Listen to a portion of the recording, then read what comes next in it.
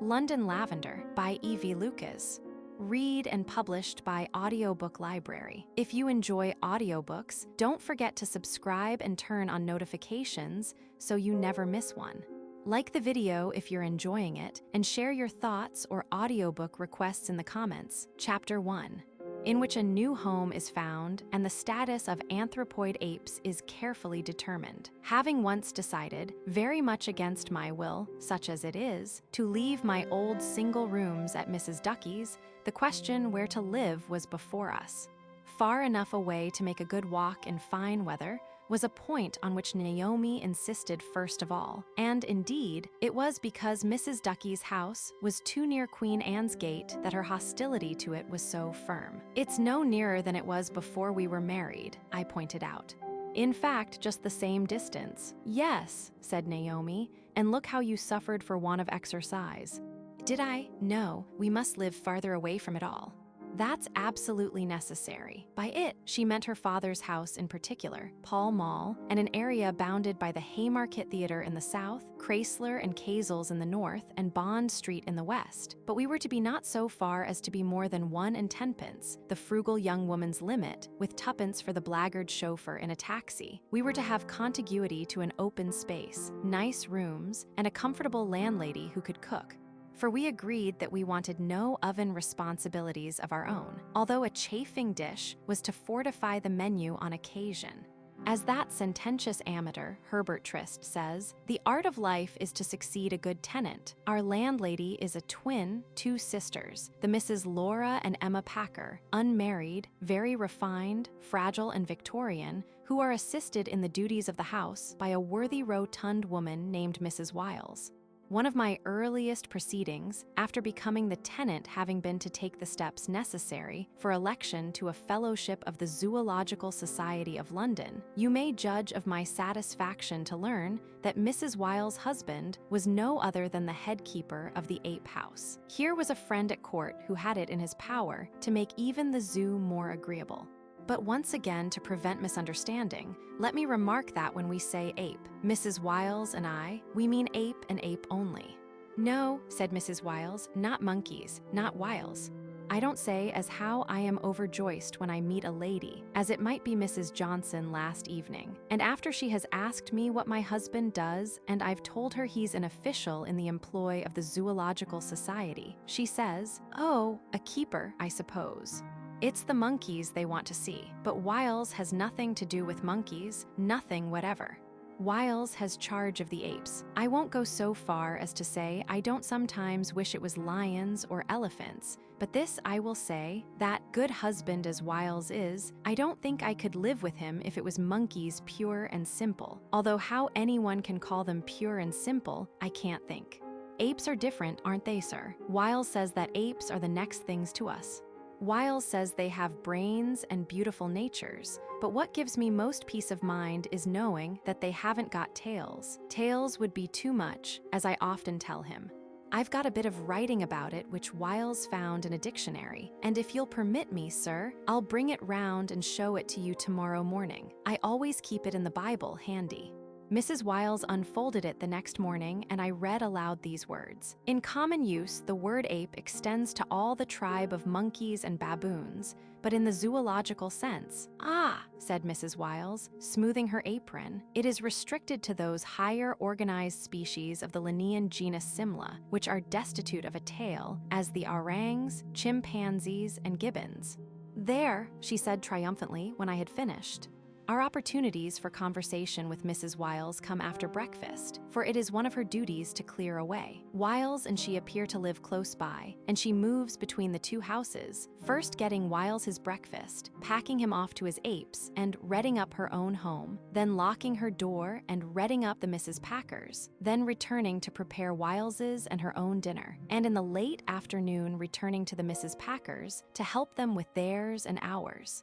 Wonderful creatures, women, there is nothing done by men to put in the balance against such steady, undeviating, dreary mule work as women cheerfully perform. At least, not in England. On the continent, you get something like it in the small hotels where a man does everything, but not here, not in the land of public houses. The Mrs. Packer, our tutelary twins, although aware that in Mrs. Wiles they have a treasure, deprecate her volubility in our rooms. Like all consciously refined persons, they have no appreciation of character, and both Miss Laura and Miss Emma have separately apologized to us for their hireling's familiarity and hoped we will not allow her to impose upon our good nature. What is to be done with people like this? And they are everywhere. Miss Laura, who claims to be the older by half an hour and has willpower to justify the claim, although she has been in the lodging house business for years and years, still affects to be ashamed of it. I can't think what father would say if he could know what we were doing, is the burden of her life song. It's the last thing he would ever have wished his girls to do, keep a lodging house. The paternal Packer, it seems, was related distantly but sufficiently to a city sheriff, and himself was for many years a highly respected messenger in one of the older London banks. For anyone may have a father who was a business failure, but no real lady would confess to springing from a bank messenger's loins. Miss Emma, although less assertive than her sister, as becomes one born so long after, bleats a sympathetic chorus to the lament, and to her sister's amazement at what father would say could he only see his girls in their degrading situation, has been known to remark, but who knows, perhaps he does see us. Thus calling up a picture of the vigilant bank messenger at one of heaven's loopholes with but this drop of bitterness, his daughters decline from perfect ladyhood in an eternal cup of bliss. They are, however, good women, the Packer sisters, and one of them cooks excellently. And if some of God's creatures have brains like dried peas and no imagination at all, the best of us are not so very wonderful. Chapter 2, in which the 4 gentlemen above us obtain their characters, and Primrose Terrace is rudely disturbed. One of the first questions which I put to Mrs. Wiles referred very naturally to the other residents of the house. The twins had severally and collectively assured us that they offered hospitality to none but gentlemen, and that 4 of the nicest gentlemen living were at present under their roof. But the twins have no discrimination. To them, a gentleman is a gentleman, that is to say, a trousered creature who lives on bacon, makes compared with a lady no trouble at all, and pays his rent. Mrs. Wiles has a more observant eye, and to her, therefore, I resorted for the finer shades. The house, it appears, has 3 floors and a basement. The first floor is ours. Above are 4 rooms, 2 of which, at the back, belong to Mr. Lacey and the 2 in front to Mr. Furley. Above these is the top floor with 4 more rooms, 2 of which in front belong to Mr. Carstairs and 2 at the back to Mr. Spanton. Of all these, Mr. Carstairs most perplexes Mrs. Wiles, and Mr. Lacey most pleases her.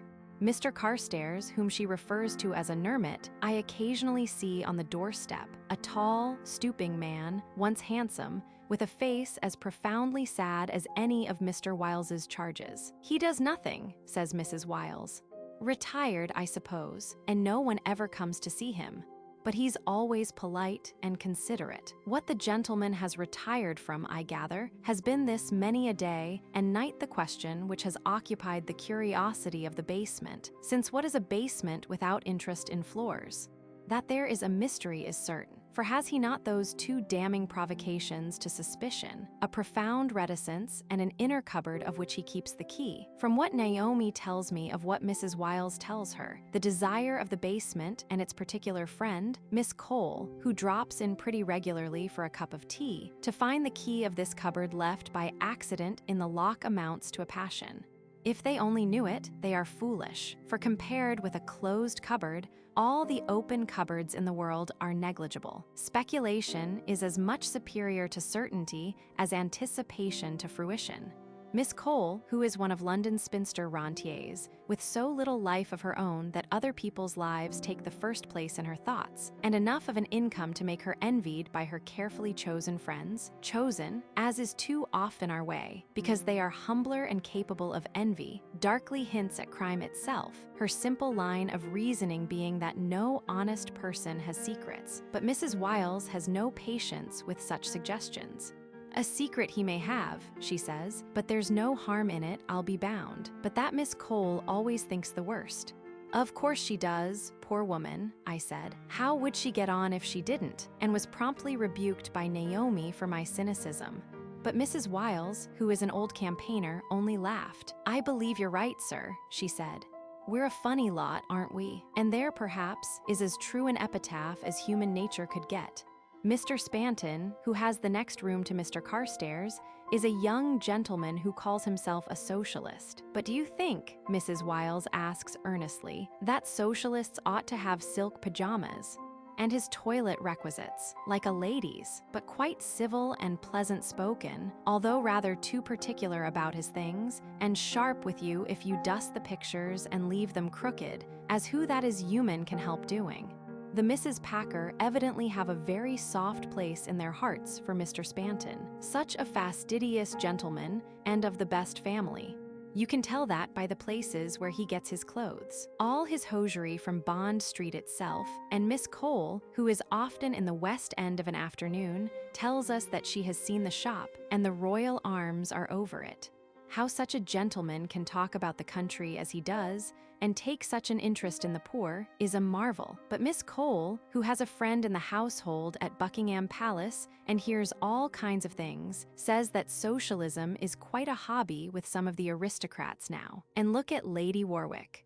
Such a beautiful place as she has, Warwick Castle, where we went once with our dear father in a char-a-banc from Birmingham when we were visiting his sister there. And Guy's Cliff, too, you know. And another day, we were at Stratford-on-Avon and saw Miss Corelli's house. Such lovely window boxes, and there, to think that Lady Warwick should be a socialist. "Mr. Furley, in the first floor front, has a funny business," says Mrs. Wiles. "You'd never guess what it is." I gave Wiles 3 guesses, and he didn't get near it, at least not nearer than conducting a matrimonial agency. He's a cinema gentleman. He makes picture plays for the theaters. Many's the ticket he's given Wiles and me to see his pieces free in the Tottenham Court Road.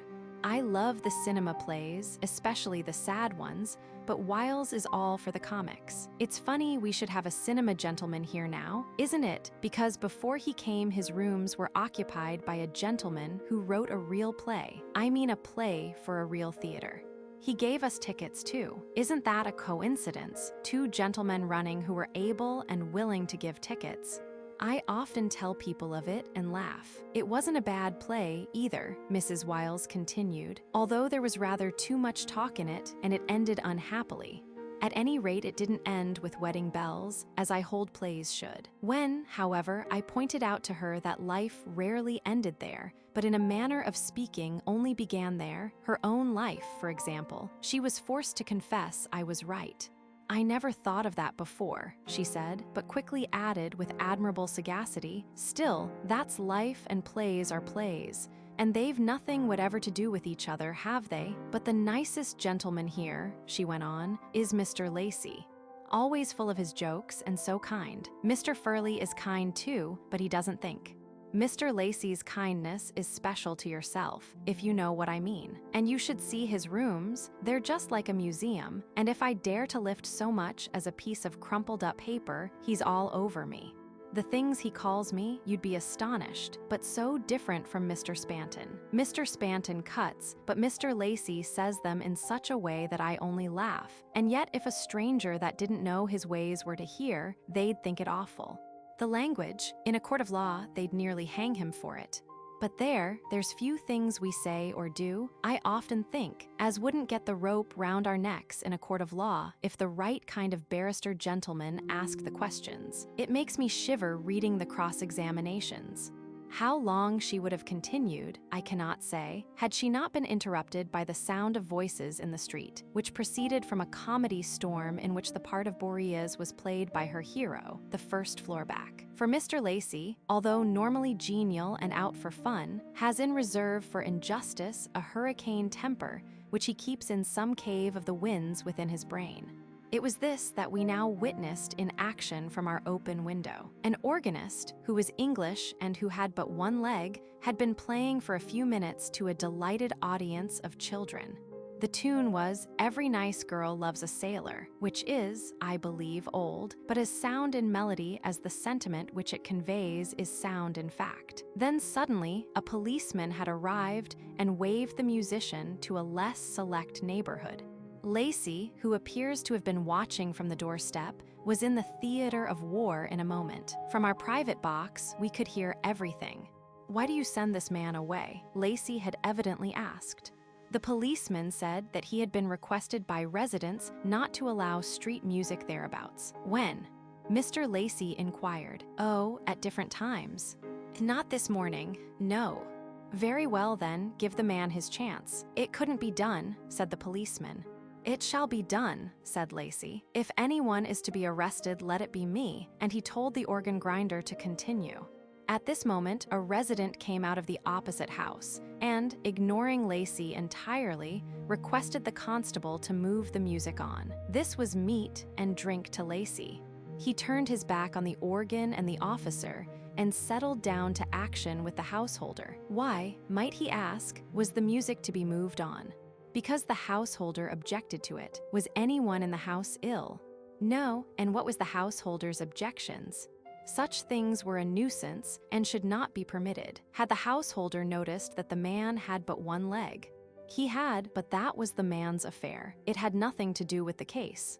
He might, on the contrary, be a centipede for all the householder cared. The case merely was that Primrose Terrace was a quiet part, with rents accordingly, and one expected with reason to be exempt from organs.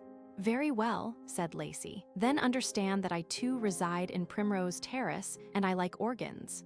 If a sufficient number of unimaginative blockheads like yourself, who live here, decide against organs, you can have a notice prohibiting them put up at the end of the street, like the other self-protective snobs all over London. But until you do, the organs shall come here, I promise you that. And you, constable," he said, turning to the policeman, "understand that I, a resident in Primrose Terrace, wish to hear street music. But I can't take orders from private persons," said the policeman. "Good," said Mr. Lacey. "That's just what I wanted you to say.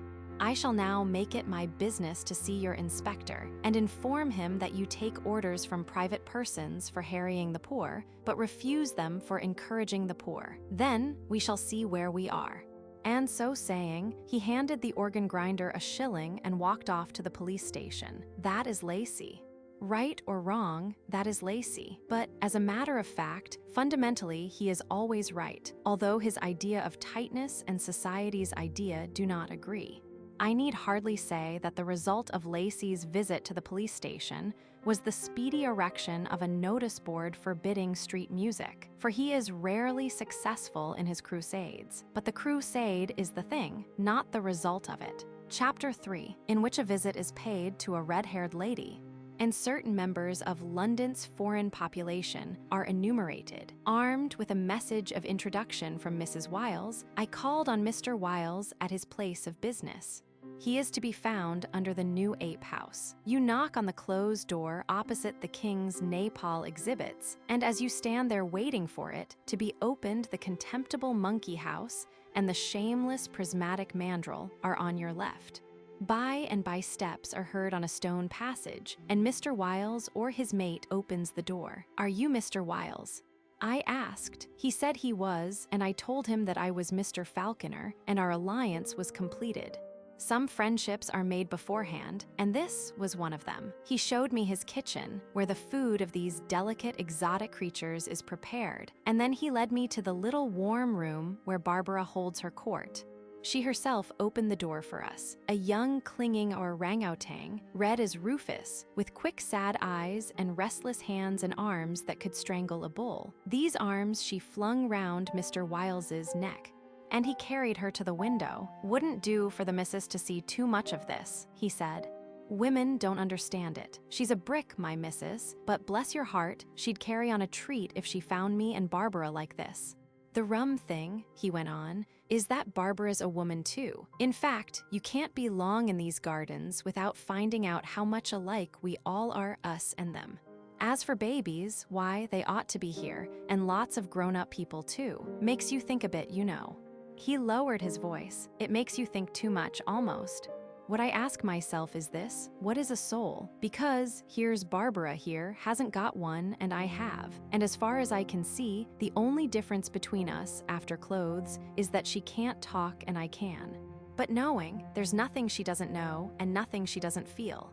She's as understanding as a Christian and much more affectionate than many of them. What I ask myself sometimes is, why is Barbara in a cage and all these people out and about?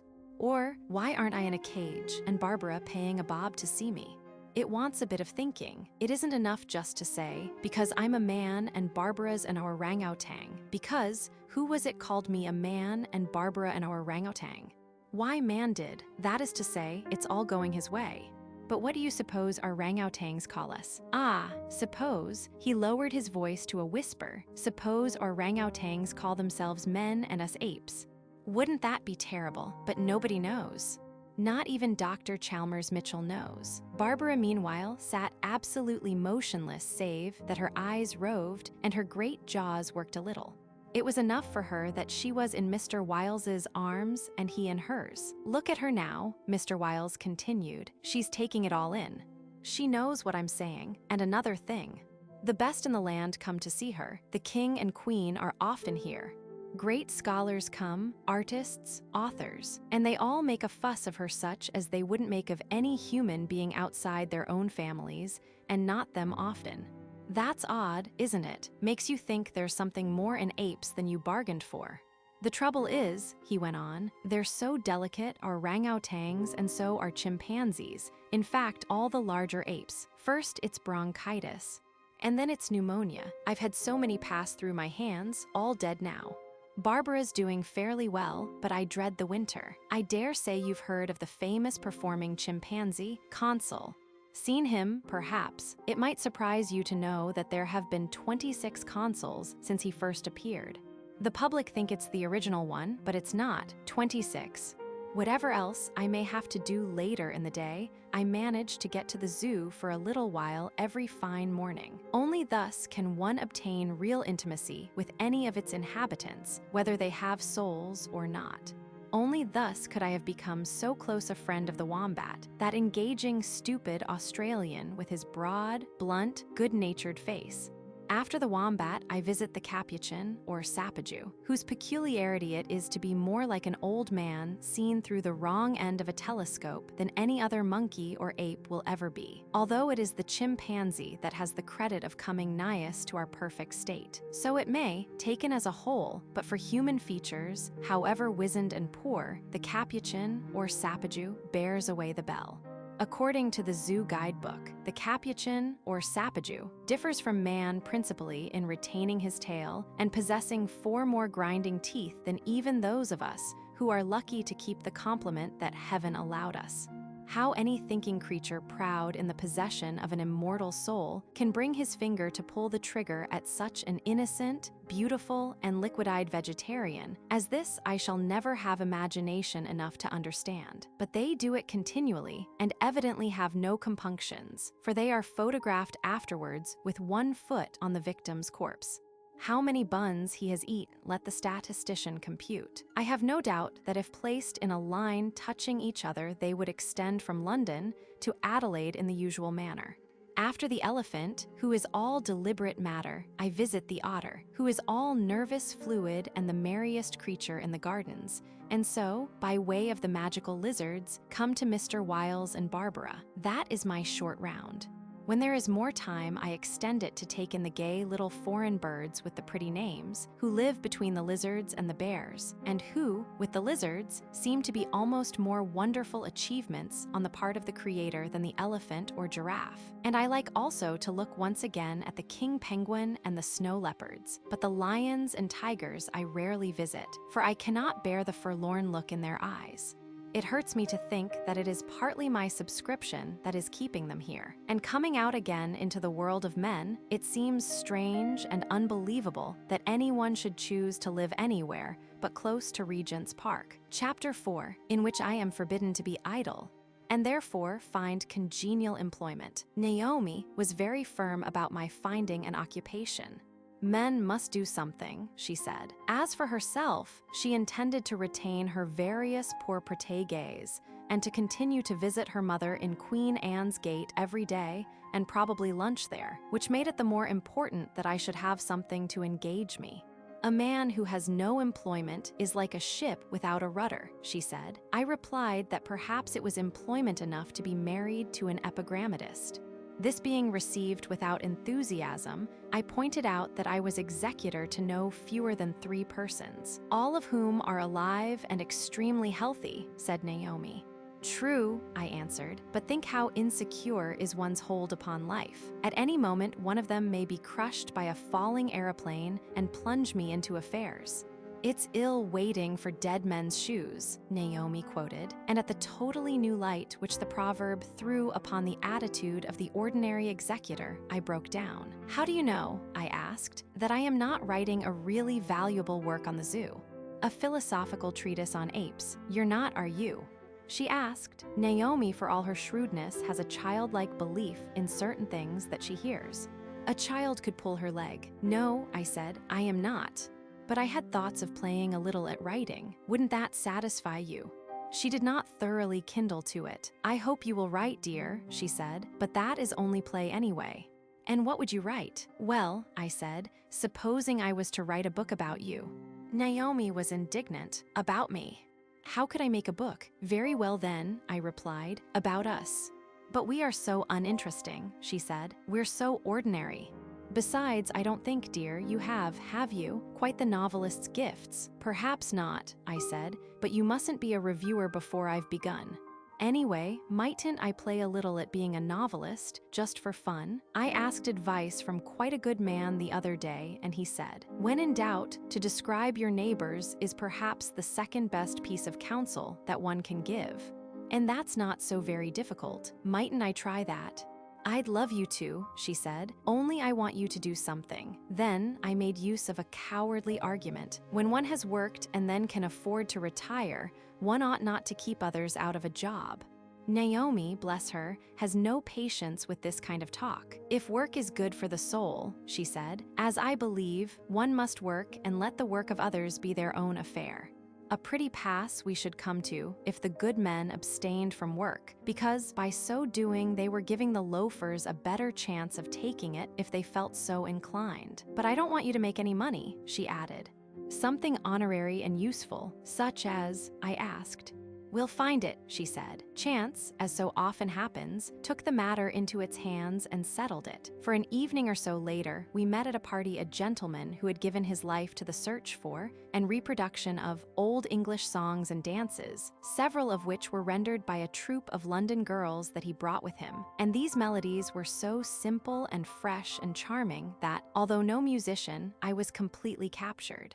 In conversation with him afterwards, we learned that he was in need of assistance in forming and managing a society for the systematic encouragement and performance of these things, and at Naomi's suggestion, I offered my services. So I am now an honorary secretary, one of those bustling diplomatic persons whom reporters always describe as courteous and indefatigable. The duties connected with the launching of this society, together with such desultory private desk work as it amuses me to do, ought to satisfy anyone. They convince me at any rate that no one is in such danger of overwork as that man of more or less amiable disposition who gives it out that he has retired. I don't pretend to understand the full value of folk music, or to be able to distinguish between the Mixolydian and the Dorian mode, and so forth. But I do know this, that there are no sweeter songs for young voices, or merrier and more innocent measures for young feet, and that the more we can catch of the spirit of the early days when English music had these pure and happy characteristics, the better for all of us. Sophisticated, self-conscious music makes me too old, and the world too old, and its enigmas too difficult, and all that is best too fugitive. But these ancient English songs of an unthinking peasantry do not trouble the waters, they make for joy. It seems to me that essential melody never reached a more exquisite purity than in mowing the barley, and I often wonder what society would say if, without any warning, when they were all securely in their seats at the opera in their best clothes, and had finished ascertaining who their immediate neighbors were, and who occupied the boxes, the curtain rose, not upon the voluptuous passion of La Boheme, or the civilized ache of Louise, or the barbaric excesses of Scheherazade. And as song gave way to dance, and dance to song, blow away the morning dew to laudanum bunches, and Dargasson to the keys of heaven, and I'm 17 come Sunday to Lord Rendell. Might they not experience a feeling wholly new in that building and wholly pleasurable? For there is nothing like a plunge into the simple life now and then. And yet, I don't know, it might be dangerous. These songs are too fascinating. Mayfair would be decimated. There is one of them so infectious in its melody, so irresistible in its appeal, that it should be rigidly excluded from the program. The Italian's La Boheme, which sets so many of our stately dames in a quiver, is quite safe compared with this concise English treatment of the same theme. For the Raggle-Taggle Gypsies has the very seeds of revolt and escape in it. Here is the first verse. Music fragment, there were 3 gypsies a come to my door, and downstairs ran this a la die. Oh, one sang high and another sang low. And the author sang bon ny bis key. Oh, then she pulled off her silk finished gown and put on hose of leather. Oh, the ragged rags about our door, she's gone with the Raggle-Taggle Gypsies. Oh, it was late last night when my lord came home, inquiring for his a lady. Oh, the servants said on every hand, she's gone with the Raggle-Taggle Gypsies. Oh, there's a new version of La Boheme for you, and no less provocative. I do not hear Caruso in it, but Caruso is not all. His lordship at last overtakes the rebel. What makes you leave your house and land? What makes you leave your money? Oh. What makes you leave your new wedded lord to go with the Raggle-Taggle Gypsies? Oh, and what says she? She has heard the call of the road. What care I for my house and my land? What care I for my money? Oh. What care I for my new wedded lord? I'm off with the Raggle-Taggle Gypsies. Oh, for the most part, however, these old English songs which we want to see popularized are less intoxicating. Their tunes are not those of the Pied Piper who would upset the family, but more serene and sweet, like the music of birds by a running stream. And the words are emotion remembered in tranquility. This exquisite Mowing the Barley, for example, is as artless a love ballad as ever was written, in which the least romantic character in English life is transfigured into a hero, a lawyer, in short. I wonder that in the temple they ever sing anything else, so proud should this ditty make them. It begins, music fragment lawyer. He went out one day, for to take his plea sure, and who should he spy but some fair prett-tie maid, so handsome and so clever. Where music fragment are you go, ing to, my prett-tie maid, where are you go, ing my hun-nay? Going over the hills, kind sir, she said, to my father a-mowing the bar lay rhymes, you see, don't matter much in our kind of song. We hate pedantry, and we hate everything that sets up the slightest obstacle between the singer and the listener. The lawyer said no more that day, but the next he rode forth again, and though at first she gave him the slip, for she thought him like all lawyers, true to type, he caught her round the middle so small, and on his horse he placed her. The legal courting then began, hold up your cheeks, my fair pretty maid, hold up your cheeks, my honey, that I may give you a fair pretty kiss, and a handful of golden money. The fair, pretty maid at first refused, for she suspected the honesty of his intentions. But after he had talked a little more, and more ardently, she quite forgot the barley field and left her father a-mowing. And now, the end is perfect. And now she is the lawyer's wife, and dearly the lawyer loves her. They live in a happy content of life, and well in the station above her.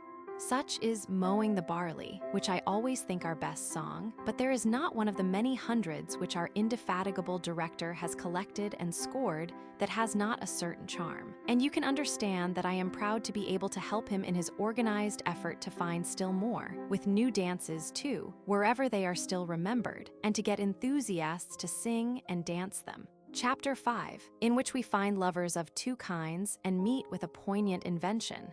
What we want, the director said, in particular, is young men and young women to be enthusiastic about these songs and dances and get them spread about, and lunching with Naomi at her father's, and finding their Dolly Heathcote, and with him the young woman to whom, after various flirtations with others, he has become engaged. I endeavored to kindle them, but to little purpose.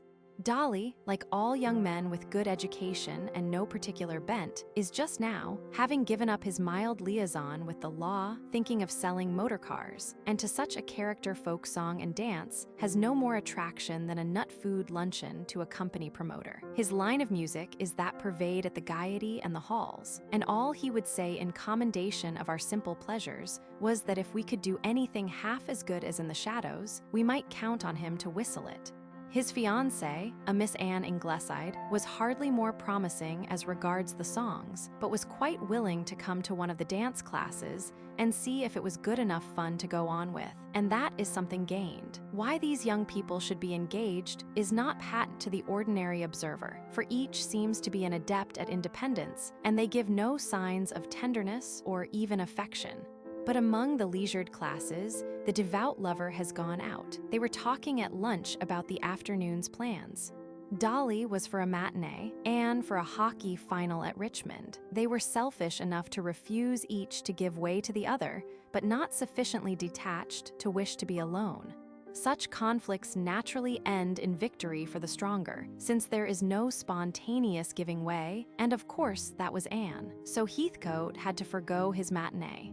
Personally, I think I would like to see some colorable imitation of turtle-doving come in again. It was very silly, no doubt, for young couples to be so publicly fond, and yet it was rather pretty too, whereas the new ostentation of cool self-sufficiency can be almost ugly.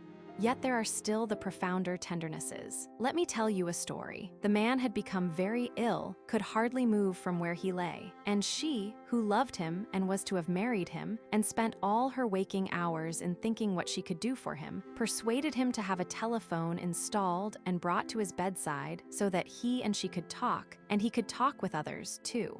Every night he rang her up and they had a long conversation, many times in the day also. Nothing, as it happened, could have saved his life, but this modern device lightened his last weeks. His death, although it blasted her hopes, made no difference to her devotion. She merely installed his memory in the place of his rich personality and loved that. He, almost more than ever, was her standard. What he would have liked, she did. What he would have disliked, she left undone. Although dead, he swayed her utterly, and under his dominion she was equable and gentle, although broken at heart. She took all things as they came, since how could anything matter now that everything that mattered was over? One perplexity only had power to trouble her, and that was the wonder, the amazement, the horror, not only that so much knowledge and kindliness and sympathy, and all that made for the world's good and happiness should be so wantonly extinguished, but that no touch of the vanished hand should be permitted to the one soul, now left behind, with whom his soul had been fused. This she could neither understand nor forgive. Religious she had never been in the ordinary sense, although such religion as must sway a true idealistic lover was hers. But now she broke even from such slender ties as had held her to orthodoxy. She threw off the creed of her parents as naturally and simply as if it were a borrowed garment, and sank into her sorrow, which was also her solace, without another thought of here or hereafter. So it went on for a year or so, during which time his house had remained empty, save for a caretaker, for she, who was rich, could not bear that anyone else should live there, and his room exactly as he had died in it. One evening she dined out. Her next neighbor on one side was a young American engineer, and in their conversation they came in time to the topic of invention and the curious aptitude for inventiveness shown by the American race. It was a case, said the engineer, of supply following demand. All Americans required time and labor-saving appliances, and they obtained them. Where servants abounded, and there was no servant problem, as in England and on the continent, the need for such contrivances was not acute, and so on.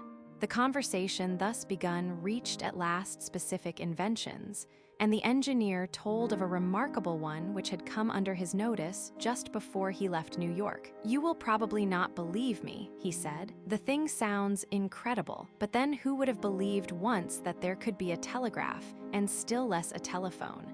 Who would have believed that the camera would ever be anything but a dream? I will tell you what this is. It is a machine in which you insert a portion, no matter how small, of a telephone wire, and by turning a handle, you compel this piece of wire to give back every message that has ever passed over it. She held her heart. This really exists, she forced herself to ask. Actually, said the engineer, but when I left home, the inventor was in a difficulty. All the messages were coming out all right, but backwards. Naturally, the reproduction would be from the most recent to the less recent. By writing down the words and then reversing them, the investigator could of course get at what he was wanting. I may say that the invention is for the New York police, but my friend is convinced that he can devise some mechanical system of reversing at the time which will make the messages read forward as they should. No, she said, although her face was a ghastly white. No, it is nothing. The room is a little hot. Tell me some more about your inventive friend. Is he wealthy? Indeed, no, said the engineer. That is his trouble. If he had more money, or if he had some rich backers who believed in him, he might do wonders. I should like to help him, she said. This kind of work interests me. Could you not cable him to come over and bring the thing with him? I would gladly finance him. I want some sporting outlet like that for my money. Cable? Yes, cable. There are things that one does by impulse or not at all. The butler here will get you a form. It was a few weeks later that she went to the empty house with an employee of the telephone company, and they extracted a foot of the precious wire. That night, she held it in her trembling fingers and placed it in the machine. Then she carefully locked the door and drew the heavy curtain over it and carried the machine to the farthest corner of the room. There, with a sigh of relief and tense and almost terrible anticipation, she sat down and placed her ear to the receiver and began to turn the handle. His voice sounded at once. Are you there? It was quite clear, so clear and unmistakable and actual that her hand paused on the handle. And she bowed her throbbing head. She turned on. Are you there? The familiar tones repeated. And then the reply, yes, who is it? In a woman's voice. Then he spoke again. Ernest, he said, is it Helen? Again her hand paused. Helen, that rubbishy little woman he had known all his life and was on such good terms with. She remembered now that she had been away when the telephone was installed and others had talked on it before her. It could not be helped. She had meant to be the first, but circumstances prevented. There must be many conversations before she came to her own. She would have to listen to them all. She turned on, and the laughing, chaffing conversation with this foolish little Helen person repeated itself out of the past, now so tragic. To other talks with other friends, and now and then with a tradesman she had to listen, but at last came her own. Is that you? She heard her own voice saying, knowing it was her own rather by instinct than by hearing. Is that you? But I know it is. How distinctly you speak.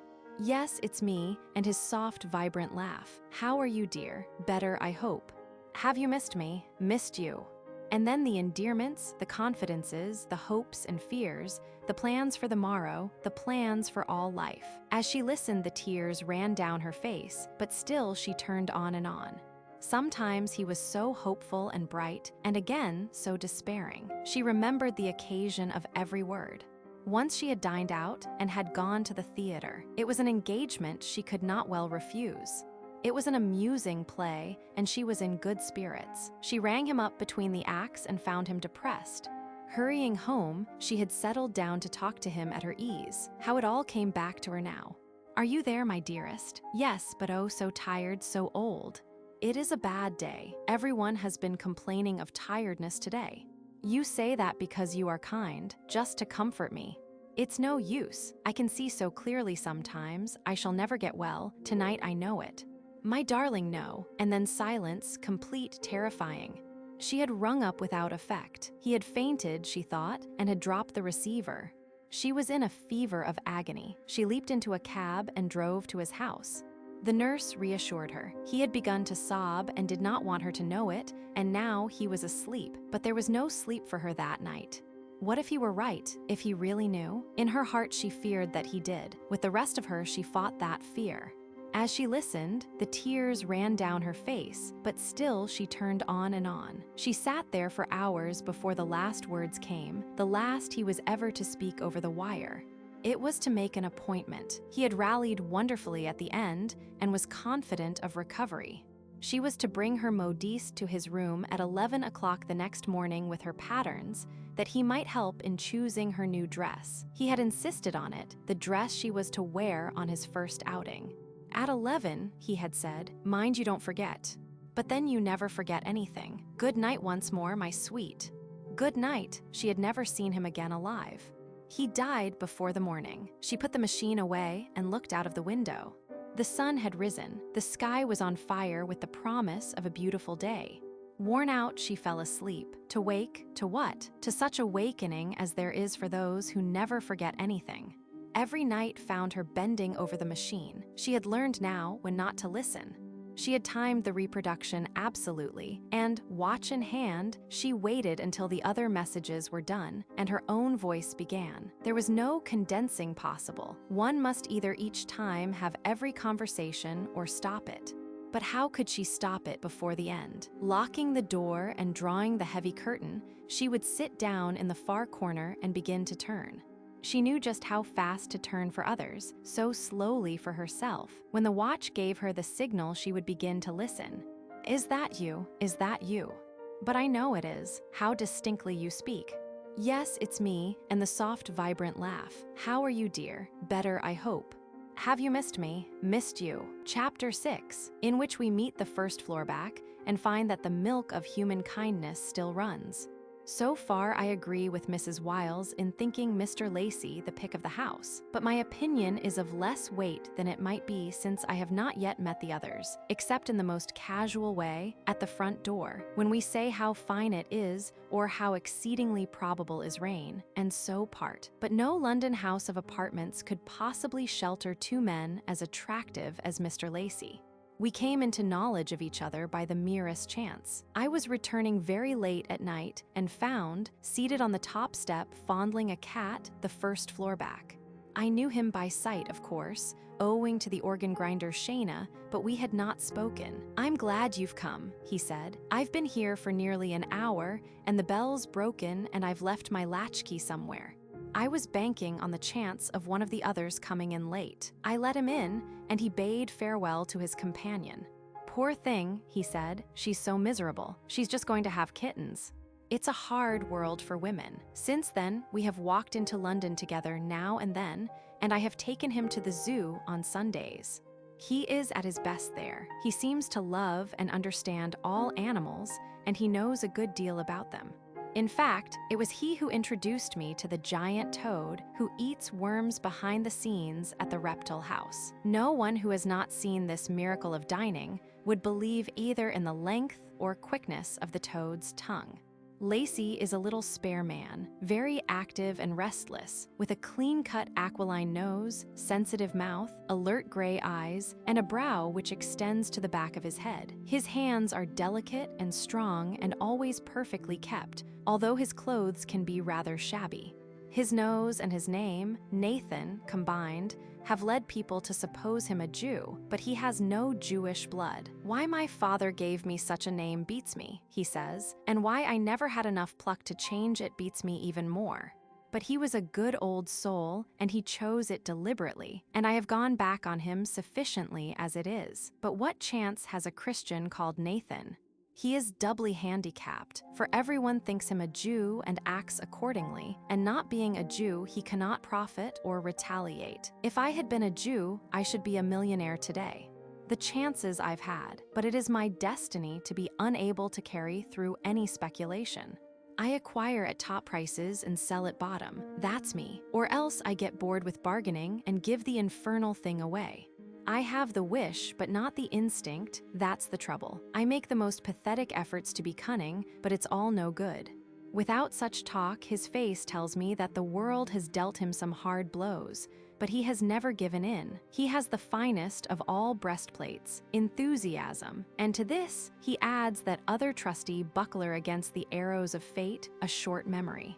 I mean a short memory for his own troubles. It is long enough if he promises to do anything for you. The rapidity of his mental recovery is amazing. If he were sentenced to death and on his way to the Tyburn gallows from Newgate, he would see, long before the cart reached Chancery Lane, something in the streets so interesting that all recollection of the rope would be effaced. Lacey is more intelligent and sympathetic than most persons, but the trait which distinguishes him chiefly from the mass of his fellows is his impulsive, generous helpfulness and his desire that you should share in any good secret. He simply cannot leave any house or any acquaintance quite as he finds them. He had not been in our sitting room for 5 minutes the first time I invited him in before he had noticed that we wanted new candle shades. "You've got the wrong kind of holder too," he said. "You should get those heavy ones that slip down automatically as the candle burns. Give me a piece of paper and I'll let you have the address. And here's the address of a little woman who makes the most exquisite shades." It is characteristic of Lacey that he knows so many little women who want a helping hand. Always little women or devilish, unlucky women. In fact, he is the best friend the unlucky ever had. They gravitate to him as by a natural law. He is the frankest man I ever met and certainly one of the most engaging. He has no reticences at all. His character is public property. And this without any swagger of disclosure, but naturally and simply. He says all that he feels and thinks at the same moment that he feels and thinks it. In fact, speech is a part of the feeling and the thought. Without this articulation, both would be incomplete, but although so frank currently, he does not refer much to his past. His present occupation is secretary to one of the London art clubs, and during their exhibitions, he sits at a table and arranges for the sale of the few pictures which attract the few persons who can find money for such luxuries after having paid their chauffeur's bills. He always has a scheme for adding to his income. One day, he has bought for a few shillings a grimy oil painting which when cleaned and restored will fetch thousands. This morning, he was all on fire to open a restaurant in a novel place, somewhere off Fleet Street or in the city itself. The novelty consists in limiting the food provided strictly to chops, hot, with hot buttered toast, and chops, cold, with salad. Nothing else at all except drink. I don't see why the place should fail, but I feel sure that if it is started and made profitable, Lacey will not be the chief receiver of the profits. "You see," he says, "my difficulty. I can't run a restaurant. I should hate it too much. What I want, what men like me want, is a decent financier to pay us for our ideas and for assisting in making them practicable, and then to let us go. But the worst of it is that few things succeed unless the man who invented them goes through with it. But how could I? There's not only the horror of spending beautiful days among chops hot and chops cold, but I should pay everyone too much." "How did you come to think of it?" I asked. "Well," he said, "I thought of it yesterday. I let my chop get cold owing to all kinds of distractions, and then found it delicious." "This is the food for busy men," I said, and in the late afternoon I walked down Fleet Street and looked for a suitable site. That's where I stopped. A really capable man would have found the site and arranged for the restaurant. But my fate, he said, is to make money for other people, never for myself. I have never touched a scheme that did not fail, and I have never given anyone else a piece of financial advice that was not successful. All the horses I ever backed have fallen dead at the starting gate. That's my luck, but otherwise, except for money, I don't think I'm so unlucky. For one thing, I can always sleep, and I'm never ill. Lacey always has little odds and ends of information, such as no one else can supply. The other day, for example, he had heard what muffin and crumpet men do in the summer. I don't say all of them, but one at any rate. He sews chenille spots on ladies' veils. Lacey also collects strange names and words, and just now is in transports of delight over a country cobbler's bill, which included a charge of 4pence for unsqueakening a pair of boots. Naomi likes him no less than I do, and since husbands and wives, I have noticed, do not always agree about friends, this is most satisfactory. He likes her too, and brings her little offerings which I feel sure he can ill afford. You shouldn't buy all these things, Naomi says, to which he replies, buy, I never buy anything. Now and then I pick up something, but I never pay anything for it. Last night, for example, he brought her a sampler for her collection, a peculiarly amusing one made by Catherine Vallance, who finished it on the 5th of August, 1783. "It never ought to be given to you," said Mr. Lacey, "since it was obviously made for a plain woman, but I'm sure you'll like it." The verse runs thus: "What is the blooming tincture of the skin to peace of mind and harmony within?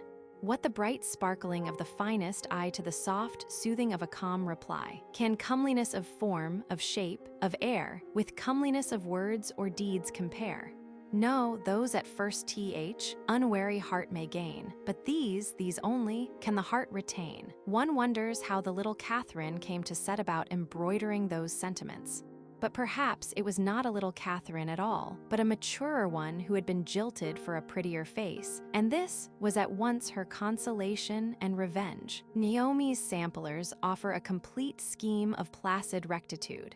Whether it was really easier to be good 100 and more years ago than now one cannot know, but the testimony of the woolwork of the time makes virtue almost automatic. Thus, one of Naomi's samplers, the work of Lydia Vickers, aged 10, begins with this inquiry: "How shall the young preserve their ways from all pollution free?"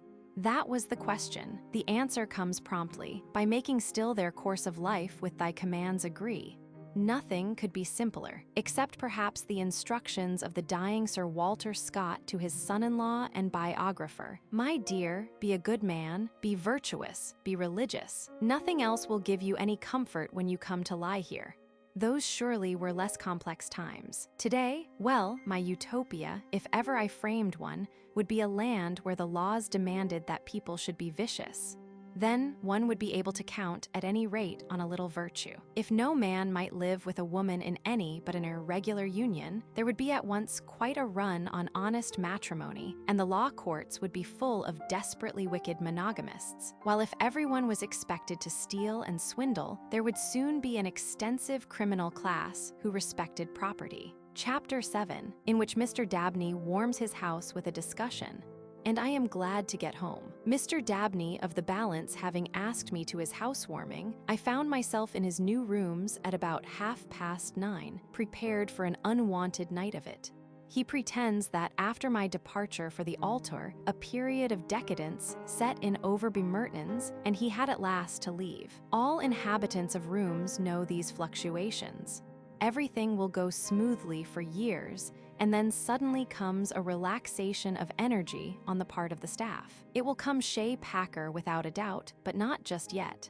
Dabney has moved from Westminster to the Temple, where a gentleman ought to live, to a noble suite in King's Bench Walk with a sidelong view of the river across the grass, on which in the cool of the evening the agile barristers disport themselves at lawn tennis. The white wainscoted room, when I entered it, was full of smoke and noisy with talk. I contrived to find Dabney's hand in the fog, and he pushed me into a chair. I gathered that public men were under discussion. The session was well advanced, and the unexpected abilities which it had brought forth and the old abilities which it had tested and found wanting were being appraised, in the offhand smoking room way. Funny to one, outside the machine, to hear names which ought by their eminence to inspire respect, and among the simple and ignorant do so, tossed about so lightly and discussed so contemptuously. This man, it is true, was 50%, stronger than last year, but most of them were disappointments done.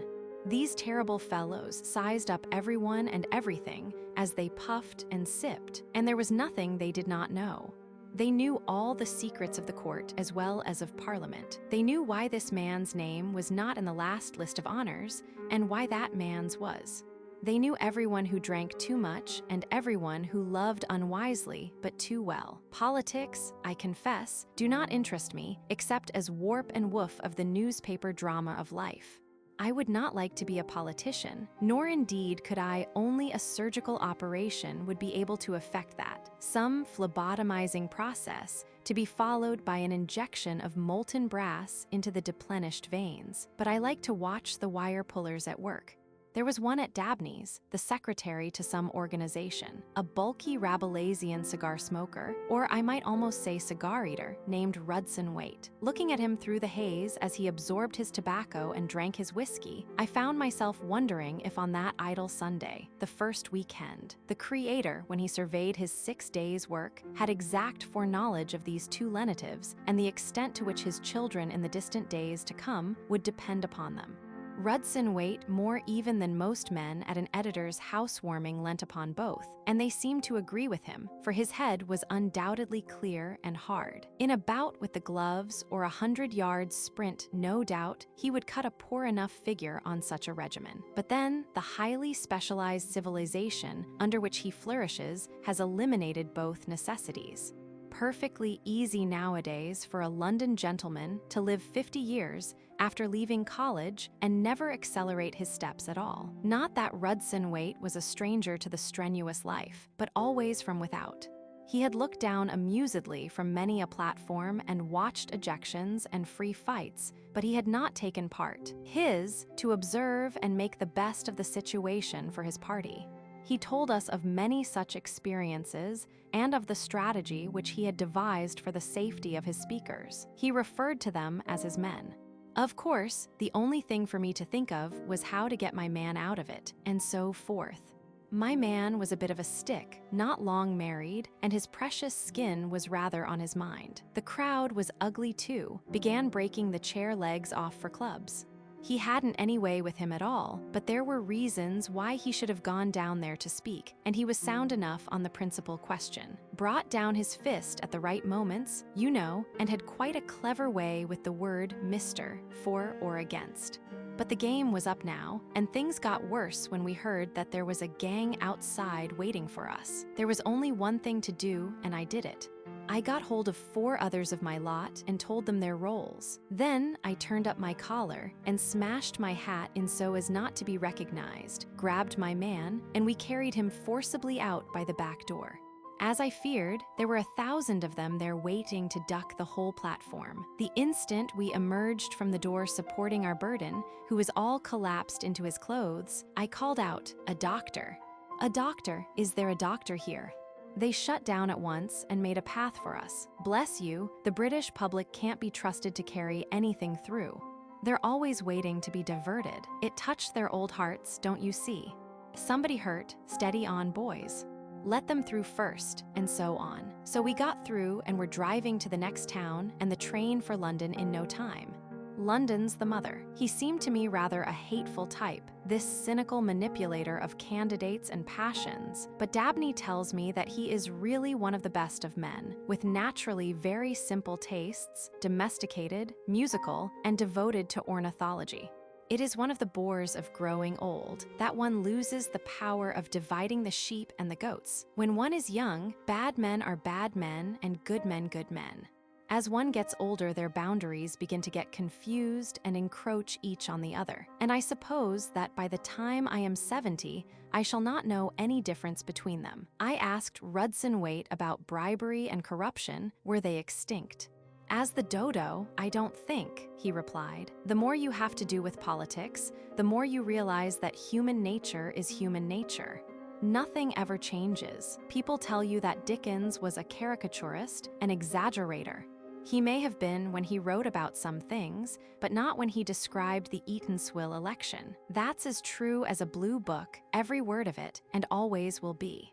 Human nature doesn't get out of date. Bribery and corruption, great heavens, what else should there be? I don't say that money passes from hand to hand quite so crudely, but money's not the only medium of bribery. Every man has his price today, as ever, only he often prefers payment in kind. Why, you can bribe a man with virtue now and then. The big nonconformist employers who carry a hatful of votes, lay preachers, you know, you can get at them by sitting under them one Sunday.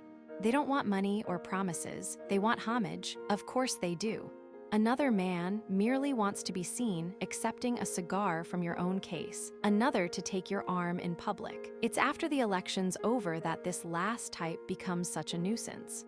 "It's a low game," Dabney said, "and you're a low lot, and I don't really know why I like you and ask you to sit under a decent roof." Rudson Waite smiled joyously. "No worse than editing a paper," he said, "and suppressing the truth about everything. And who does that?" Dabney asked quiveringly. "You do, of course, every week.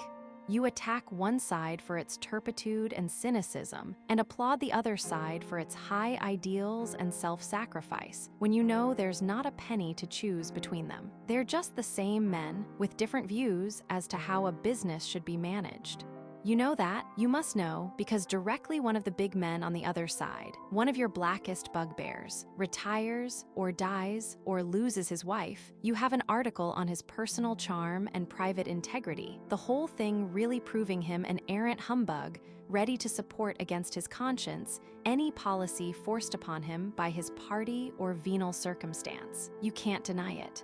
And again, every now and then when some non-party question brings two conspicuous opponents on the same platform in agreement, with compliments to each other, you say how delightful are these amenities of English political life, which permit private friendliness to exist alongside public hostility. Whereas that is, when looked into a little deeper, really a cause for shame, because men should be all of a piece. Dabney really took it very well, and as a matter of fact, I don't know that he could have made much of a defense even if he had not been our host. All he said was, "Well, damn the party system anyway." A young man who had been interjecting remarks very freely here took the floor. "Of course," he said, "damn the party system. The whole mischief is the party system. It's rotten to the core.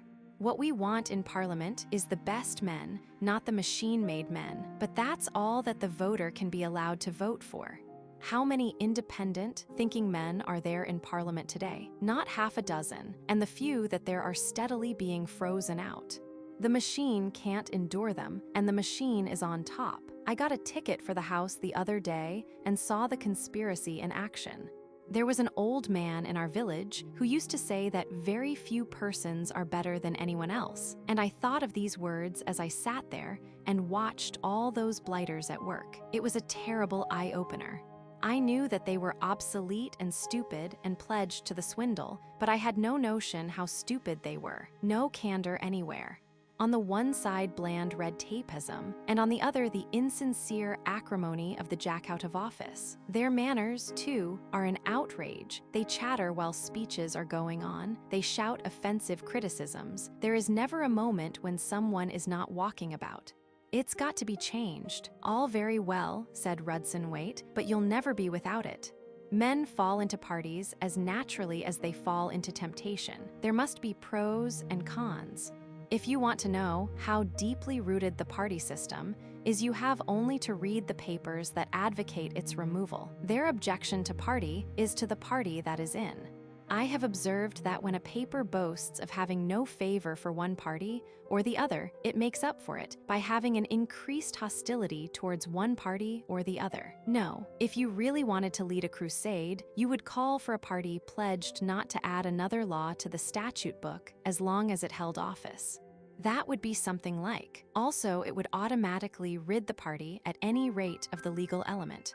But this is shop. For heaven's sake, talk about something else. We will, said Dabney, but it will be shop all the same. Dabney was right. Everything came round to shop very quickly, and tiring of the monotony, I slipped away. Dabney apologized for the dullness of the evening. You see, this time, he said, I had to ask everyone. We have better talk at our smaller gatherings. Come when I entertain some novelists. I said that perhaps I would, and walked homewards correcting my estimates of our public men by the light of the evening's revelations. But by the time I reached the Euston Road, I had decided to let them all stand as they were a little longer. Those fellows were only talking, I said. Strike London dumb for a year and how we should get on. Progress then. Chapter 8, in which an honest couple who never did anyone any harm are seen on the brink of the struggle with prosperity. It was the next morning, I think, that Mrs. Wiles entered the room in a state of high tension and handed me a letter. It came, she said, after Wiles had left for the zoo, and would I do her the great favor of conveying it to him? But first of all, would I read it and give my opinion as to whether or not it was a have? With these words, she asked permission to sit down and sank into a chair with her hand on her heart in something very like collapse. While Naomi fetched a restorative, I opened the letter and read as follows. Mr. Mordecai Wiles, Dear Sir, it is our pleasure to inform you that in accordance with the terms of the will of the late Samuel Wiles of 18 Bonchurch Road, Melbourne, of which we enclose a copy, you are sole heir to his property. To what this amounts we cannot at present state, but not less than £50,000. We beg to enclose a cheque for £500 to meet any emergencies that may occur and await your instructions as to our future action. We are, yours obediently, Morgan and Rice. Who was this Mr. Wiles? I asked. Mrs. Wiles said that he was an uncle of her husband's, as indeed I instinctively knew, for is not Australia peopled by uncles who do this kind of thing? Do you know how much it is? I asked her. It's $2,000 a year, without touching the capital at all. What are you going to do? I don't know, she said. Ask Wiles. It frightens me. We were so happy too. But you needn't be any less happy, said Naomi. I don't know. It frightens me, the poor thing repeated. It's too late. Wiles will get so fat. Oh no, said Naomi, we must see to that. We must keep him busy. It isn't as if we had children, said Mrs. Wiles. Then it might be a good thing, but we're all alone. We've never spent so much as £2 a week in our lives. And the little nest egg we'd been saving all these years to buy a house with, it makes that look so foolish. The good creature was actually in tears, but perhaps it's all a mistake, she added more brightly. I don't think so, I said. This check is too real for that, and the copy of the will too. Your husband's name is Mordecai, isn't it? I'm afraid so, she said. I carried the momentous documents to the New Ape House, not without trepidation and misgiving. They were, I could see, the death warrant to Wiles as Barbara's keeper, and I felt resentment against fate for so brutally breaking this bond, apart altogether from other mischief which might ensue. It was not as if either Wiles or his wife had imagination or any breadth of view. They were the most ordinary, simple, faithful creatures, not in the least discontented with their lot, and not in the least fitted to receive a fortune. They were too good for it. They had done nothing to deserve such a chastisement. 100 a year, that would have been sensible. A fund against illness, a security for old age, a sanction for certain little extras now, but 2,000 a year was monstrous. Wiles was just showing out some impatient FCS when I arrived, and I watched the transfer of a shilling from hand to hand. Looking the FCS over, I doubted if he had more than £1,800 a year, and smiled to myself. Wiles led me in, and for a time I did nothing but caress Barbara and feed her with grapes. Then I said, Mr. Wiles, how would you like to be rich? Rich, he said. How rich? Well, rich enough to spend as many days as you liked at Lord's or the Oval. But what about my apes? He asked. I mean so rich that you couldn't very well go on looking after them, I said. I shouldn't like that, he replied. But don't you ever want a holiday? Not more than a day or so. I can't trust my maid enough for more than that. But surely, if you had to leave the zoo owing to a fortune, you could get accustomed to it. Wiles became suspicious. May I ask who and what you're getting at? He said. I handed him the letter. He read it and the will several times. Well, I'm jiggered, he said at last. Well, I'm jiggered. Your wife asked me to bring it, I told him. So I supposed, he said. And she, what does she think of it all? She's jiggered too, I said. Poor old girl, he said. How much a year do you reckon it comes to? He asked. About £2,000, he whistled. And here have I been looking in a pawnbroker's window in Camden Town High Street for the past 3 months, wondering if I could treat myself to a meerschaum pipe he's got there, at 12 and 6, to smoke on Sundays. I can have a bushel of them now, and there's no fun in it. I walked back by way of the sea lion's enclosure to refresh my eyes with the king penguin's perfect ecclesiastical tailoring. He was pacing moodily about as usual, in what one felt to be the interval between a marriage ceremony and a funeral service. Much better, I thought, to have left the £2,000 a year to him. No harm would then be done, and what perfect Episcopal garden parties he could give with it. The Mrs. Packer's attitude to Mrs. Wiles, Naomi tells me, underwent an extraordinary change on hearing the news. That they were losing an excellent and inexpensive assistant they could not forget, and they overwhelmed her with attentions, led her downstairs with the tenderest solicitude, and plied her with tea. This was not, I am convinced, the rather ugly homage of the poor to the rich, but merely paying success its due. For the Mrs. Packer belonged to that large branch of the human family which worships success.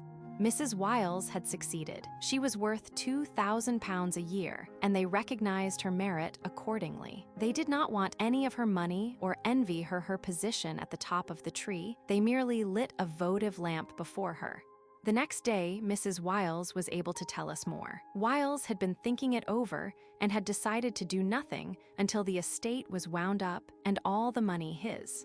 He had, however, mentioned the matter to 2 or 3 of his mates in confidence, but this turned out to be one of the secrets that apparently no one ever pretends to try to keep, for by night everyone knew of it. Wiles was a millionaire, and 14 men that he didn't like first asked him to drink and then tried to borrow 5 shillings. "I shall go on here too," said Mrs. Wiles.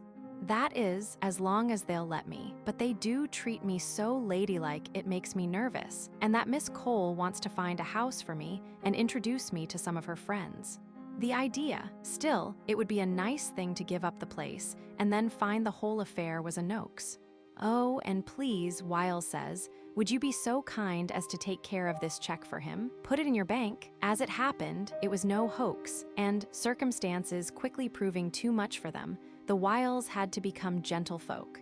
The result is that Wiles has left the zoo and wears black clothes. These are not out of respect for the avuncular gander who laid the golden eggs, but because black clothes signify a holiday, and all life is now a holiday for him. Mrs. Wiles has left us and wears a hat 10 years too young for her, with cherries. They have moved to a new house in a quiet street off the Camden Town Road, where they keep a small servant. But this is a waste of money, for, in the first place, Mrs. Wiles does everything in the end, and in the second place, their old neighbors would gladly club together to pay the girls' wages themselves, just to be kept informed at first hand of how the millionaires are going on. Naomi and I called by invitation to take tea with them, and we were all polite and uncomfortable, and I saw poor Wiles's eyes and thoughts wandering towards the kitchen, where he could have taken off his coat and been at his ease. I found that he had spent the morning, as I expected, at the zoo, talking to old friends, and in fact he usually drops in for an hour every day. "Yes," said his wife, rather acidly, "can't keep away from his Barbara." Mrs. Wiles admitted that she had been cleaning up a little. Unoccupied rooms do get that dirty in London. In the afternoon, Wiles reads the paper or takes a walk, and sometimes Mrs. Wiles accompanies him to a picture palace. In the evening, he becomes more normal again and drops into a public house and perhaps plays a game of billiards. But even in these blessed hours, when bed is approaching and another day dies, things are not the same, for he can no longer frequent his old haunt, the Cross Keys. He went there for a little while, but had to give it up, partly on account of chaff, but chiefly because he found that he was expected to pay for everything for everybody. So now he spends his evenings in finding new houses of call, where his history is unknown, in continual fear of an old acquaintance coming in and giving him away. "Then wealth isn't an unmixed blessing?" I asked.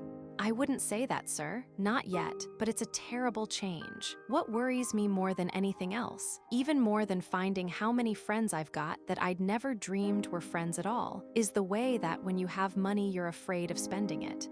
When I had my wages and a little over in tips, I knew where I was. Now I don't know anything. As I've told the missus time and again, it's going to make a miser of me. If you'll take my advice," I said to Wiles, "you will buy a share in some small business that will give you an interest and an occupation. You are too young to be doing nothing. You'll go to seed and get ill. Don't let money injure you. Make it a useful servant and friend." "Yes, but what can I do?" he asked. "Well, we must make inquiries," I said.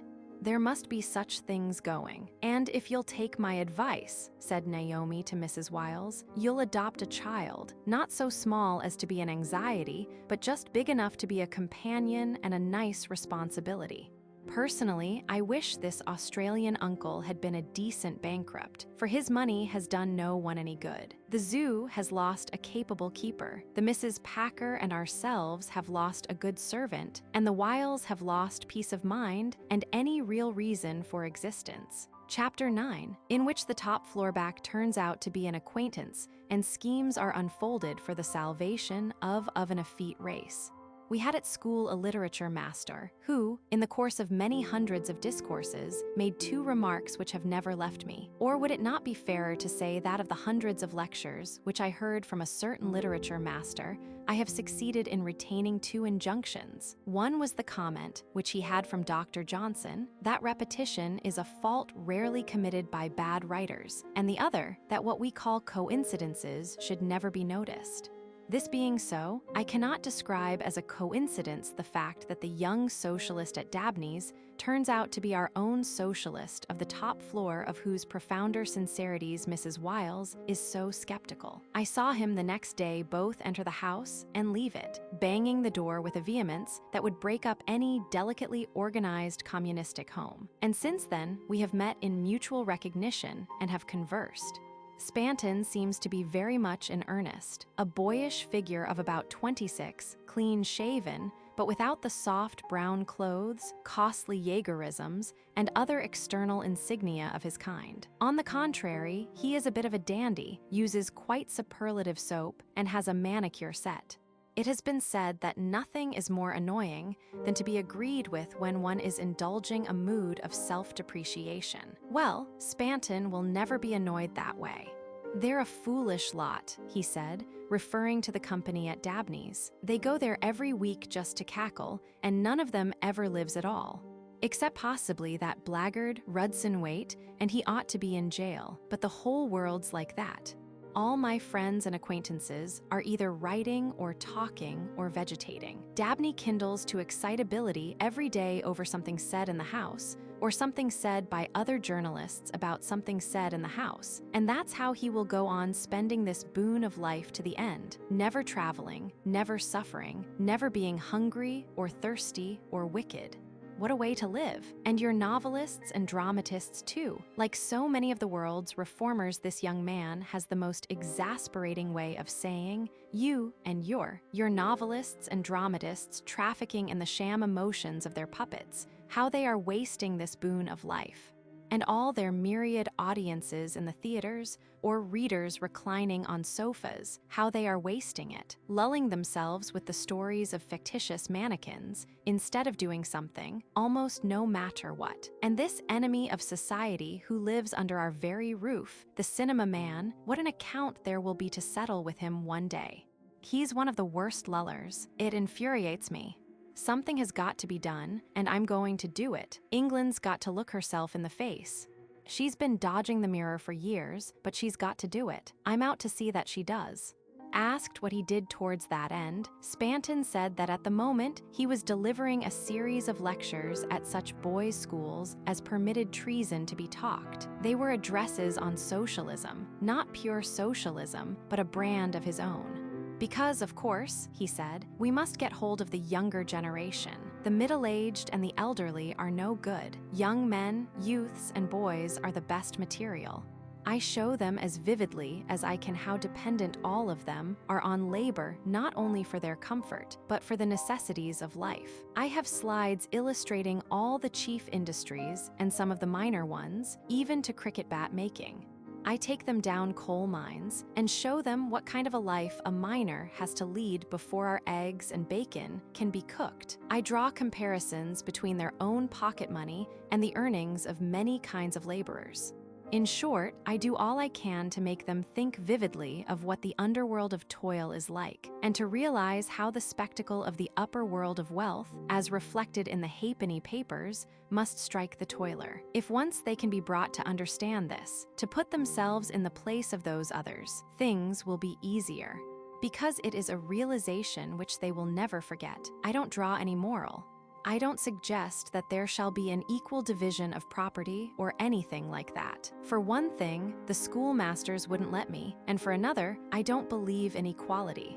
but I do drop a hint now, and then that cricket and football are not all, and that the possession of riches carries with it a responsibility to the state. I should guess, I said, that not the least of your difficulties in preparing your addresses is softening the adjectives. You must want to say so much more than you dare. Oh heavens, yes. He replied fervently, I have the very deuce of a time with the blue pencil. And there are other troubles too. Some little while ago, for example, I was just rabid about a freak dinner that had been given in one of the big London restaurants, where some dancing girl was throned on a solid bank of roses that cost £800, and the musicians were seated in a barca that glided about a lake made for that evening only. There was a strike on at the time, and the contrast between this lavish, rotten luxury on the one side and the destitution of the strikers' wives and children on the other was too extreme. In the old days when the poor couldn't read or papers were too expensive, such dinners had a chance of being missed. But today everything is made public and reaches even the poorest, and helps very properly to inflame them. That is one of the principal reasons why nothing is ever going to be the same anymore. Well, anyhow, I found something to say about this, and said it with a certain amount of unambiguity. And what happened? The schoolmaster seemed at the time quite satisfied, but I received a letter from him later asking me not to come again. It appears, as I afterwards found out, that one of the givers of the feast was a notoriously rich Jew whose son was at the school. The son wrote home about it, and the father threatened to take him away if any more such lectures were delivered. So there you are. But what I really want to see in force more than anything else, Spanton went on, and these lectures of mine are really a kind of gentle preamble to the campaign, is compulsory manual labor for everybody. A kind of pacific conscription. Ruskin, you remember, set his undergraduates to make a road. They did it perhaps rather too much as a lark and not steadily or sweatily enough. I would catch the boys earlier and put them for 1 or 2 years to mining, building, engineering, digging, whatever it is, at the time when they would naturally be at the universities or just entering office. That would enlarge their sympathies and give them the practical insight, which is the next best thing to imagination. But the time for such a scheme is not yet. It seems to me, I said, that your scheme might go farther with enormously beneficial results. If to know all is to understand all, a system of interchange of employment and positions, carried out fully, would get into every section of society an understanding of the others. If the lady took a turn in the kitchen, she would understand her cook's difficulties, while the cook in the dining room would know for the first time what it felt like when the dishes were cold, underdone, or late. A bond would thus grow. Again, if the impatient patron of the restaurant had to take the waiter's napkin for a while, he would learn not only the reason of delay, but what it feels like to be spoken to like dirt. And the waiter, if he came in equally hungry and pressed for time, would appreciate the provocation to be sarcastic and rasping, and so on, right through society, until we all knew. Spanton was pleased to say that my amendment was sensible, but it would not be very practicable, he thought. He has little humor and no respect for it. And meanwhile, I asked, what trade have you learned? He said he had learned none. He had been to Paris to learn painting, had given it up and become a convinced socialist, and was now devoting himself to propaganda. But surely, I said, it would be well, if only to strengthen your case, to put the plan into execution yourself. You are so young, and you lay yourself open to the charge of inconsistency. I don't care about that, he said. All socialists are inconsistent. That is the first thing to get into your head in any dealings with us. But we are not more inconsistent than Christians. That is, if Christ was a Christian, which one often doubts. My special line is clear thinking and persuasiveness, and one must do what one can do best. And meanwhile, what of the great boon of life? I said. Is it not in danger, like unpopular bills, of being talked out? He was silent. Oh, well, he said at last, perhaps I like talking best, I wonder. But it's constructive talk, you can't deny that. Chapter 10, in which we find ourselves in the bosom of an English family and watch a utopian in love. For some obscure reason, Spanton has taken a fancy to me, and I must admit in return that I find something rather likable in the scientific coolness of his mind and his dominating desire to see straight. But I need hardly say that he has given her no ring. In fact, his only presents to her so far, I understand, are a typewriter and a pair of sandals. Nancy is a Miss Freeland, one of a family of girls who live a few miles out of London in a roomy Georgian house with a large, untidy garden near Richmond. The first words that I heard on entering the Freelands' hall told me instantly that I was among a 20th century household. "Oh, father, don't be such an ass." The speaker, Jocelyn, a pretty girl in a soft Liberty dress, at once broke away to welcome her prospective brother-in-law, who was there humanized to Bob and his friend, and Mr. Freeland laid his hard case before us. "Tell me," he said, "is a man and a father an ass because he thinks that one visit to the theater a week is enough for a growing girl of 15? I was hesitating in my reply when another of the daughters came to the rescue. "I know what Mr. Falconer will say," she said. "He will say that he has always made it a point never to interfere in disputes between relations. But Bob's not like that. Bob's never so happy as when he can set relatives disputing. Aren't you, Bob?" Nancy here entered the room, bringing the number of the unmarried sisters to 7. She is the only one who is engaged and is 22. Jocelyn is older, the rest younger. Nancy is pretty too, but less pretty than Jocelyn. The married daughter is a Mrs. Gosling, of whom Jocelyn wickedly says that her husband is the only one of her suitors who has not married well. At lunchtime, Mrs. Freeland appeared, an easygoing, smiling lady, and we all sat down to a vast table covered with food and noisy with chatter. The great joke of the day, and in such families as these, where chaff is the grain of life, if I may so express it, each day produces its new joke, was their father's recent cleverness in the matter of the garden party costume. "Have you heard?" Jocelyn asked me, father's absolutely topping idea, and entered upon the history. But beneath the Freeland roof no narrator is permitted to get to the end of anything unaided.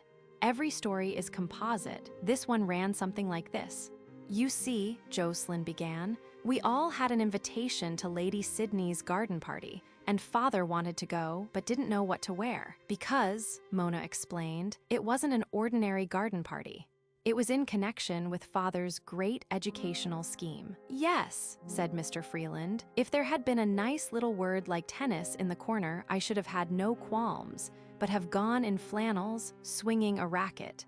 But there wasn't, and a number of influential people were going to be there, largely to talk to me." "Swank," whispered Joan. "So father turned on his wisdom of the serpent tap," said Jocelyn, "with a vengeance. He began by dressing in tweeds with a straw hat." "Don't forget the white slip and spats," said Phillida. "Yes, and white spats. They're so white that beetles and other creeping things are blinded. It's like flashes of lightning down there." "Oh, get on," said Mona. "Let me tell Mr. Falconer." "I assure you," said Mr. Freeland to me, "it's the tamest story you ever heard. The only chance of its being made attractive is for me to tell it." "Well," said Jocelyn, "that was what he wore, but he also put into the car a complete suit of the tailcoat and top hat variety, and then Harris and he drove off. The rest of us had to get there as best we could in a fleet of cabs. Well, Harris and he drove off and pulled up outside the party gates to see the others go in and count the straw hats and the top hats. It was very awkward," Mr. Freeland put in, "at first because they came out equal, but then the toppers began to make the running, and when they were about 6 lengths ahead, I decided that that was good enough, and so we turned into a narrow lane close by, where, Jocelyn took it up again, father changed. You see," Mona explained, "he'd started with his tweeds and straw hat. Mr. Falconer knows that," said Jocelyn. "You can't make it too clear," Mona replied. "The whole story depends on that." "Well," Jocelyn went on, her face kindling with excitement, "he had no sooner changed and got nicely into his tail coat and things, and he really can look quite decent, although today you wouldn't think it." "My dear," said Mrs. Freeland, "you mustn't say things like that. Your father always looks nice." "Not in his green jodeling hat anyway," said Mona. "No one can defend that honestly." "I like it very much," said Mrs. Freeland. "Of course," said Janet, "but then you're his wife." "We're not, anyway," Jocelyn went on. "Father and Harris. Harris is the chauffeur," said Joan. "We're patting each other on the back for being so jolly artful, when what do you think happened?" "Father, you tell," said Nancy, who has an eye for drama. Mr. Freeland at once struck in. "This is what happened," he said. Another car turned into the same lane and pulled up just round the corner. And peeping through the trees, to our horror we observed a gentleman in a tall hat and morning coat stand up in it and begin changing into a straw hat and tweeds. And simply ask you to conceive of Harris's and my feelings, for if this other man was right, we were wrong. "Yes," said Mona, "but if he was wrong, you were right." "Exactly," I said. "Very well then," continued Mr. Freeland, "I instantly made up my mind. Napoleon at 6 stone," said Janet. "There is only one thing to do," I said. "I can't change again. We're too late as it is. We must therefore get there first. To follow this man in his vulgar clothes, would be a serious blunder. So, with infinite difficulty and the most perfect tact, carefully turning our heads from his quaint occupation, as though the lanes of England were meant to be dressing rooms, we scraped past him, taking, I am pleased to say, a little varnish off his mudguard, and were away before his braces were properly fastened." "There," said Jocelyn, "don't you think that a masterly move?" "I do," I said. "All brain work," said Mona. "And when you were among the people," I said, "did you find that tall hats prevailed?" "Absolutely," said Mr. Freeland. "I counted them," said Jocelyn. "There were 85 straws, with tweeds or flannels, 110 tall hats, and 43 Homburgs. Some of the Homburgs were worn with tail coats, so father could have taken his instead of his topper if he had liked." "Thank heaven he didn't," said Janet. "My dear Janet," said Mrs. Freeland, "how can you?" There was also, I need hardly say, a joke against Mrs. Freeland. Herself the most temperate of women, she had lately been presented with an Aberdeen terrier named Whiskey. Like all Aberdeens, he was just a mass of original sin, and naturally the last thing he would do on a walk was to keep near his mistress. The result was, as Jocelyn informed me with the keenest zest, that the neighborhood had suddenly become painfully aware of Mrs. Freeland's repeated calls for whiskey, ranging from the pathetic to the urgent, and was drawing its conclusions accordingly. "Yes," said Joan, "poor father, the dipsomaniac's husband. I hope to see more of the Freelands, for life goes very easily among them, and it is amusing to be among so many fresh, unsophisticated young things, growing like grass upon the weir.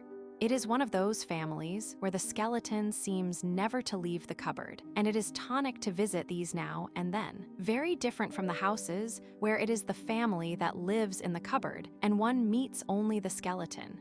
Spanton as a lover differs radically from Dolly Heathcote. Dolly lets his Anne go her own way and rather admires her for it, but Spanton is the influencing, molding type. The last infirmity of modern man, someone has said, is to force women to give up their sex, and Spanton is indulging it. His one idea is to make his Nancy not only a man, but another Spanton. He controls her. He arranges both her clothes and her reading. Being only an ordinary English girl, with no experience and a great joy and pride in being engaged, she has fallen in with his every suggestion, to the great disgust of her sisters. Gradually and surely, she is ceasing to have any common ground with them, which is of course very foolish, for Spanton is not making her better, but merely different. Her Spantonisms are only veneer. The sound Freeland stock remains and will remain underneath, although for the time being it is invisible. When half gods go, the gods arrive, says the poet. But it isn't generally true. More accurate would it be to say, when gods arrive, the half gods go. That is a phenomenon which most families have witnessed, and the Freeland family are witnessing now. Before the advent of the god Spanton, Nancy had been loyal to her sisters and their friends' enthusiasms. She had had local heroes too, this cricketer, that tennis player. But Spanton, although he may not be so proficient, has the only right way of behaving at these games, or else he despises them, while when it comes to the arts, he leads by lengths. Nancy used, for example, to be rather keen on musical comedy, but Spanton being all for Shaw, farewell to Gertie Miller. Nancy used to go to the Academy every May and revel in it, but Spanton believing only in the New Englishmen, farewell to the Hun. John Collier, and so it is all over this little island. Chapter 11, in which there is trouble in the house of Wiles owing to a husband once again getting his own way. Naomi has had a letter from Mrs. Wiles saying that she was in trouble and badly in need of advice, and would Mrs. Falconer be so kind as to call. We therefore went round in the afternoon and found the millionairess in tears. Wiles will be here directly, she said. He's just gone out for some medicine. No one's seriously ill, I hope, I said.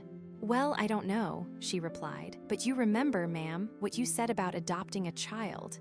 We talked that over and over, and Wiles didn't seem to care about it at first, and then all of a sudden he got brighter and thought it was a good idea. Only, leave it to me, he kept saying, I'll do it. Well, I know Wiles has his wits about him most times, but when it comes to adopting a child, why, there I think that the choice ought to have been mine. It's woman's work, anyway, especially as it's me who would have to look after it, or so I thought. But Wiles, he only laughed, funny-like, and wouldn't hear of it. Leave it to me, he kept on saying. And what do you think? Yesterday the baby came, and what do you think it is? Why, not a Christian at all, but a baby chimpanzee. I'll admit it's not a monkey, that's something gained, but I don't know how to hold me head up all the same.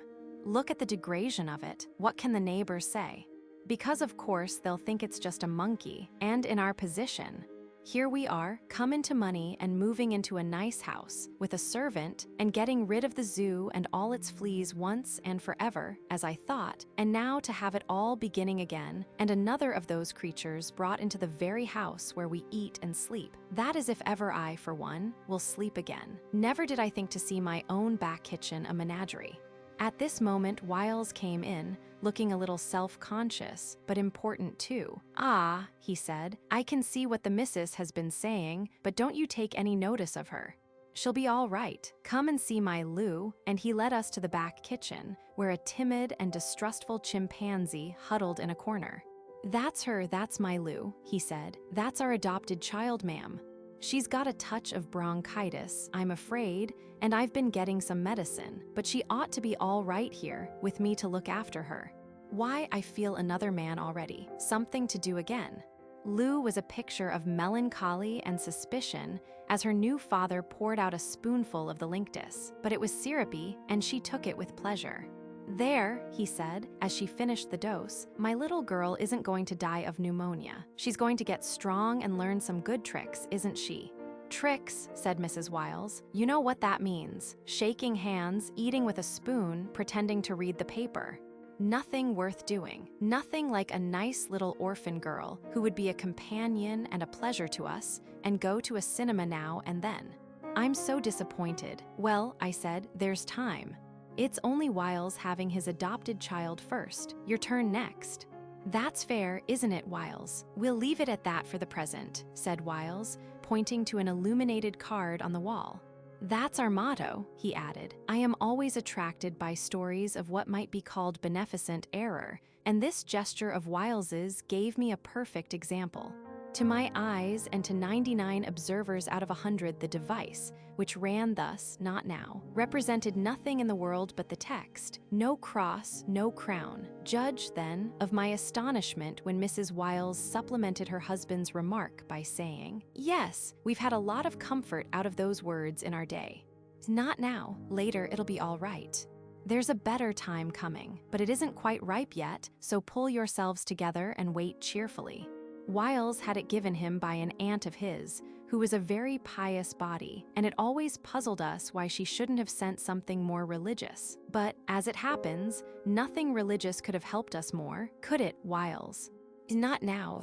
Naturally, I said nothing to them about it, but I have been wondering since what difference it would have made had they known all along that no cross, no crown was the true reading. Once they accepted the full meaning of the phrase, none, I suppose, for no cross, no crown, and not now come to mean the same thing in the end. But it is an amusing confusion, and not the least amusing part of it is the circumstance that two poets at any rate have toiled to combine words that would convey the same ideas, while all the time such a commonplace and terse locution as "not now" could have done it all. For what more does Pope's famous couplet say? "Hope springs eternal in the human breast, man never is, but always to be, blessed." Or Rabbi Ben Ezra's beautiful line, "Grow old along with me, the best is yet to be." Chapter 12, in which the first floor front unfolds and some of the secrets of a remarkable industry are laid bare. Mr. Lacey has now introduced me to Mr. Furley, with whom he divides the first floor and whom we hear moving restlessly about overhead at all hours. On my mentioning this habit to him, he said that he always walked when he was inventing. Asked what he was inventing, he said film stories. For Mr. Furley not only makes pictures of real events, which is the staple of his odd business, but devises dramas too. He has bought an estate near London, in Essex, where walled gardens with fine trees in them are so plentiful and cheap. And here he has erected a huge crystal palace for indoor photography, as well as having natural surroundings for open-air episodes. Here, too, he has formed a stock company of actors and actresses to perform his plays. Mr. Furley sent a message in one fine morning to say that he had a drama in the making that day, and would I like to see it? I said I would, and we were soon dashing off to his suburb in his motor car. We turned into the gateway of his estate, and there among the trees was a red Indian encampment with a number of tethered horses, only a few yards from a busy high street with electric trams in it. Cowboys on ponies waited nearby, and an excited manager was shouting through a megaphone while the camera clicked off its myriad impressions. The whole effect was strangely bizarre, and I must admit it struck me as desperately silly. At least it seemed desperately silly that in a few days' time thousands of my countrymen all over England, and later thousands of people all over the rest of the world, were going to pay to have their feelings worked up by such cynically manufactured heroics. I had no idea, I said, that these cowboy dramas were made in England. Bless your heart, why not? Said Mr. Furley. Nearly everything can be done in England. A background of trees in Essex is enough like a background of trees in Texas to satisfy most people. It's the movement and the humanity that they look at, they don't criticize. As a matter of fact, the cinema won't let them. It's too hypnotic. It lulls you. The cowboys having done their scene, a cardboard room was quickly erected, and the unhappy heroine sat in it to receive a visit from a drunken lover, whom she was to reclaim from whiskey. There were but 3 walls, and the 2 side ones were set at an obtuse angle to the back. You wouldn't think when you see these things on the screen, said Mr. Furley, that the 4th wall is the world itself, with the camera in the midst. We build up the 3 walls in the open air for the most part, and keep the actors in focus by means of those long strips of wood on the ground, over which they mustn't step. When they are ready, we take them, but they have been rehearsing a long time. Some words, you notice, are being spoken, or the time would be wrong and the actions wouldn't fit. We don't ask them to learn anything by heart, but merely get the sense. No actor need ever retire into private life anymore because his memory or voice has gone. The cinema will employ him. There's nothing you can't do with the cinema, he said. For instance, suppose I want to show you run over by a steamroller. I could do it so thoroughly as to make your wife shriek. First of all, I place you here, and then the roller advances on you. I take photographs until the roller touches you. Then I stop the camera, lay on the floor a dummy figure, and take the roller advancing over that. I stop the camera again and place on the floor a brown paper shape like a pressed-out man, and I take the roller just passing off that. Then a lot of people crowd in, and I stop it while you take your place on the ground in the middle of them. And then I turn the wheel again, and we see you restored to life. When the picture is exhibited, it runs straight on as if there had been no breaks at all, but the breaks do it. It's the art of leaving out. The camera's good for anything. It's the new ideas that we want. Another thing we want is English actors and actresses with a sense of gesture. The idiots, they stand there and deliver their speeches as if they were posts. And how do you suppose that comes out on the film? The result is that we have to get foreigners for all the best plays, Italians first of all, because they move their hands while they are speaking and convey their meaning. Our own actors can do certain things all right, but not the best emotional things, and the result is I'm now writing a series of purely English plays where only English stolidity is needed. Then they'll be at home. Mr. Furley showed me how some of the trick films are made. For example, one in which a box of bricks opened automatically, the bricks came out and built themselves into a house, and then unbuilt themselves and returned to the box. It's on the single picture principle, he said. One picture at a time, and then they're reeled off as if they were taken continuously, like views of the opening of Parliament and so forth. Suppose this is the box of bricks, and you want that brick to come out of it by itself and stand itself on end. You take a piece of thread so fine as to be invisible and fasten it to the brick. Then you lift the brick in infinitesimal way, and that is photographed. A little more and another photograph, a little more and another, and so on. Perhaps before that brick is on end, 60 separate pictures have had to be made, and so on with the others. The film may take 5 minutes to exhibit, and it has required 2 weeks of 10-hour days to make. Historical scenes are still popular in some places, he said. But you have to be careful how you do them. The public doesn't want them exact, but exact in the way it has always thought of them. For instance, I wanted to do an execution of Mary, Queen of Scots, so I went to the British Museum to see contemporary pictures. But do you think I could use them? Not a bit of it. The public, accustomed to think of Mary as they have seen her in so many modern paintings, wouldn't have stood it. So I went to the modern painters instead and got some good ideas, but it isn't the real thing. Executions are always popular. The women like it. And a sad story, Jane Shore, Amy Robsart, The Princes in the Tower, Charles I, you can't go wrong with those. But as a matter of fact, I hold that whatever you give the public now will do, because they've got the cinema habit. The films change every Monday and Thursday in most halls. Well, every Monday and every Thursday you see the same people roll up. If it's a good set, they tell their friends it's good and perhaps come again themselves. If it's a bad set, they say nothing but hope for better luck next time. The one thing they can't do is to stay away. The cinema's got them.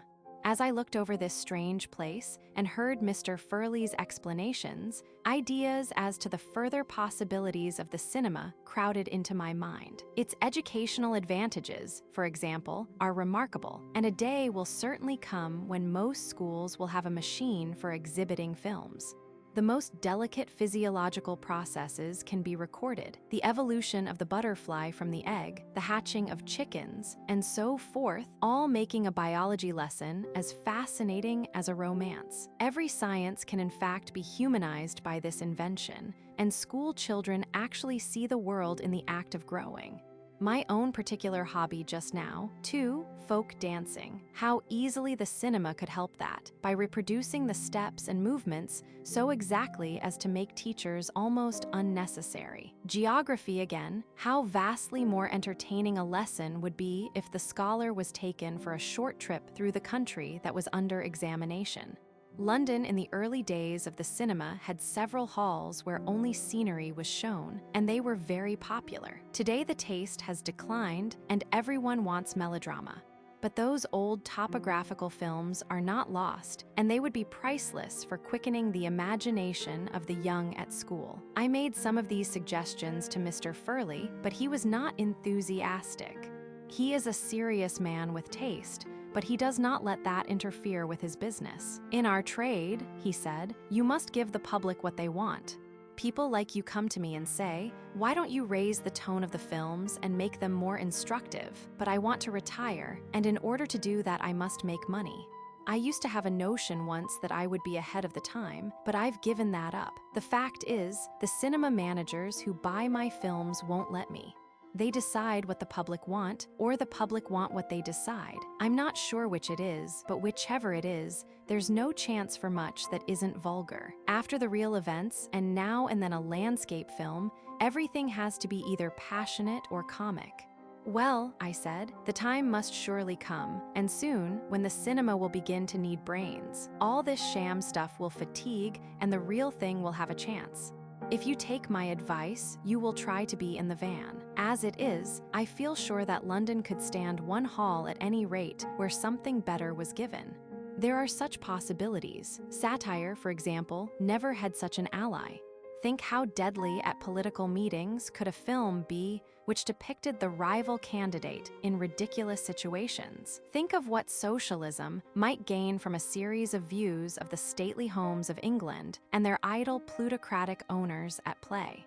Think of the way in which the cinema could fortify and supplement the work of the illustrated papers. No, you are only just beginning, and it is absurd for you to talk of retiring yet. For every 10 camera films you make, to satisfy the stupid public, you ought to make one good one for your conscience's sake. But Mr. Furley only laughed. You don't know the ignorant buyers I have to deal with, he said. Then open theaters of your own, I urged. It's not for anything, he replied. No, I want to get out of it all. It's getting on my nerves. I can't sleep.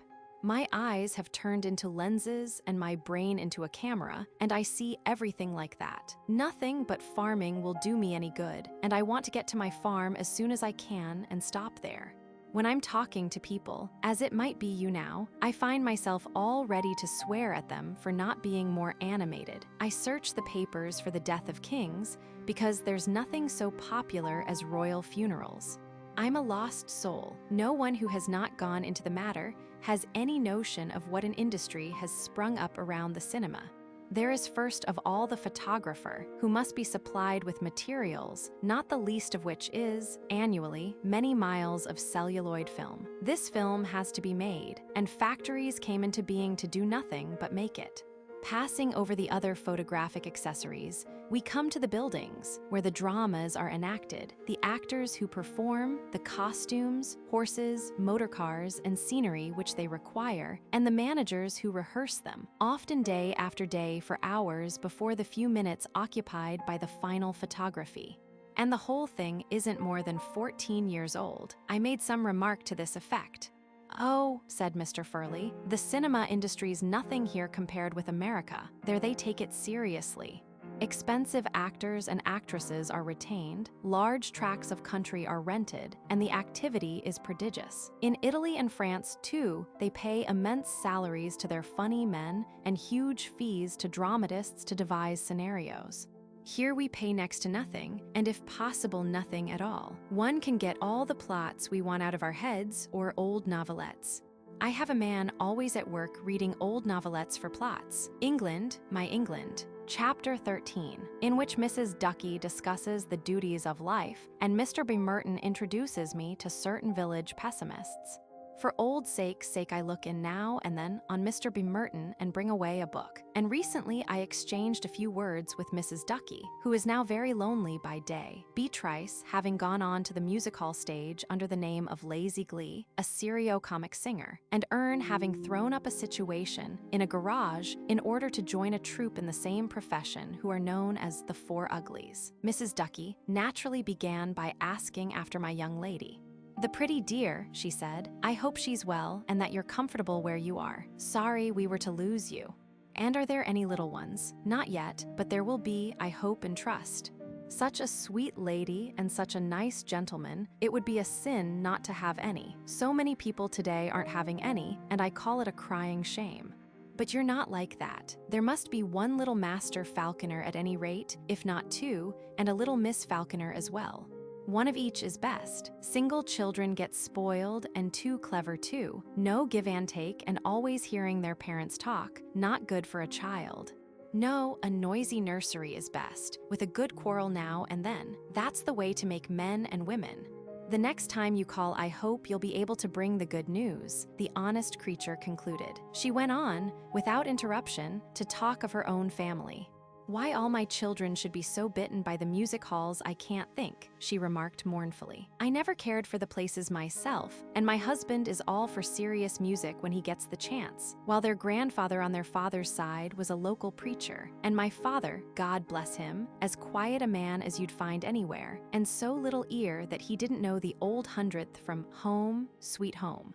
It just shows what a wonderful thing this heredity is. I suppose there must have been someone in the family somewhere who was more skittish. Of course, one never knows all about anyone. Perhaps Ducky's father sang a bit loose before he took to religion. "Your mother didn't sing?" I asked. "No, bless her heart, she didn't. But I've heard her say, now I come to think of it, that her mother was famous in Sir Roger. Perhaps that's where it all started, but it makes me very unhappy. There's Beatrice now, these 2 houses a night just wear her out. And Ern calling himself an ugly, it's dreadful. Such a pretty child as he was too, with fair curls down to his shoulders. I don't know what the world's coming to." I asked after Mr. Ducky. "He's very well," said Mrs. Ducky, "but tired. Always on his poor feet, you know. He's got a great idea of finding someone with a little money to join him in starting an eating house of his own. And though of course it's very risky, I almost wish he could. For he's getting on in years, and it's a shame he should spend his whole life in making money for someone else. I wonder if you know of anyone with a little capital, sir." "I'll think about it," I said, at once remembering both the unoccupied Mr. Wiles and Lacey's cold chop scheme. Mr. B. Merton was somewhat depressed too. Old book buying, he said, was declining steadily. Reprints were hitting him very hard, but the love of pleasure harder. People spent their money now on entertainment and food, where they once used not only to dine at home, but sit at home all the evening reading. Now if they sat at home, they played bridge. He wouldn't be so pessimistic as to say that England was going to the dogs, but he would like to see something happen to make us pull ourselves together. His niece, Miss Waghorn, had left him, married a mild young man in a hosier's, 10 years her junior, and the pair of them reminded Mr. B. Merton of nothing so much as a cruet, oil, and vinegar. "But I dare say they'll mix," he said. "They met in a lodging house at Margate, nothing like such places to settle one's hash. With no home comforts one gets desperate for company, and then Cupid begins to shoot. I've got a little book for you," said Mr. B. Merton, "that I've been keeping till you came in. A privately printed one. It would be too much to say that they are the best books, but they often have a quality that the others haven't.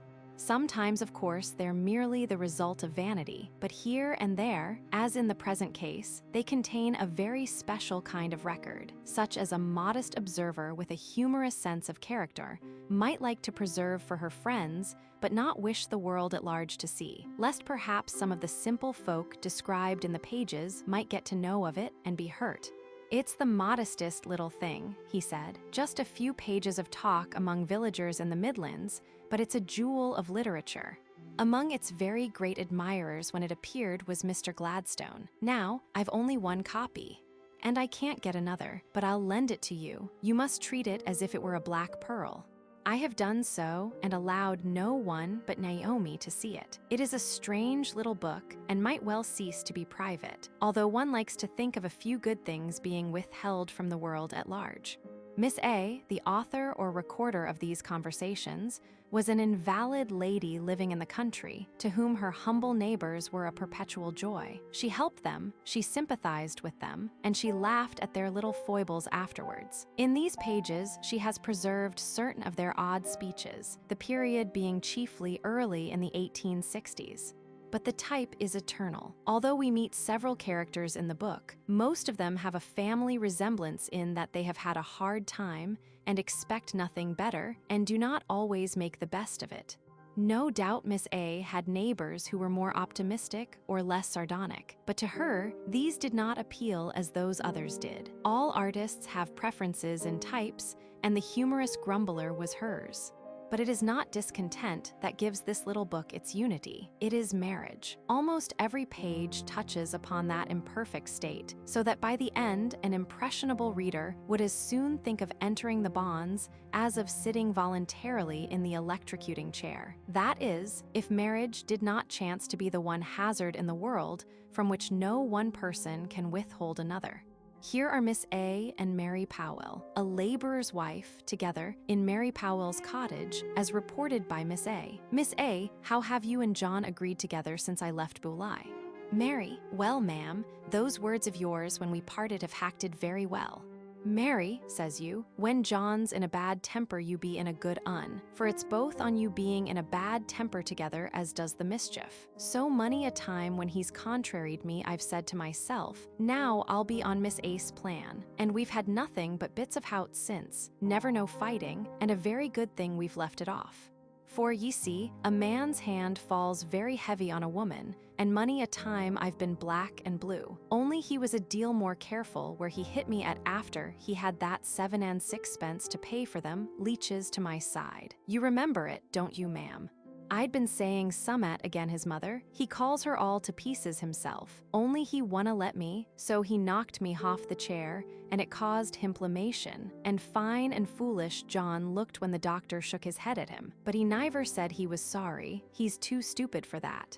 Miss A, have you taken my advice on the other point, about going to church, Mary?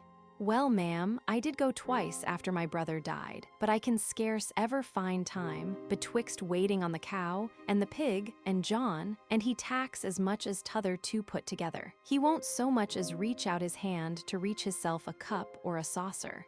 I said to John one Sunday, when he'd been saying, Woman, thou'lt go to fire and brimstone as sure as thou'rt born, for thou neither goest to church nor chapel. Very well, says I, then thou must feed pig thyself today. I'll let him starve first, says John, and sure enough, pig would have starved if I had crept out at night to feed him. So when I come back, I thought I'd have it out why, John, so I says, I'm not a bit likelier to go to fire and brimstone than thou art, with all thy blotting and praying. And as for them Methodies, I hates 'em, with all them collections, 6pence here and 6pence there. And I have read in a book that John Wesley did not improve of their axing folks for money. So John says quite scornful, I wonder where you got that much larning, woman. When I had the opportunity, I says quite scornful back again. You know, Miss A, I'd read it in a book as was full of all manner of things about railroads and such like. I suppose, ma'am, you've seen London Bridge, eh? Dear, what a place it must be. They say the railway carriages and cabs with horses are all running together upon the rails, and it's nothing but them pints as keeps them from all being smashed together. Again, 2 years later. Miss A, how have you and John been getting on since I saw you? Mary.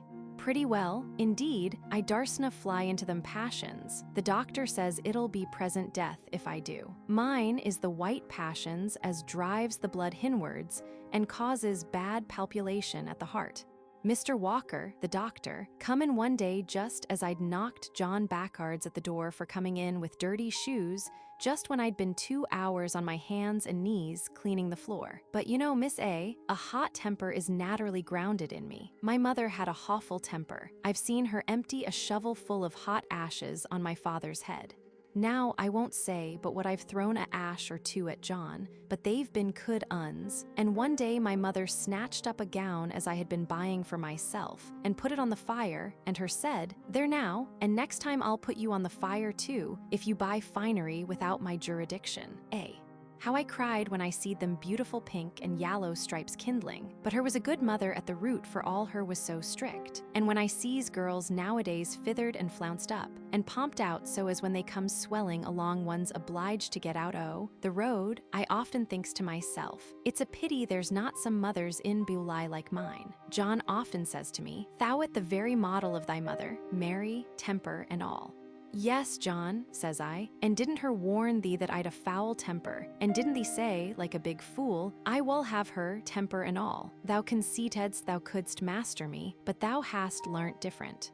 I have that, said John. He often fetches texts out of scripture about women doing their duties, to clench me with, and he knows it tacks me a long time to pick out a text to clench him with. There was no natural schools when I was young. The next year, Mary.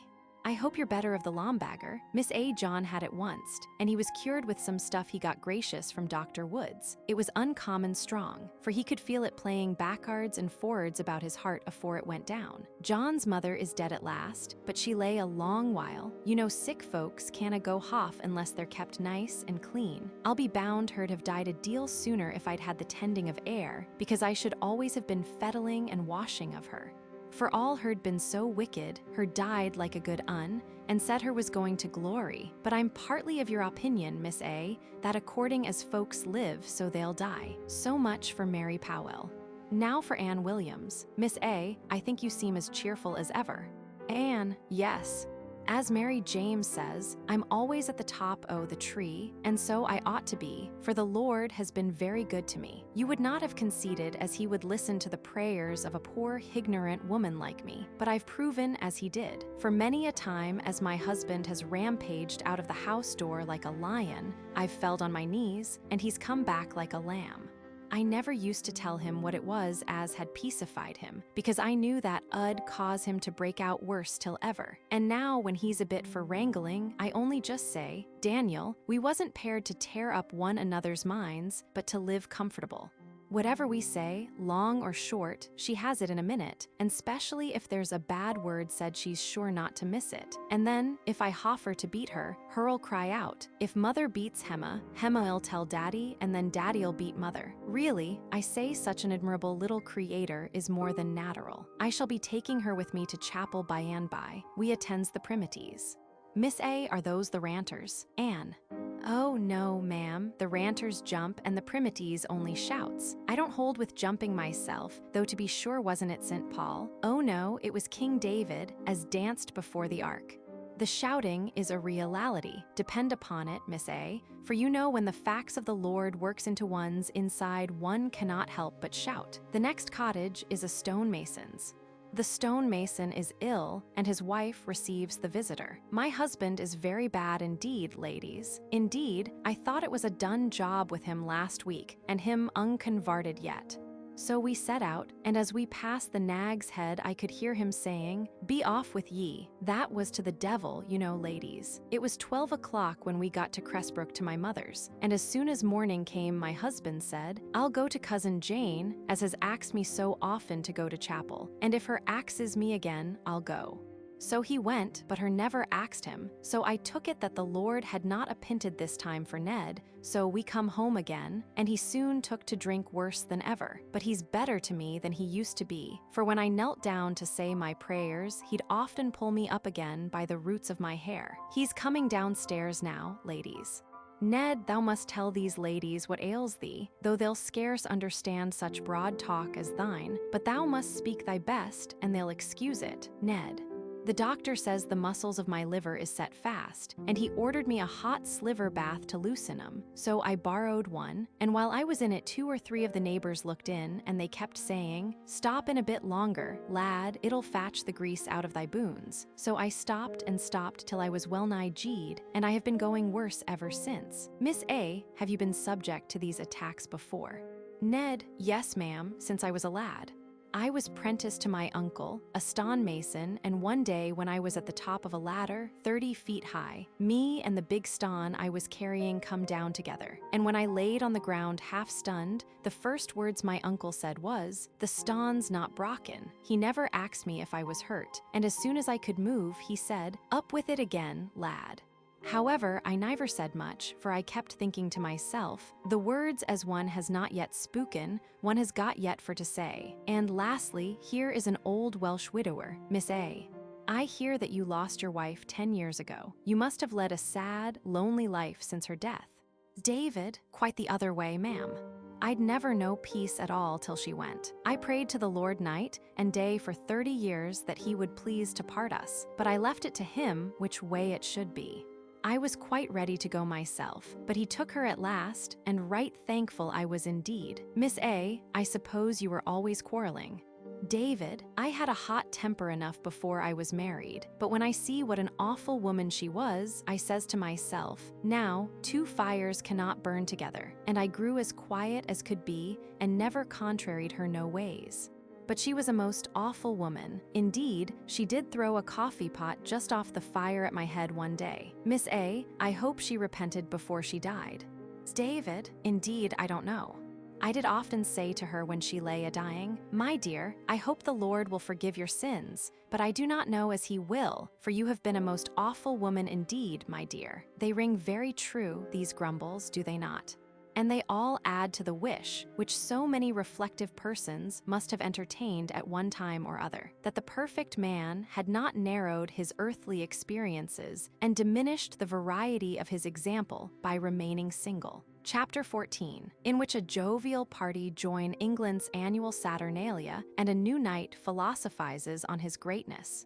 Naomi's young friend Dolly Heathcote, who goes everywhere and does all the doggy things, as he calls them, was so shocked to find that I had never been to the Derby that, in order to save his reason, which seemed to be tottering under the blow, I said we would accompany him there, on condition that he took care of us. "Very well, then," he said. "I'll make up a jolly party. Wow, wow." For some time past, he has been including this insane exclamation in most of his remarks. From what I can understand, the intention is to signify that the speaker is capable of all, ready for any emergency, and particularly a convivial one. "We go, I suppose, in a hearse," I said, when he came to announce that all the plans were settled. "Great heavens, no," replied Dolly. "That's all over. We go in a motor brake, and my friend Ferrars got a box for us in the grandstand." "All right," I said, "but I always understood that one should go to the Derby in a hearse, wearing a green puggaree. You see, I was out of England so long, I don't really know. I hope you'll be able to bear up without your green puggaree next Wednesday," said Dolly, with real anxiety. These young men, for all their wow-wows, are very scrupulous dressers and anxious company keepers nowadays, I notice. "I'll try," I said. "But look here," he added, "I don't want to bore you, you know, but I hope that when we're there you're all going to bet. You haven't any rotten objections, have you?" I said that I knew of none. For my own part, I would cheerfully put something on. Dolly was immensely relieved. "That's all right then," he said. "Racing without betting's like oysters without lemon. Some people pretend to like it for the sport only, but there isn't any sport. There's only a great, sweltering crowd that lasts for hours, and every half hour a brown rush which lasts a second that you can't see because someone's in the way. That's racing when you don't bet. But when you do bet, it is interesting all the while. You don't notice the crowd, and you do notice the merry little G's." "But isn't betting very bad for people?" Naomi inquired. "Bad for those who can't afford to be pipped," said Dolly. "Yes, but I don't know that it's done me much harm. Whiskey and soda instead of vino veritas, now and then, I'll admit, but when you chance to hop on to a winner, what ho for the ancient vintage. The awful thing about betting," Dolly continued, "is that no matter whether you lose or whether you win, you always reproach yourself. You always say, 'If only I'd done so and so.' But you had what's called a tip, I suppose," said Naomi, with, I thought, strange knowledge. "Yes, but a man who bets is always in two minds. That's the second tragic thing about it. The third is that he's always superstitious. I'll give you an instance. You've got a strong tip for a horse called Knucklebones, but there's another horse in it called Bobby. Well, you're just crossing the road to send a telegram to your bookie to back Knucklebones, or perhaps you've sent it, when a policeman grabs your arm and snatches you out of the way of a taxi. After that, how can you possibly not back Bobby?" "Why?" Naomi inquired blankly. "Because of the policeman Bobby, don't you see? Poor things," said Naomi with real anguish. "How difficult you make life for yourselves, and how sorry we ought to be for you. I never thought before how racing men suffer. And some people are so down on them too." "Oh," said Dolly, "if you want to pity us, I can give you plenty more material. If you only knew what I suffer before I send the telegrams. Which bookie to send to, for example. If I lost the last time, I wonder whether I hadn't better change to another, for everyone has more than one. And then the post offices, which one to go to, because some have been luckier than others. And even which hand to take the stamps with when you lick them on. Poor Dolly," said Naomi. "And then," Dolly continued, "think what it must be to have a tip for a horse and put your shirt on it in a telegram. And then, not long before the race, meet another man whose information is usually good who gives you a totally different tip. There's misery for you." "And what do?" Naomi asked. "Do," said Dolly, "nothing, only suffer and wait for the result. Haven't you ever watched men's faces after they've bought the evening paper? Some men with a lot at stake daren't look at the paper at all in the street. I've carried a paper about for an hour myself before I could bring myself to learn the worst." "Poor Dolly," said Naomi, "and I have always thought you so frivolous." "Few people have more serious times than I do," he replied. "Often I can't sleep at all wondering if I've done right about a G. And then there's scratching. Dolly, exclaimed Naomi reprovingly. No, no, I don't mean that, said Dolly. Scratching means taking a horse out of a race beforehand. If you've backed him and then he's scratched, you lose your money just as if he had run and lost. I don't think that's fair, said Naomi.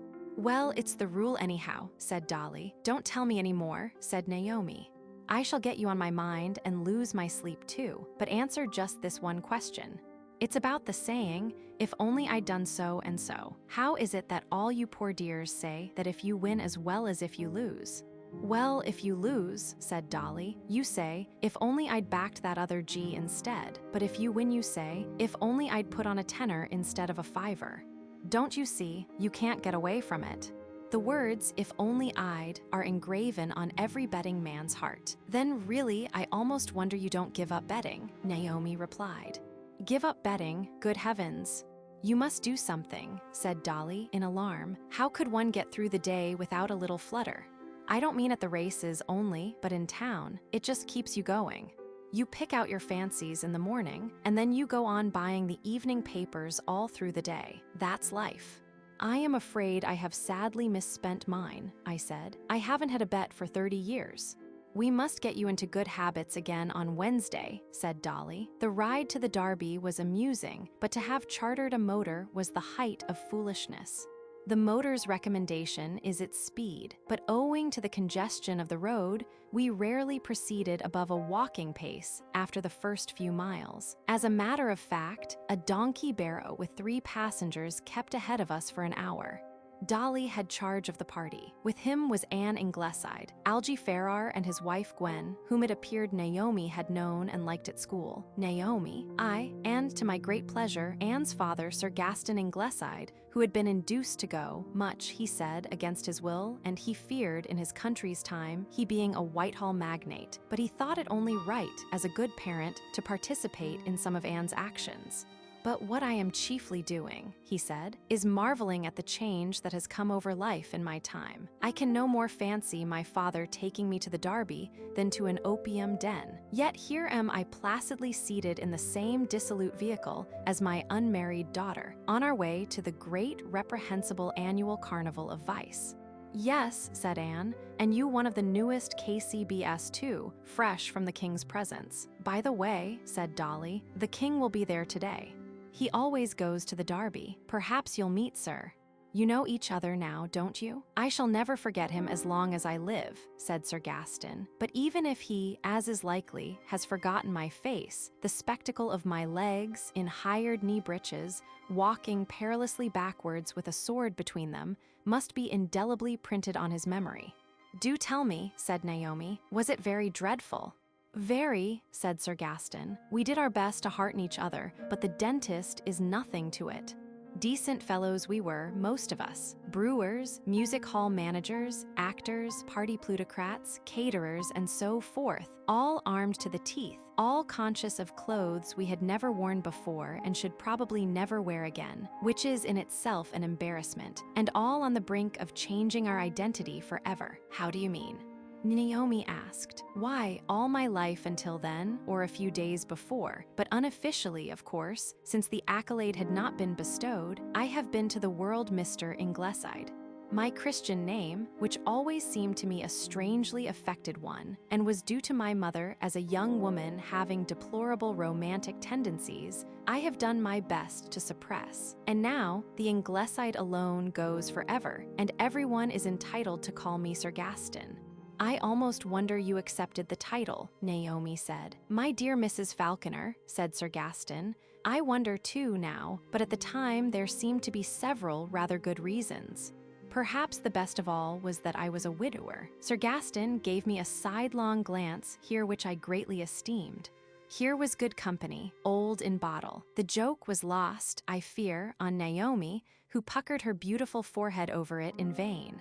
As for the rest, they had not been listening to us at all, but were busy watching the occupants of the other carriages, with some of whom Dolly and Farrar were on very familiar terms. We reached the course at last, and the grandstand, where Farrar, who seems to be a millionaire, had a box for the week, in which not only were chairs, but a very attractive lunch. I thanked him later in the day for being so hospitable to strangers. "That's all right," he said, almost as if I had apologized for something. A curious young man, one of those mixtures of sagacity and apathy, thoughtfulness and blankness, which the idle classes throw up so easily and which make an expensive education look so foolish. His passion is motoring, but he has leanings towards the air, which, however, his wife discourages. He therefore does not fly himself, although he has been up as a passenger once or twice, but spends most of his time between Brooklands and Hendon, being convivial with his aviating friends while they are alive, and following them loyally to the grave when they fall. What is it like in the air? I once asked him. "Ripping," he said. "But the sensations," I continued. "How do you feel?" "Ripping," he said. "And what does the world look like down below as you rush along?" "Ripping," he said. Chapter 15, in which I am initiated into the mysteries of the ring and am more bewildered than usual by my countrymen's avoidance of facts. The scene from our box was remarkable. Beneath was stretched an undulating mass of people such as it is usual to call, in descriptive articles, a sea of humanity, and in the present instance, the simile has peculiar propriety, for from it rose a persistent, murmuring roar very like the waves in certain moods. This sound proceeded chiefly from the breakers, or bookmakers, immediately beneath us, in the privileged enclosure where gambling is a duty. Then came the course, and then a square mile of rabble, black in the main, like all crowds, but checkered with brighter colors, and broken by booths and roundabouts and all the fun of the fair. We began our lunch at once and ate through the first race, on which Dolly was not betting. Then Dolly invited me down among the bookies, and the men of us went, except Ingleside. "No," he said, "so many of the staid young gentlemen in my department are absent today owing to domestic troubles, that I am nervous. It would hurt me too much to run into any of them. It is too crowded too," he added. "The fact is, I am an antisocial animal, and it's no use disguising the fact. I like a few persons very much, but all the rest affright me. Write me as one who loves his fellow men, but is very easily bored by them." So we fought our way into the enclosure in the very center of the competitive clamor. Never have I heard such a noise, never seen human faces so distorted by vociferousness. It was a remarkable scene. Everyone there was doing a thing which it is generally agreed by statesmen and sociologists is bad, and which, if it is done outside the course, is illegal. Some of the leading men in the land were here, and the monarch and defender of the faith was in a box just above. Enough money to endow all the hospitals of the country was changing hands lightly over the issue of a contest between a dozen horses, and not one penny of it was going to the country, except indirectly, later on, in the form of death duties or income tax. For we do not make racing men or bookmakers pay a farthing towards the exchequer for their amusement. Even France, which has never pretended that betting was wrong and holds its most popular race meetings on Sunday, makes the betting class pay 2.5% of its winnings to the hospitals of the land. But in England, we allow this great source of revenue to go untouched. I afterwards asked Sir Gaston how this was. "Simple enough," he said. "If you tax betting, you legalize it, and then you have all nonconformity in arms against you." "But we let it go on," I said. "Yes," he replied, "but that's England. We have a profound aptitude as a nation for closing one eye. The odd thing about England in that respect," I said, "is that, individually, all the Englishmen that one meets agree that we are absurdly illogical if not hypocritical. Yet in the mass, these hypocrisies are encouraged." How is that? In France, the units are representative of the national feeling. In England, the units are not representative. "I don't know," said Sir Gaston. "The same problem has perplexed me. I'm not proud of the anomaly. Are they all Jews?" I asked Dolly in the ring. "Nearly all, and the owners too," said Dolly, "but that's all right. What's the matter with Jews? They're good enough Christians, most of them. Here's a tip-topper anyway." And he stopped to speak to an eager, anxious man in a white hat who, if he was not a Jew, had been vaccinated with Hebrew lymph. I was introduced to the tip-top Christian, and he wished me a lucky day. "No money about," he said, "compared with what it used to be. Do you mean there's less betting?" I inquired. Oh no, much more, he said, but it's chiefly SB now. They don't do it here as they used. Starting price, that means, Dolly explained. The law allows starting price betting anywhere, but betting of this kind only on race courses. The difference is that in SB betting, you don't know what the odds are until the race is finished, and in course betting, you try to get the best odds you can. SB betting is chiefly done by telegram, and no money may change hands till after the race, otherwise it's illegal. They say the post office would smash if it weren't for betting. Oh, do stop, I said. You are giving me far too much to think about. Turning away from this predatory, avaricious scene, for it is idle to call it anything else, I made my way to the distant paddock to see the innocent causes of all the trouble, the race horses. It is one of the strangest mysteries in a world that specializes in such things, that this beautiful, loyal creature should leave behind it such a wake of seaminess and fraud. After a few minutes in the paddock, I returned to the ring where Dolly and Farrar were still busy trying to find longer odds on their fancies, but the horses coming out of the paddock on their way to the starting point sent Dolly upstairs at the run to see what the girls wanted to back. Girls, he added, always choose horses by either the jockey's face or his colors, and I'm hanged if it isn't as good a way as following what we call form. Dolly was an eternity on his mission, and I had 1,000 elbows in my back in my efforts to remain where he had placed me, and I heard, I suppose, 1,000 tips as to the winner passing between friends.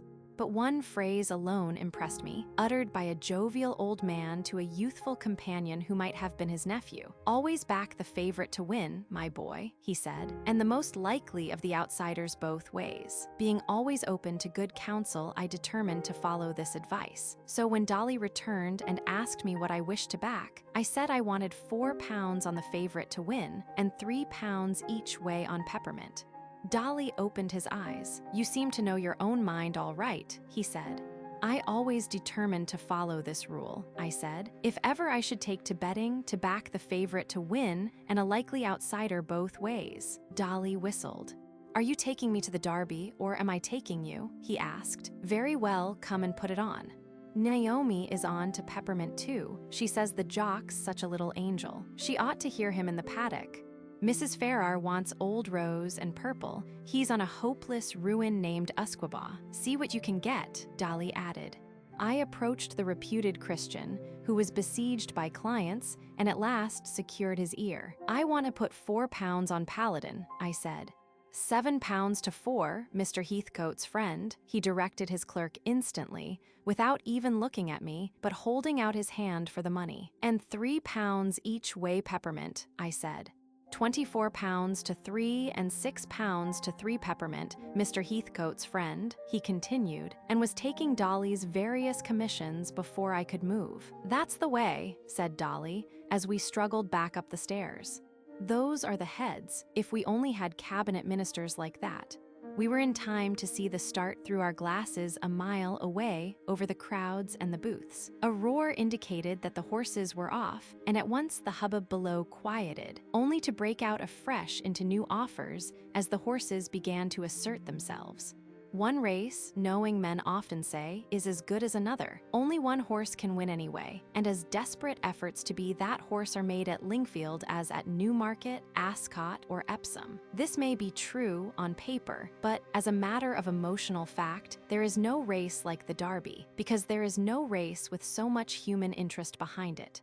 These thousands of people cannot be disregarded. Each brings something of intensity. And then the stage management of the Derby is so much more elaborate than that of any other race. The steady growth of interest in the horses, the daily bulletins in the press, the sweepstakes, and so forth. And the race itself, all horses starting at the same weight and the same age. No, there may by chance be finer riding in certain races of the year and closer finishes, but the Derby horses start in an air more heavily charged with human electricity than any other, and, I imagine, always will. For heroic endurance on a great scale, the Grand National, but for the maximum of excitement, the Derby. An outsider won, and the favorite was not even placed. And immediately we knew the result, we all knew why we should have backed it if only we had thought a little longer. But at the Derby thought is not easy. There is so much distraction, and the conditions of life are so upset that one's ordinary mental processes refuse to work. The winner was a gray filly, and there was every reason why I, for one, should have known it would win, because the only horse that I had specially noticed on the way down was a gray filly rolling in a field. Surely there was the finger of Providence in that. On my mentioning this, Dolly asked with much asperity why I had not told him. It meant nothing to me, I said, partly because I am not a gambler, and not a little because I had no notion that any of the Derby runners were gray or fillies. Had I stayed at home and read the paper, I might have known. Absurd to bring me to the course and then expect me to know anything of the horses. There was no gray filly in the paddock. No, said Dolly, I'm afraid you're right. No one ever yet saw a real horse in the paddock, at least, not until the race was over. Chapter 16, in which four legs make much anxiety for two legs, and Sir Gaston develops occult gifts. Well, said Dolly, later in the afternoon, how do we stand? I personally am 40 pounds down. Farrar here is 15 pounds down. Falconer, having neglected my advice, is several pounds to the good. Mrs. Falconer and Mrs. Farrar, having had the good sense to ignore form and the profits, and to bet entirely on combinations of color, have made a little, and Anne saved her face. But if we are going to make anything, we must do it now. You study the card, while Farrar and I go and do some intelligent eavesdropping. On their returning, they brought news of a likely outsider named Crumpet, ridden by one of the most successful jockeys of the day. I've put my shirt on him, said Dolly, both ways. If he wins, I make a lot. If he's only placed, I get back my dropped 40. And if he loses, I said.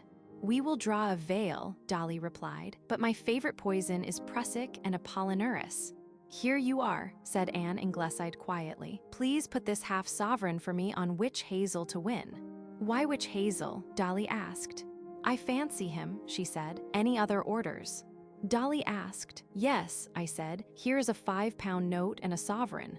Heaven knows I need both, but if they go it will make a picturesque topic on which to converse at dinners and such places. And if I win, I dare say I shall find something to do with it. I want you to put 4 pounds on Ratton's mount for a place, and 2 pounds to win. Why Ratton's? Dolly asked. Our independence was beginning to tell on him, because Ratton hasn't had a win today, and he is in the habit of doing better than that. He will ride like a demon this time because it's the last chance. Very well, said Dolly. But why I've been wasting my breath instructing you about racing, I shall never understand. Naomi produced 10 shillings and asked for it to be put on my horse, 5 shillings each way. Downstairs ran Dolly, and we watched him moving from one group to another seeking the largest price. Or at least we thought we did, for, from a box at Epsom, every young man in the ring looks alike. It was a race that I shall never forget. The other races Dolly had watched stolidly enough, but here, with so much at stake, he gave in and disappeared from the room. Men seem to be affected very differently.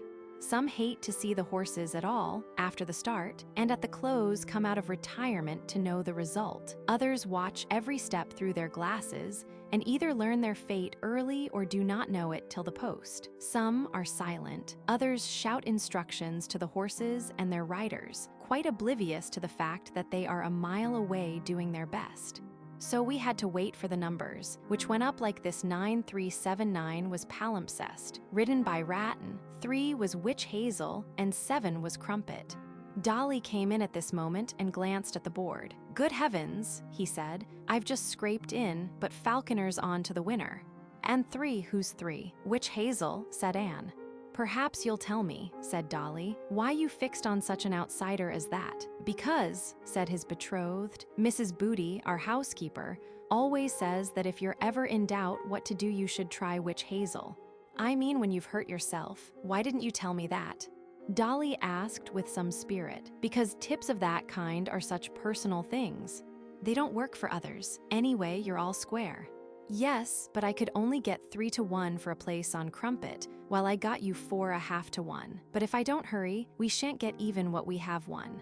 Dolly returned laden with gold and £5 notes, which he distributed. To Anne, he gave £2, 15 shillings, which she took with a little pout, remarking, "If only I'd put it on to win."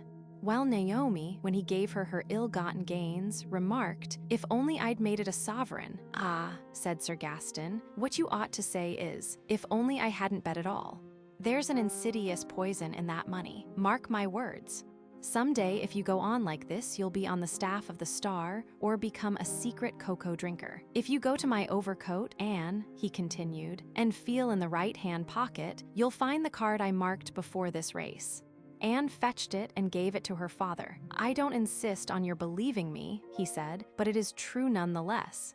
While you were making up your minds how to lay out your money, I tried my luck at spotting the winner, and here's the result." He held out the card, and to our astonishment, and almost to Dolly's permanent and tragic undoing, we saw that he had named not only the winner but the second horse as well. "My hat, sir," cried Dolly. "How did you do that?" Sir Gaston looked inscrutable. "No, but do tell us," Naomi said. "It's like magic." "Well," said Sir Gaston, "I'll tell you, but you'll keep the secret, I hope. I first placed the race card on the table. You could have seen me if you hadn't all been so consumed by the lust for money. I then took my pencil in my right hand, held the card with my left, closed my eyes, and made a dot at random. That was the first horse. Then I made dots for the other two, and you behold the result, 2 right out of 3. "But why didn't you back your fancy?" Dolly asked. "You've thrown away a fortune. For 2 reasons," said Sir Gaston. "One is that I never bet and don't want to, and the other is that I had no confidence in my prescience." "Will you try the same thing for me for the Oaks on Friday?" Dolly asked. "Certainly, if you will promise me something. Well, not to bet on the result." "Oh, but that's what I want it for." "Yes, but such lucky shots don't come off twice in 1 week." The Ferrars came back at this moment in very low spirits, for they had had bad luck all day. "Well," I said, "I'm rolling anyway. And you're all going to dine with me tonight, and the balance shall go to the hospitals, as though I had won it in France. But why don't you follow your luck and put in on a horse?" Dolly gasped. "Not for another year," I said. "I bet only at the Derby. I couldn't stand the wear and tear of it oftener. It's too exciting. My heart is beating at this moment like a propeller. I want a quiet life. Besides, think of Naomi. You know the miseries in store for a gambler's wife. And another thing, I have it very clearly fixed at the back of my head, and nothing that I have seen today alters the feeling that there is nothing to pluck on a race course but Dead Sea fruit. We will now sing hymn 142, said Dolly, with great solemnity. Wow, wow. I approached Ferrar with an expression of sympathy for his losses. "Oh, that's nothing," he replied. "I'm still on the right side for the year, and I'll pull this round safe enough. Things look blackest before the dawn, don't you know?" "If you take to Proverbs," said Sir Gaston, who was standing by, "you'll never know where you are, for there's a neutralizer for every one of them." "I can give Ferrar an example," I said. "That will take some neutralizing. The gray mare's the better horse." Ferrar groaned, but his wife laughed. "Thank you, Mr. Falconer," she said. "What a pretty compliment." Which only shows how we stumble on some of our neatest things. Chapter 17, in which an old gambler, retired from business, tells of a triumph, and the younger generation in love come under review. On the way back, Sir Gaston told us of an incident many years ago, when he did occasionally put something on a horse, not as a habit, but if he heard anything. He had been staying, he said, with 2 friends for a fortnight in Ireland, fishing at a man named Regan's. One friend was Glenister, a curious, obstinate fellow, now in India. The other was Horace Bradley, the K.C. The day before their last, they were driving over to Rushtown to see the races, and on the way, Captain O'Driscoll overtook them in his American buggy. I reconstruct Sir Gaston's story. Going to the races? O'Driscoll asked, as he slowed down for a moment, "Sam, I see you there." He clicked on and then, stopping again, turned round to call out, "Don't forget Blackadder for the college stakes. Dead cert. Put your shirts on," and was again off. "All very well," said Glenister thoughtfully, "but where are our shirts?" "Speaking personally, my shirt is a return ticket to London and about 18 shillings, which I shall need." "Yes," said Bradley.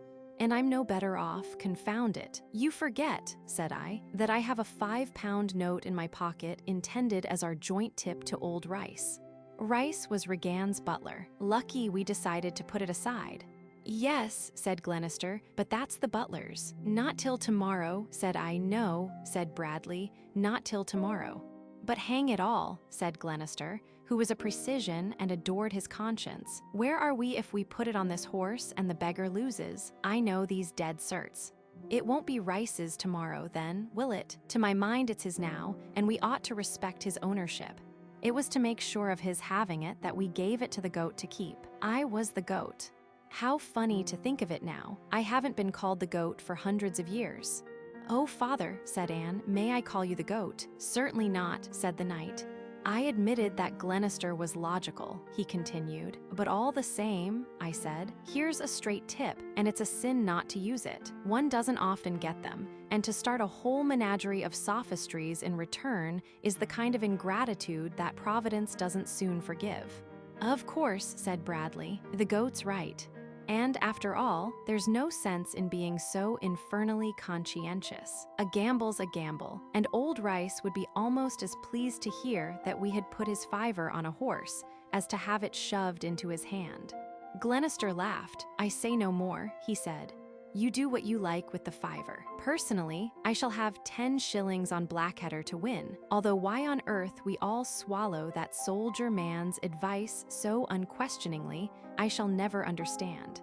If the goat will lend me £2, said Bradley, I will back Blackadder for £1 each way. The goat won't, said I. All that the goat proposes to do is to put the butler's fiver on to win. This, later, I did, having found a bookmaker who was giving 10 to 1. And, true to Captain O'Driscoll's word, Blackadder romped in an easy winner. I collected the 11 rustling 5-pound notes and stowed them carefully away inside my coat, and in the late afternoon, we drove back. Naturally, we had a good deal to say about the racing, our fortunate meeting with O'Driscoll, and so forth. And then suddenly Glenister remarked, I wonder what the old boy will do with it. Set up as a small tobacconist in Dublin, do you think? What old boy? I asked. Why, Rice, of course. You can't set up as a small tobacconist on £5, said Bradley. At least, if you did, you'd be so small a tobacconist that your customers would want a microscope. Don't be an idiot, said Glenister. He'll have £55, won't he? Bradley and I were silent. This was a proposition that needed thought. I don't see why he should have more than the fiver, I said at last. It was all we were going to give him, wasn't it? You will admit that. Certainly, said Glenister. It was his fiver, and you were keeping it for him, weren't you? You won't deny that. In a way I was, I said. So la, groaned Bradley. What a hair splitter.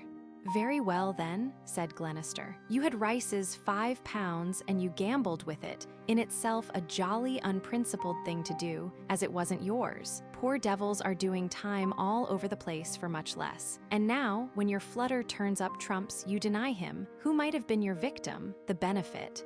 I call it downright mean, squalid in fact. You make it sound rotten, I said, but there's a fallacy somewhere. To begin with, as I said before, it isn't the butler's own money till tomorrow. He hadn't earned it till the end of our visit. If it wasn't his, it is ours, and we could do as we liked with it. We did, and the result is we have now enough to divide up into £16, 13 shillings, and 4pence each, which I shall be pleased to give you directly we get back, while Rice has his fiver intact. Not for me, said Glenister. I won £5 with my own 10 bob, and that's all I make out of Blackadder. I can't take your £16 odd, because it isn't mine. I may snore, as you agree to allege, but I'm not a thief. So la, Bradley groaned again.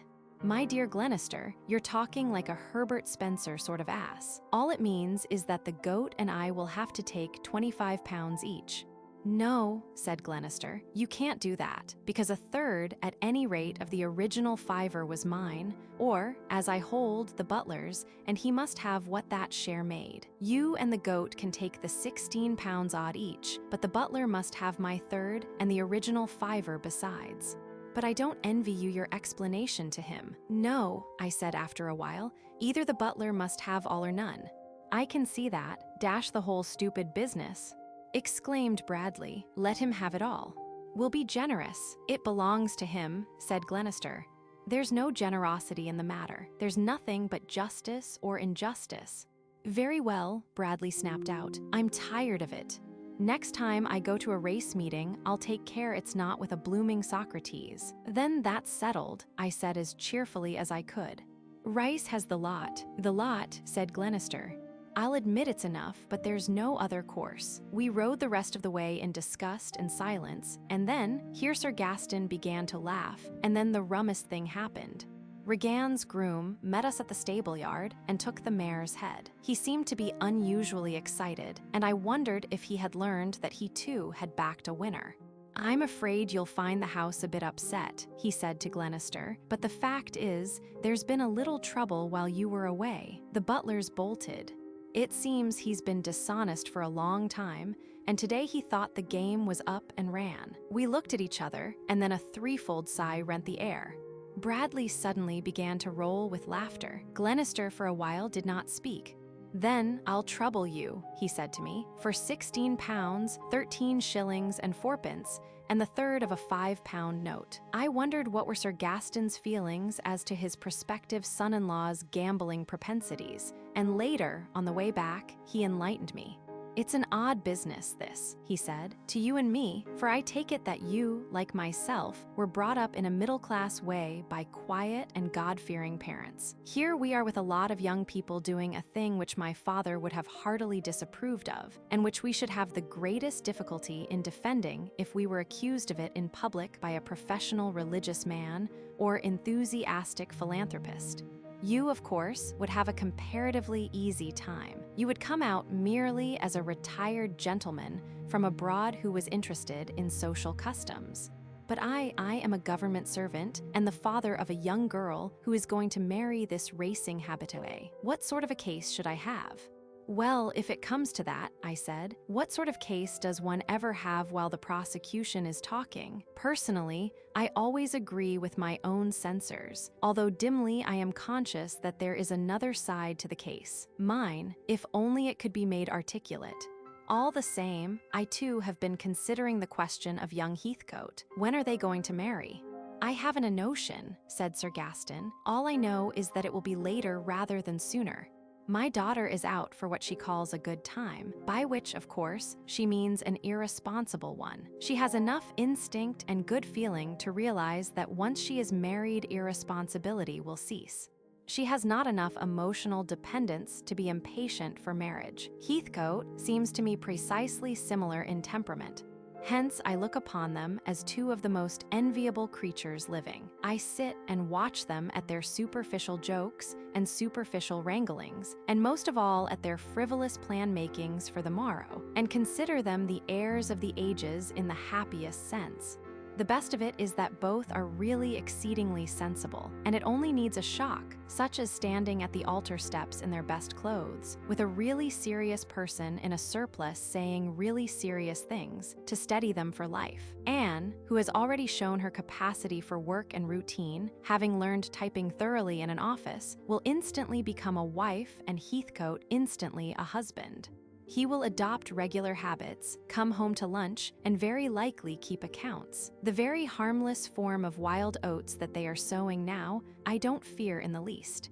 I should be much more alarmed if they were always embracing, and whenever they walked out, he took her arm and they were both hastening the wedding. Then I should fear that the flame might die down too quickly and trouble follow. But these two, they're all right. They have a public contempt for each other which contains the best promise. I dare say Sir Gaston is right. He seems to be shrewd, but his remarks caused me to press Naomi's hand under the rug with more than usual fondness. Yet Anne was not really selfish, even if she shared with her father a perversity which made her willing to appear so. For when once we found ourselves in a block and were conscious of the crying of a small child, with its mother, father, and 2 other children in a donkey barrow, it was Anne who saved the situation. Never have I heard such pitiful wailing. The mother was tired and cross, and in no mood to be patient with it. The father was cross too, and the other children began to whimper in sympathy. Before anyone knew what she was about, Anne had jumped out of the car, taken the child from its mother, and was giving it one of Dolly's expensive chocolate creams and saying pretty crooning things to it. The mother and other children had the rest of the box, and in a short time all were happy again. But although it amuses me to watch them, Sir Gaston continued, I can't find much real satisfaction in it.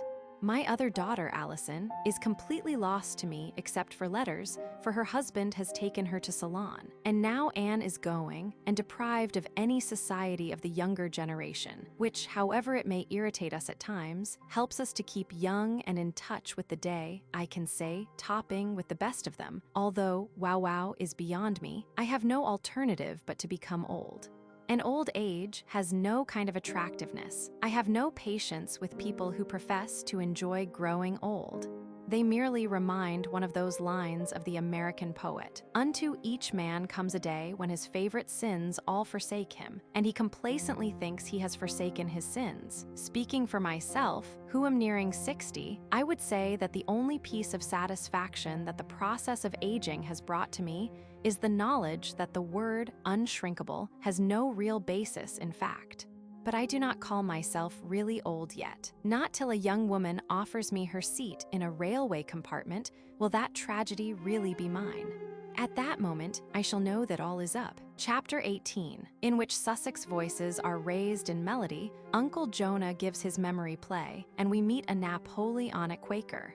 We have just been down into Sussex to get some songs of which word had reached the director, whose passion is the search for these ancient melodies. Where others hunt hares or foxes, he pursues the elusive ditty.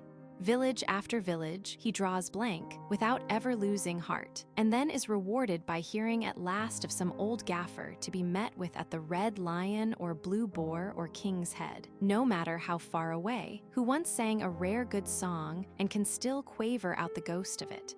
Of course, not all his singers are in inns. He has found many in cottages, too, but the village public house naturally remains the happiest hunting ground. On this occasion, we were bound for a private house to which the singer had been bidden. The party consisted of the director, of course, with his little musical notebook, Naomi, and my duty was to take down the words, a far more difficult task, as I have pointed out again and again, than to get the music, because all the words are different, whereas the tune is the same all through.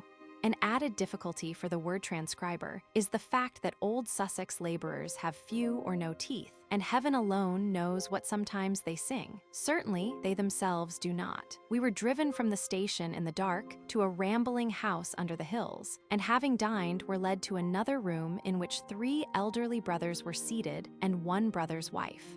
2 were shepherds, one of whom, Uncle Jonah, still retained the round or smock frock. This one, I am pleased to record, could not read, nor could his younger brother, the married one, but the elder brother and the younger brother's wife were schollards.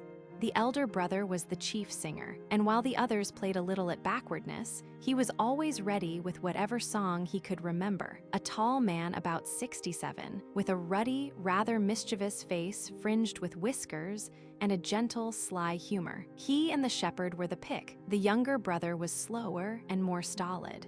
It was a successful evening in that it yielded 6 or 7 songs that the director had not heard before, although the quality, he said, was not equal to that of the West Country. Why, when we all equally have the gift of speech, there is this capriciousness in the bestowal of the gift of song, is a problem and anomaly that have always perplexed and irritated me. Why should one human throat be melodious, and another, my own, for example, emit nothing but dissonance? Again, why should one human creature with a voice be willing to use it, and another hide the gift under a bushel of self-consciousness? But the director has a way with the shy that sooner or later prevails. He too begins to sing, and by the shy enter in, and then gradually the director drops out, and the shy sing on alone and never falter again.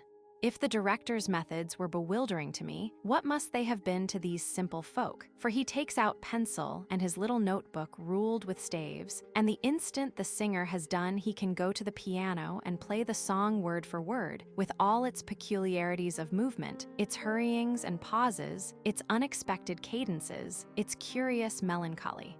Magic, surely. I can just begin to understand shorthand, but not this mystery. During the first verse, he sits intent, with his pencil poised over the paper, waiting to strike. During the second verse, he is recording all the time. During the third, he makes little refining touches, and the tune is complete. The words, taken separately, were my department.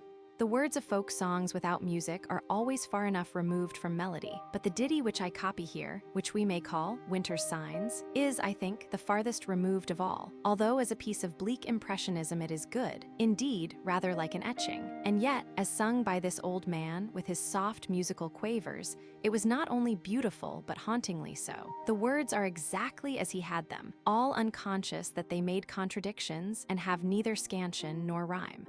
Here they are, the trees they're all bare, not one leaf to be seen, the meadows their beauties all gone. And as for the leaves, they're falling from the trees and the streams they were, fast bound by the frost.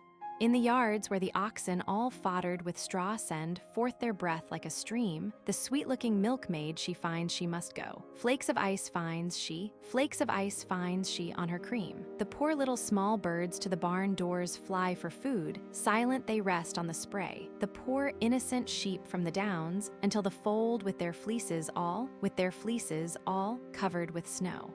The poor little pigeon all shivering with cold, so loud the north winds do blow. The poor tiny hares search the woods all for their food, unless their footsteps their innocence betray. Now Christmas is gone, my song is almost sung. Soon will come the springtime of the year. Come unto me the glass, and let your health go round.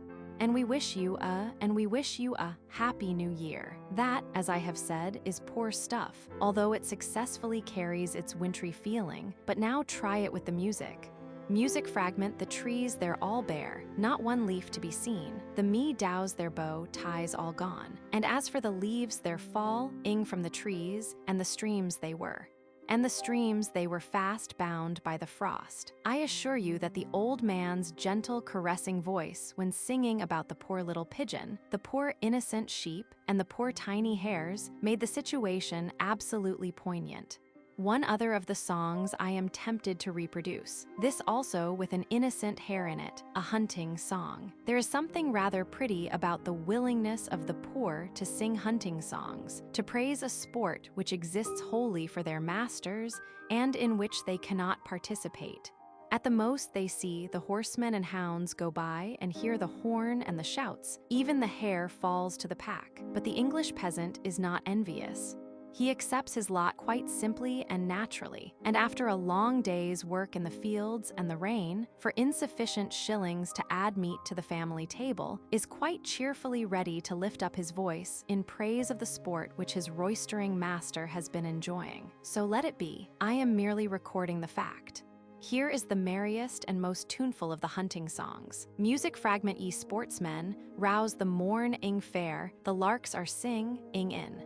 The air, go tell your sweet lover the hounds are out, go tell your sweet lover the hounds are out. Saddle your horses, your sad dealess prepare, away to the covers to look for a hare. We searched the fields that grows around, our trail is lost, our game is found, then out she springs, through brake she flies, then out she springs, through brake she flies. Follow, follow the musical horn, sing follow, hark follow, the innocent hare. Our horses go galloping over the ground, go breathing all after the torturing hound. Such a game she has led us 4 hours or more, such a game she has led us 4 hours or more. Follow, follow the musical horn, sing follow, hark follow, the innocent hare. Our huntsman blows the joyful sound, see how he scours over the ground. Our hare's a sinking, see how she creeps, our hare's a sinking, see how she creeps, follow, follow, the musical horn, sing follow, hark follow, the innocent hare. All on the green turf she pants for breath, our huntsman shouts out for death. Hullo, hullo, we've tired our hare, hullo, hullo, we've tired our hare. Wine and beer we'll drink without fear, we'll drink success to the innocent hare. The last line has an irony which no one seemed to see. I must confess that a whole evening of song is to me full measure, and I took all the opportunities I could of getting Uncle Jonah, the voiceless shepherd in the smock, to talk of old times, but always with the fear of the director very lively in me. For anecdotage is nothing to him. His purpose in life is to fill blank bars with little magical dots. For this, and this only does he scour the colored counties.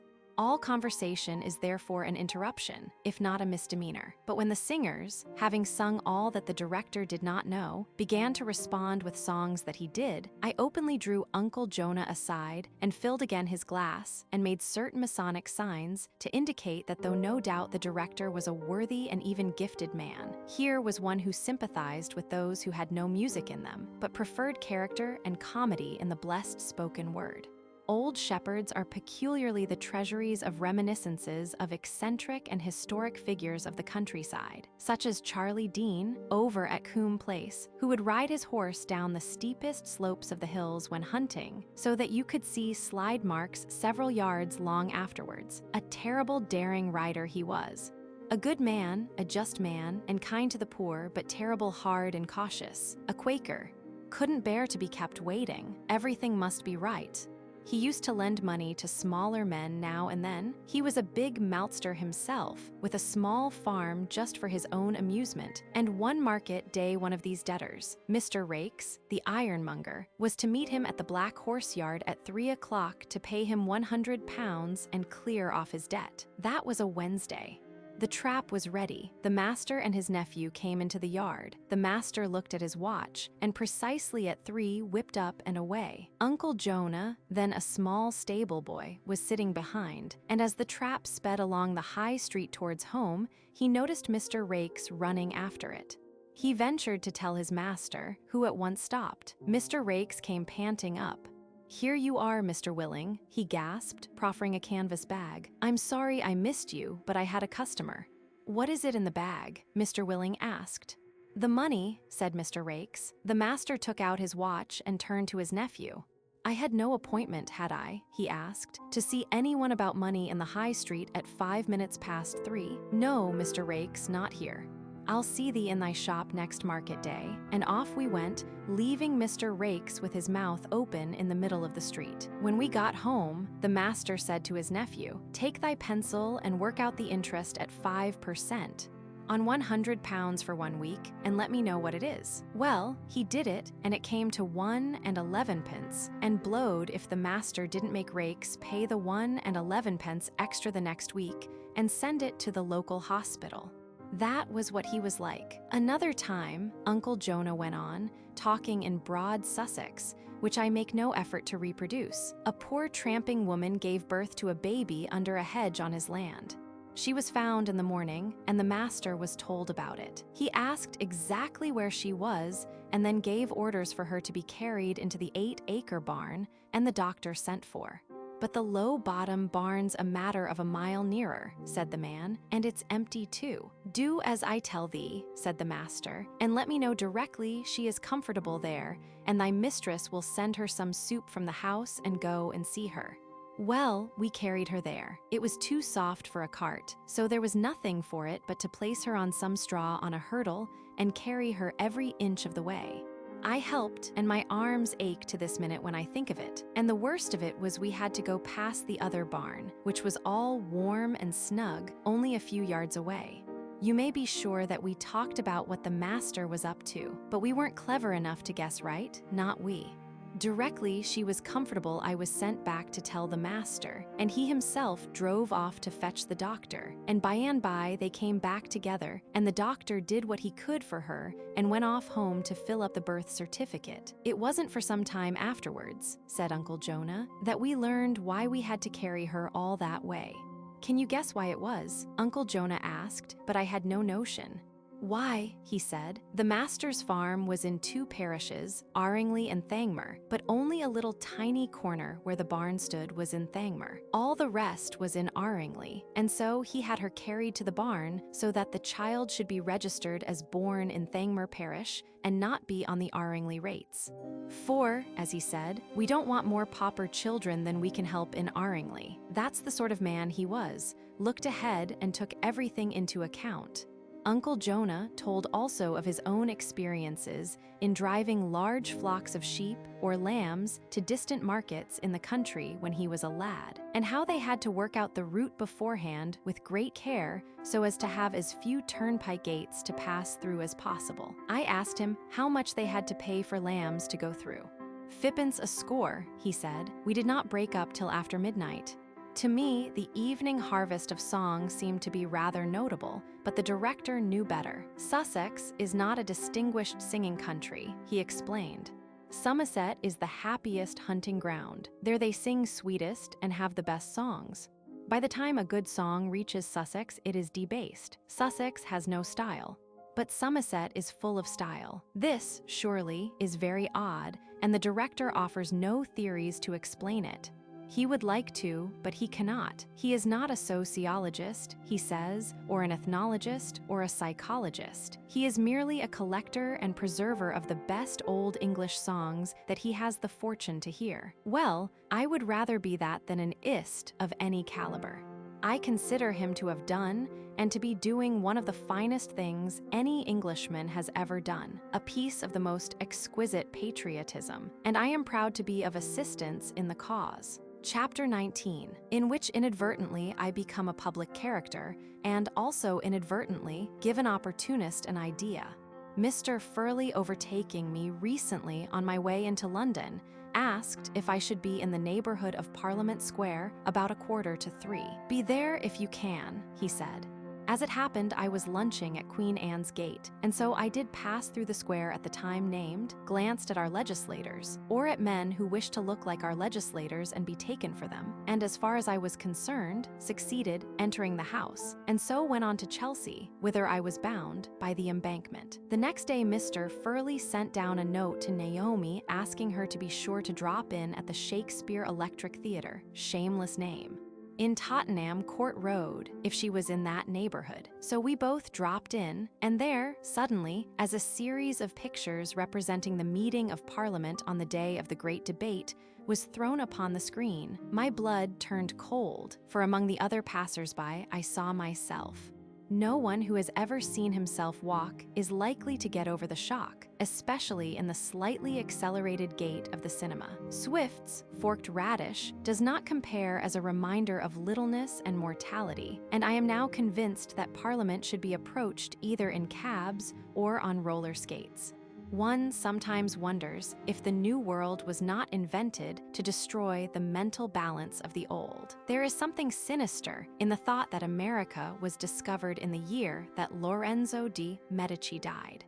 With Lorenzo's life, the richest period of generous and stimulating intellectual activity that man has seen, that revival of art and learning, which we call the Renaissance, may be said to have come to an end. At that moment, Columbus ran his prow against the land which was to produce, in its greatest profusion, everything which Giotto and his followers would most cordially condemn. Sitting in this picture palace, where my own gauche contours had been so disconcertingly sprung upon me, and watching scenes comic and scenes dramatic, carefully built up false stories of wild life and so forth, all passing dazzlingly across the sheet to the accompaniment of a clockwork obbligato and a piano, and all due to that amazing Edisonian inventiveness, I realized for the first time what a menace to human endeavor it has the chance of becoming, and how opposed to the humanist spirit. How many picture palaces London boasts I have no notion, but let us say at a hazard 200. Each is open from noon till 11 at night continuously, and each contains daily, let us say, 600 persons. These figures are probably far too low, but they will serve. That makes 12,000 persons for every day of the year, for they open on Sundays, in London alone, watching a mechanical device which illustrates the activities of others. Not an ounce of personality, just sheer hard mechanism, whose only purpose is to beguile, to prevent thought. I have not said all this to Mr. Furley, but if I did, he would agree with me, for, like all men who derive their livelihood from concerns that exist for the amusement of their fellows, he is a cynic. The next time I met him, after the Tottenham Court Road experience, he had an amused expression. "How did you like it?" he inquired. "It was horrible," I said. "But where was your photographer? I saw no one about." He laughed. "Did you notice a small furniture van pulled up at the side of the road?" he asked. "If you had examined it closely, you would have noticed a little hole at the back. The photographer was inside, and the camera was at that hole.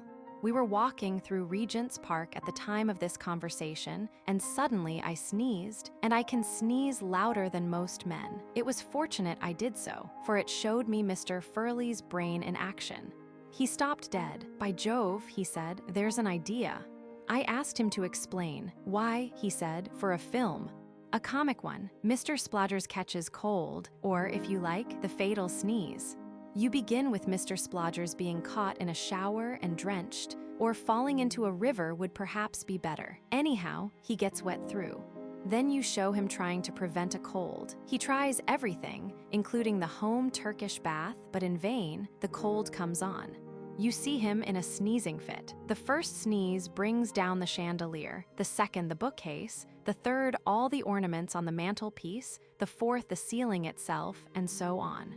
It will be great. I'll arrange it right away. How would you like to be Mr. Splodgers?" I declined. "I must pay you for the idea anyway," Mr. Furley continued. "What do you think would be fair?" 5 guineas. "No," I said, "the idea was yours. All that I did was to sneeze. I make you a present of it. But you can't make a free gift to men like that." Although I was at home again in less than 2 hours, I could not beat Mr. Furley's sense of reciprocity, and on my table was a package containing 100 of the choicest cigars I ever owned. Chapter 20, in which a number of craftsmen discuss their practices, and Mr. Lacey defines the things that matter. I took Lacey to the novelist's evening at Dabney's. "We'll just sit in a corner," I said, "and listen through the smoke. Unless, of course, you want to join in. I am quite certain I shall not." "I shall join in if anyone is talking rubbish, of course," said Lacey quite simply, just to put him right. How jolly to be as sure of oneself as that. "Well," I said, "I shall be silent. In fact, I have to be, because when I argue I am always converted, and that is so humiliating. Or, at any rate, I recognize the truth in the other side's position. That is one disability, and another is that I am never sure of my spoken words. Give me a pen, and whatever I say I will stand by, but when I talk I get led away." "We must each go our way," said Lacey, "but personally, when I find a man talking nonsense, I sling him up." Dabney's room was in full buzz when we arrived. Among the big guns present were Devon, the urbane reformer, with his warm heart, passionate sense of justice, his universal pity and fastidious taste; Spade, the uncompromising analyst of the body and mind in revolt, and the friend of freedom; Lee, the sentimental humorist or humorous sentimentalist of middle-class London; and Sankville, who writes provincial epics with a Dutch brush, but with the expansive view and detached tolerance of an arbiter throned on a star. 20 years ago, there was no doubt, since all the manuscript babies, when at last they were born, had a way of resembling Stevenson. But today, there are new influences. Sankville himself, for example, is one, and a powerful one. Everyone will soon be describing provincial birthplaces with minute fidelity and nothing else. Spade's manner and method it is less easy to catch. He is intensely individual. He has had no predecessors and will leave no school of writers. His influence is rather upon life than upon his own craft. Devon, again, is idiosyncratic. The appeal of his work is so largely dependent upon his point of view, and points of view are the only safe thing left. Imitators have to be wary in stealing them. It is when manner and matter are both straightforward that the imitators have their most profitable time. Look, for example, at The Prisoner of Zenda. What a progeny has that romance. Novel writing has become a habit. Men used to write novels to amuse their fellow creatures, to take tired people to the islands of the blessed, as one of our finest living hands has put it. But today, novel writing has become a habit, resorted to for many different reasons. Some men write novels because they have got into a mess with a woman and want to see how it looks on paper, or to explain their real motives, or to find a way out. Other novels are really intimate letters intended for one reader only. Others, and these are largely those written by women, create the kind of life which the writer would have lived had she ever had the chance. Exercises in what may be called the consolation school of fiction. But the greatest number are written because someone else wrote better, and the imitative faculty is so strong in us. Of course, there is only one thing for a novelist to be, and that is himself. But one has to attain a certain age to know that. To try to write in anyone else's manner is fatal. To novelists who have not the courage or the conceit to be themselves, but who try to infuse a popular element into their work, I would give this advice. Do what you can as well as you can, and let the others do what you can't without envying them. And when they have succeeded, I would go to them again and say, never have the faintest fear of a copyist.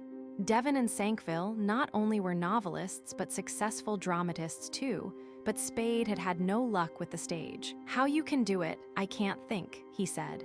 It's a new language, a new world. Everything that one has learnt has to be forgot. The things that should be whispered have to be shouted. At least, that is what the stage managers and producers say, and since you are in their hands, you have to believe it. But no more of it for me. I have done with limelight. Of course it's all right for Devon because he's a homilist. Anyone with a lesson to teach can disregard conventions or accept them. That's all very well, said Devon, but I must decline to be isolated as the one dramatist who has a moral to enforce. All the best dramatists have. Of course, said Sankville, every Englishman is a Puritan at heart, insofar as he prefers that everyone else should be virtuous. Hence, when he writes a play, it naturally makes for virtue. The study of our neighbor's conduct is the national profession. It also forms the material of every play and every novel, and every newspaper, said Lee. Of course, every newspaper and every weekly review, doesn't it, Dabney? Sankville replied. I suppose so, Dabney said, but at any rate, newspaper men don't pretend to do more than record results. They make no claim, as you novelists and dramatists do, to be able to read the heart and discern the springs of action and all the rest of it. Well, and can't we? Sankville asked. Of course you can't, said Dabney. It was at once one of the kindest and cruelest things that heaven ever did to deny to human beings all capacity for really knowing anything about other human beings. You fellows can deceive us by your art into the illusion that you know, but that's all. Nobody knows. There's only one way, I take it, to write a psychological novel, and that is to proceed from yourself outwards.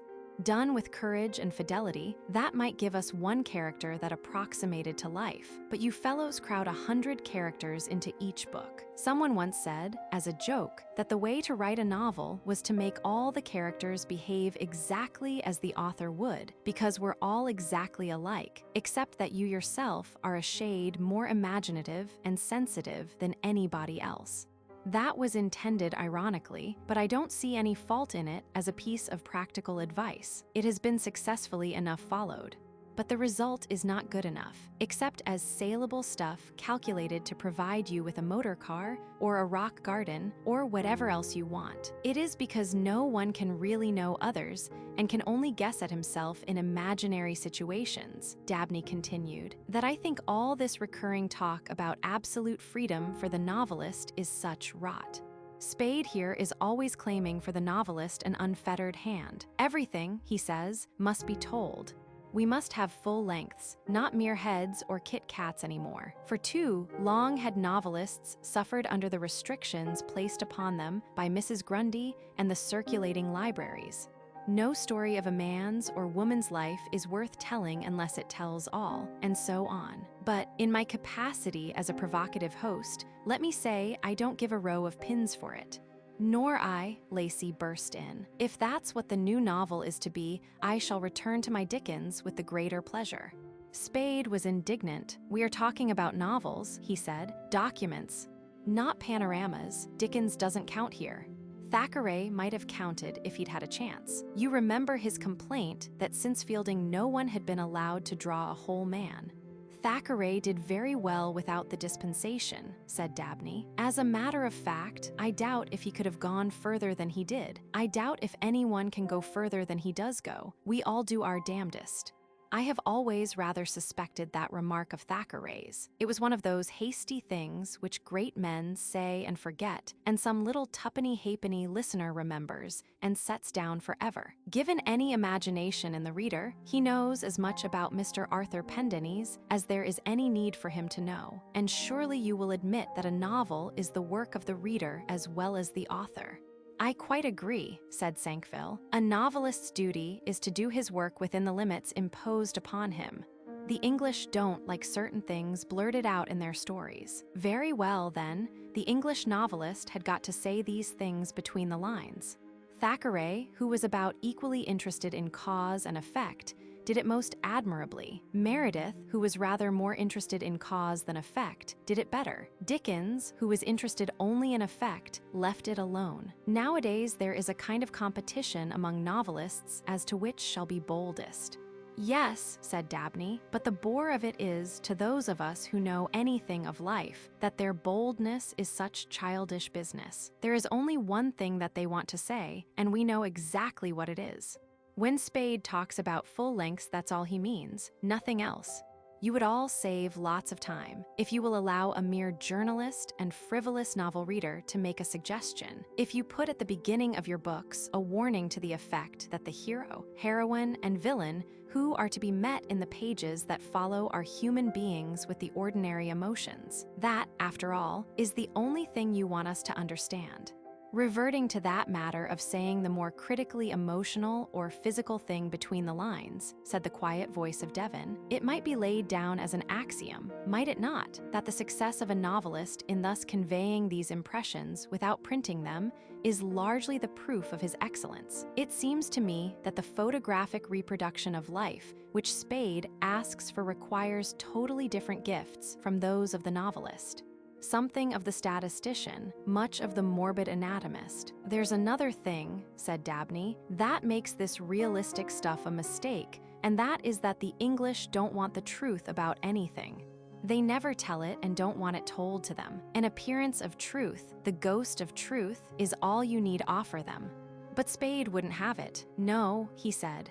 English fiction has got to be freed, and the only way to do it is for the novelist to tell the whole truth, extenuating and suppressing nothing. Granting that for a moment, said Lee, it does not even then follow, with all the libraries clamoring for this kind of minute revelation, that the novel will come. Because before there can be a novel, there must be a novelist, and the novelist required here is one of stupendous genius.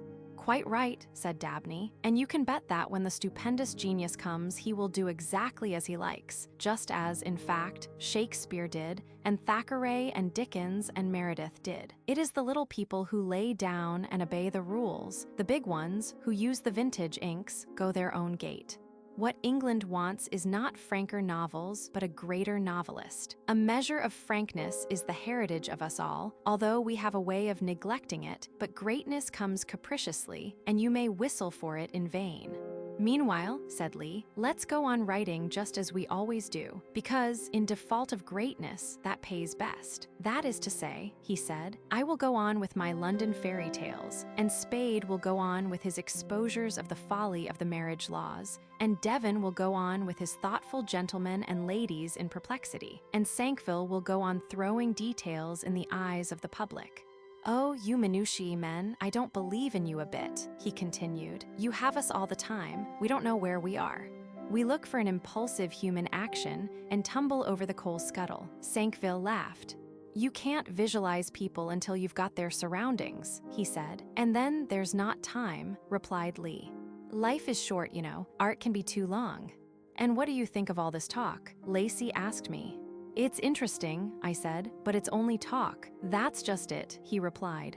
They're always at it. They go on as if novels mattered. What does matter? I asked. There you have me, he said, but not novels anyway. Paying your way matters. Not letting people down matters. Keeping a hold on yourself matters. But books, bless your heart, books. Books don't help you to real life, except possibly as an anodyne to take away the thoughts from facts, from Carey Street and things like that. Quite right, said Dabney, who had joined us, and I would like to make every public man publish his truthful list of the things that matter. H.G. Wells, who one feels would seek the truth even in the cannon's mouth, once wrote a book called First and Last Things, a kind of spiritual stock-taking. That was some time ago, and his mind is so sensitive to progress and so receptive of ideas, drawing them from the air as Franklin's key drew electricity from the thundercloud, that he may by now have changed his opinions in many ways. None the less it was his creed at the time, expressed with all his mastery of unambiguous prose and his desire not to be misunderstood. It was his catalog of the things that mattered. I remember thinking as I read it what an interesting and valuable thing it would be if some such confession, some such diploma thesis of unburdenment was demanded of every statesman and author. Such an exaction would, at any rate, help to stem the Scotch competition in public life. Chapter 21, in which we watch an impulsive Good Samaritan's deeds and hear his self-reproaches. Lacey and I walked back together, and in Kingsway we were overtaken by Spanton, who had been to a debate at Essex Hall. I observed at once that he and Lacey were antipathetic. It was quite natural, for both are vigorous in their beliefs or impulses, and they look at life from totally different points of view. Lacey is a sentimentalist with roots in the past. Spanton is a scientific state builder with his eyes on the future. Lacey is disillusioned and tired, content to get through each day as well as he can, expecting little. Spanton is confident and resolute. On our way through Russell Square, we passed a girl leaning against the railing of a house, crying. She was dressed in tawdry finery, and her left hand was bound in a handkerchief. Lacey was at her side in a moment. "What's it all about?" he asked in his hearty, kind voice. Amid her sobs, she told the story. She had had a quarrel with her man. He had struck her. The table fell with the things on it, and she fell too, on a broken glass. He had turned her out. Lacey examined her hand, which was badly cut and still bleeding. "We must get this bound up," he said, and we found a cab and drove to a chemist's in New Oxford Street, which is open all night, as, of course, Lacey knew. "And what is the next thing?" he said. "Where do you live?" "I couldn't go back there," the girl said, clinging to him. She was a fine girl, rather on the coarse side, with a dull red complexion, thick lips and blunt nose, but her large, dark brown eyes were really splendid. Lacey comforted her and reassured her, stroking her other hand. Spanton said nothing. There had been quarrels before, she explained, and the man's brutality had been increasing. This was the last. Nothing would get her there again. "Very well, then," said Lacey. "We must find you a bedroom, and tomorrow I will see what I can do. It is too late now to talk." He thought a while, and then told the cabman to drive to a street off the Hampstead Road. "When I was in business," he said, "I had an old carpenter named Dimage. I dare say he's got a room empty. We shall just catch him coming home after the time. Gentlemen, please." Lacey was right. Mr. Dimage had just returned and was locking up. His delight, rendered a shade more exuberant by his evening's libations, at recognizing his old employer was a joy to watch. The story was soon told, and Mrs. Dimage, extricated from bed, appeared, disheveled and testy, at the head of the narrow stairs. She descended for the purpose of scrutinizing the girl a little more closely under the candlelight, and then retreated again. "We've no room here," she said. "It is an open question whether women are not o' fond women's worst enemy." "But what about that truckle bed where Jim used to be?" said the tactless but hero-worshipping Dimage. "There's no room in this house for stray women at this time of night," said Mrs. Dimage. Mr. Dimage looked at us blankly. "But I say," he said, "it's a favor Mr. Lacey's asking." You wouldn't deny Mr. Lacey anything. After all he's done for us, too. And he went upstairs and engaged in whispered conversation. "You are good to me," said the girl, who still clung to Lacey's arm. "You'll come round in the morning, won't you? You're one of those that do keep their promises, aren't you?" "Yes, worse luck," said Lacey. "But you've not got your room yet." "Oh yes, I have," she said. "She's getting it ready now." The girl was right. Mrs. Dimmidge was conquered, as Mr. Dimmidge informed us with many winks and grimaces. "She's a good old soul," he said confidentially, "but damned particular. But it'll be all right now." And so we left, Mr. Lacey promising to be there at 9:30. "I call that a triumph for alcohol," he said as we walked on. "If Dimmidge had been a teetotaler, we should never have got in. He would have been asleep, for one thing, and for another, he would have had no courage to stand up to his wife. Alcohol is always called the friend of vice, but I have often found it the friend of virtue too." All this while Spanton had been looking grimly on, and when we came away, he at last spoke. "It's a waste of time and energy, Mr. Lacey. All that you've done is to keep us out of our beds and reduce our store of vitality. There's no sense in helping a woman like that. She's no good to society. She's a parasite. If you had an impulse to do something for her, the best thing would have been to give her a shilling and leave her." "Oh, rubbish," said Lacey. "We must do as we're made. I couldn't leave a poor creature like that. Common humanity wouldn't let me." "That's because you don't reason," said Spanton. "If you had thought for a moment, instead of being so impulsive, you would have realized that you were doing no good. In fact, only being self-indulgent. We have no right to go about the world squandering our emotions on worthless strangers. We ought to control and direct them to help those that are worth helping." "That's a counsel of perfection," said Lacey. "I am not perfect. I am just an ordinary person with a heart not made of logic or stone. If I see anyone in a hole, I like to try and get them out. That's not self-indulgence, is it?" "Almost always," said Spanton. "Well, it's Christianity," said Lacey, "and that's good enough for me." "Yes, but Christianity won't work," said Spanton. "It's never worked yet. Look at our army. Look at our navies. Look at our archbishops' salaries. Is there any connection between them and Galilee?" "Rubbish," said Lacey. "Why, of course, Christianity works. It makes our conduct, and if you don't stop this vile talk, I'll punch your head." And so saying, he stood still and began to take off his coat. "All right," said Spanton, "I'll stop, but just see how true it was, what I said about Christianity not working. You've already forgotten the instruction about the other cheek, a most irritating young man." But Lacey was quick enough for him. "Of course I shouldn't do anything so abject as that," he said. "My Christ is he who scourged the money changers out of the temple. Come on." "That girl's an awful nuisance," said Lacey to me a day or so after. "She's fallen in love with me. I was afraid she would. It's my destiny to attract the wrong women. She's just a poor, dumb animal full of gratitude, and I haven't a notion what to do about her. Your cold-blooded young socialist is right. One should repress one's humanitarian impulses." I asked him what he should do. "I'm wondering," he said. "She wants to be my servant and work herself to death for me. I can see the twins' faces when they find her cleaning up my room. There's only one phrase with the twins for that kind of girl: brazen hussy. What the good women will never understand about these others is that even in brazen hussying, there are off moments when ordinary life has to be lived. Fortunately, she doesn't know my address, and old Dimmidge won't tell her. I shall send her £5 and say I have to go abroad for 3 months, and so wash my hands of her." I strongly advised him to do this and offered to contribute to the sum, but he wouldn't have it.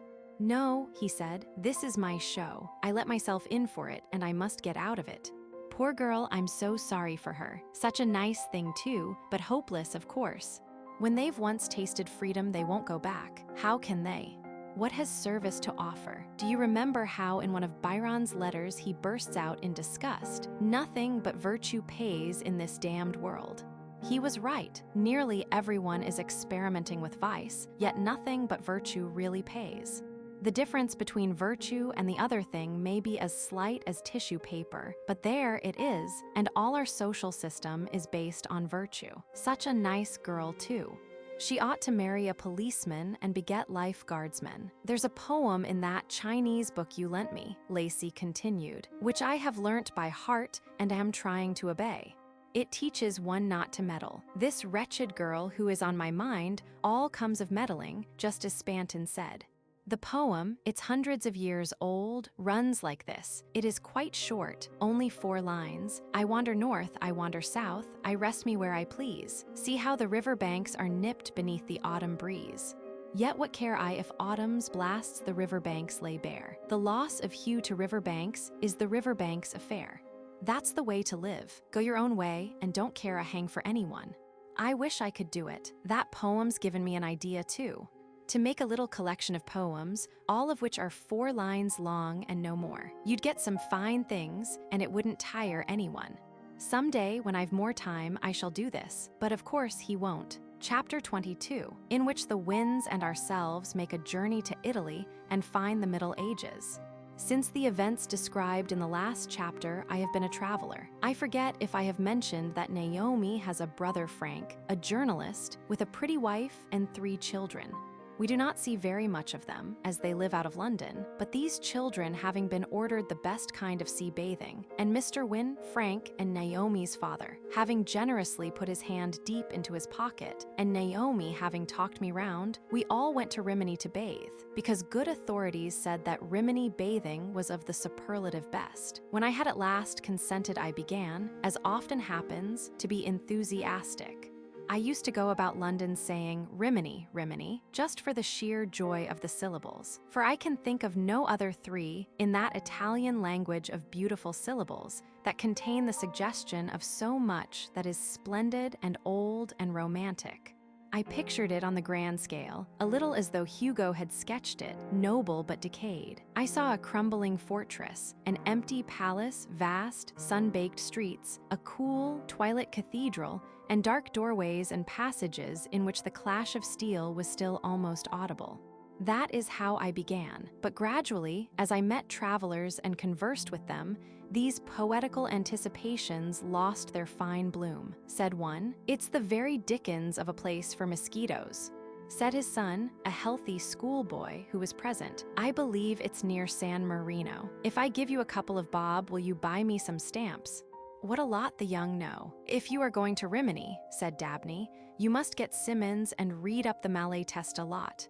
They're awfully interesting, but perhaps you're going to write about them." "No," I said, "I think not. I'm going to Rimini solely for bathing and mosquito bites." A Scotch physician gave me advice of a different and totally unexpected variety. "Don't forget the Rimini beer," he said. "It's the best I ever tasted, Rimini beer." Shade of Dante, but the doctor was right. The Rimini beer is wonderful, especially with the Rimini sun to create a thirst for it. Apollo and the brewer, who has, I regret to say, a German name working in partnership, can always lead to admirable results, but never more admirable than at Rimini. One lady alone played the game. She threw up her hands in an ecstasy. "Rimini," she crooned. "How delightful, Paolo and Francesca." But the prettiest thing was said in a letter from a literary friend. "Lucky you." He wrote, "And if you stay till October, you will see the swallows and get some English news, for they always rest at Rimini on the way south." I pass over the horrors of the journey. No one who vividly remembered his railway experiences would ever go to Italy again, but Providence has a kindly way of blurring them or relegating them to a distant background behind Italian joys. One quaint experience the last stage offered. In the confusion of Bologna's crowded platforms, and the absence of any official who knew anything, and the lateness of our train, and the changing into the next, which was, like all Italian trains, packed with passengers before we could reach it, there had been no opportunity that I considered safe to buy any refreshments. As therefore, the appalling journey lengthened out between Bologna and Rimini, where the line hits the Adriatic coast and thereafter clings to it for many miles, we were all conscious of the pangs of hunger. In despair, I explored the train for food, hoping against hope, and came upon a peasant in a corner with a basket at his feet from which oozed a thick fluid. That it would prove to be inedible, I was confident, but none the less I asked him what it was, and behold, when he opened the mouth of the basket, it was eggs. To his immense astonishment, I led him to the compartment which we had at last obtained, and, to his greater surprise, he watched us each consume one or more of his eggs broken into the cup of a pocket flask. Even Naomi, whose horror of a raw egg amounts in England to a mania, took one. Even the children took one, with a reverence and distortion proper only to medicine. The strange part of the story, which otherwise lacks all the elements of excitement, is that when I offered the man some money, he refused it. It had given him pleasure to be of use to us, he said. He would on no account accept any payment. Noble egg merchant of Rimini, may you have many children, and may they have many children, and so come to repopulate and regenerate Italy. But he said, if we really wished to make some return, he would greatly esteem a taste of the liquor which the flask contained, and which some of us had poured into the broken eggs. I therefore handed him a cup of the national beverage of Caledonia, which he took at a gulp, and the last we saw of our good Samaritan was his honest, sunburned face in spasms of astonishment at its strength, and the last we heard of him was his strangling gasps as he fought with the unaccustomed draught. I looked for him after in Rimini, but never saw him more. And so, after many hours in grubby carriages, we reached Rimini late at night, which is the right thing to do. And in that dazed state that follows sudden entry in the dark into a strange town, after a fatiguing and noisy train, we were driven through narrow streets to the hotel, having chosen, for fun, the ancient posting house of the center rather than the new and splendid hostel of the Plage. In spite of certain disabilities, I think we were wise, for it made just the difference between being in Rimini and being anywhere, Ostend, Say, or Deep, for all Plage hotels are the same and all ancient posting houses have their own character. The Golden Eagle and Three Kings was our magnificent sign, and we completely captured it. We had vast rooms in which gilt beds with canopies over them, like royal couches in a fairy tale, occurred as incidents, isolated as palm trees in the desert, while the gaily painted ceilings were high above as the vault of heaven. Such a thing as a small room was unknown. The hostess was shrewd and masterful, with all the machinery of geniality. The host was not only landlord but housemaid, parlor-maid, cellarman, and everything else. Heavy, pallid, puffy, and unbuttoned, with a kind face and a heavy mustache, he was to be met with on the stairs at all hours, carrying either a broom or a pail or both. We called him, Heaven forgive us, the Golden Eagle, but his consort was liker that commanding and predatory fowl. Such was the personnel of the Golden Eagle and Three Kings, but at lunch and dinner sparkling, young commercial travelers appeared from obscure regions of the building inaccessible to us, where no doubt the rooms approximated to the English size, and these would surround a long table and eat and drink and incessantly talk, but always first executing some courteous preliminaries from which emerged the senior to take the head of the table. Rimini has but this one hotel of any class at all, and one café, and this café, I observed, has but one habitué who wears evening dress, but he is so proud of it that his unceasing promenade before the little tables outside conveys the illusion of a smart set. The city, I may say at once, is not the city of my dreams. I do not say it is disappointingly not so, for everything about it is so foreign and so interesting, and with the exception of the Plage, the railway, and the trams, so medieval, such a feat of survival, that it is satisfying even to one who had expected too much. The town itself is small and half derelict, and a long way in hot weather from the sea. On the shore, for a mile and more, is a new settlement of villas and bathing boxes, a casino, and the Great White à la Mode Hotel. This mile, inhabited wholly by strangers, comes to life in June and dies again in September, and has no dealings with the old town and the Golden Eagle and Three Kings whatever. Nor has the old town any dealings with the shore, for no one living at Rimini ever bathes. The only way in which old Rimini recognizes the sea is to circulate round the bandstand on Sundays and musical nights. Otherwise, it prefers to crumble in the sun and recks nothing of salt water. Rimini's streets are narrow and paved with stones chosen carefully for their unsuitability for such a purpose. Its houses are high and squalid, but most charmingly sheltered with green. Its palaces are now rookeries. There are a few by-streets, and the castle of the Malatestas and an amphitheater within the walls, and that is all. And everything has the disintegrating baked appearance of a city with a past. The famous cathedral has a facade as unfinished and untidy as a peacock from behind, and it is usually deserted, but it is Rimini's best, still. Interesting to loiter here and ruminate upon its makers. Chief of them, the black Sigismondo Pandolfo Malatesta, who built it, not only as a service for a god whom he too often forgot, but as a fitting resting place when that orgy, his life, was over. His story is a dark one. He was born in 1417 and died in 1468.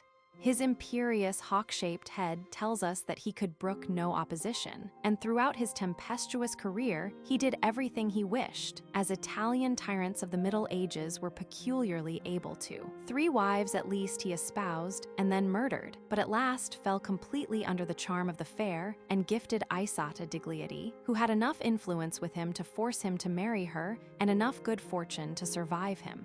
Sigismondo, as a bold, bad man, has almost no superior in the annals of willfulness and turpitude, but alongside his abnormal cruelties and excesses was a devotion to art and philosophy, which not only led him to invite Alberti here to design, and the sweet and simple Piero della Francesca to paint, and certain of the best sculptors to carve, his cathedral, but he entertained scholars and poets continually in his city of lawless passions.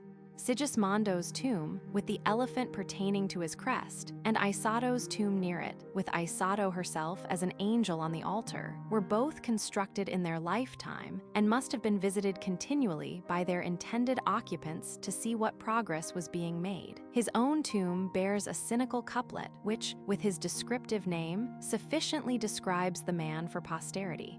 As for the most famous figures in Rimini, those 2 fated lovers of whom Dante first sang, Paolo and Francesca, one hears nothing of them in the city today and sees only picture postcards representing a modern meretricious painting of the hapless pair. It was an ancestor of Sigismondo. He himself left no lawful descendants, Giovanni the Lame, who was the husband of Francesca. And Francesca loved too well her husband's brother Paolo the Beautiful, and Giovanni had both of them put to death in 1288, when Dante was a young man of 23. But the sweetest and rarest life to think upon in this forsaken temple is that of its architect, Leon Battista Alberti, the first admirable Crichton of a period when Crichtons were almost the rule. Of noble birth, Alberti developed his many-sided genius very early. He controlled the wildest horses almost by a word. He could jump his own height without a run. He could throw a coin accurately over the tallest building. None could beat him at wrestling or archery. He painted, modeled, and was a superb musician. To his skill and taste as an architect this cathedral testifies, as do the facade of S. Maria Novella at Florence and the old Ruxellai Palace there. He dived deeply into physical science. Read everything that was readable in those early days before printing, was among the keenest of the Neoplatonists, and, like Leonardo after him, a mountaineer. He worshipped beautiful things, jewels, flowers, landscapes, and was peculiarly delighted by the spectacle of healthy and handsome old men. When one of his dogs died, he wrote a funeral oration for it. Among his literary works were a treatise on the family, essays on art and science, and an autobiography. Like Michelangelo and Leonardo, his greatest successors, he never married, and his wealth was always at the disposal of his friends. Such was Leon Battista Alberti, the builder of this cathedral, who was dead 9 years before our Edward V came to the throne. Neither universal genius nor tyrant is to be found in Rimini today. The cathedral is forlorn and deserted. The castle of the Malatestas is a prison. No fierce or genial despot stirs the languid populace to activity. They loaf about in dishabille, gossip, sip their coffee, read the papers, and care for nothing. Sun beetles, every one of them, that is, in summer. I cannot conceive of Rimini in winter at all. But the girls of Rimini, olive-colored, with regular features a little rounded, tall, straight, with level eyes that never wander, they are the most beautiful things there. They walk proudly in couples, talking, laughing. They are never seen with men. They come along so statelily and easily, like sailing ships. At other times, they look out of the windows, but still never at men. Where else are beautiful women so disdainful? Chapter 23, in which we luxuriate in a tideless sea and witness a bloodless battle. Let me say at once that not only is the Rimini bathing the best in the world, so far as I know, but the sands are the best too, and the fishing boats that flit in and out of the little harbor have the best burn-timber sails. The Italians are children in the water and on the sands, the dark, hairy men, the placid, olive-hued women with subterranean fires. At Rimini, where it is really hot, one lives all day in bathing clothes, alternately in the water and out. But from 12 to 1, everyone is eating, and from 1 to 3, everyone is asleep, except the indefatigable children. In those hours, the sands under the tent awnings present the appearance of a battlefield, strewn with the prismatic dead. This to the human eye. To the eye of a sand insect, the scene must be more like the South Downs to a Wealden laborer. Such are the undulating contours of the full-length Italian parents who repose in profusion and negligence on every hand. These parents were more entertaining to me than any of the younger bathers. They were so patiently happy, so sensibly careless of their habiliments, so wisely unmindful of their bulk, such creatures of comfort. Their pretty daughters and slender sons had their vanities, the parents were without any. I had often wondered when abroad what kind of impression one makes. All these swarthy Italian men, for example, looked like tenors. But what type did I, for instance, suggest to the Italian eye, if any? There are many more casts of face in England than in Italy, and several more than in France. And now that whiskers have gone out and clean shaving is the fashion, it must puzzle the continental caricaturist to fix the English type. But of one thing I feel certain, that our little party broke no hearts. No dark Italian eyes looked yearningly our way. The Carusi will always win there. Few of the Italians, young or old, thought of swimming.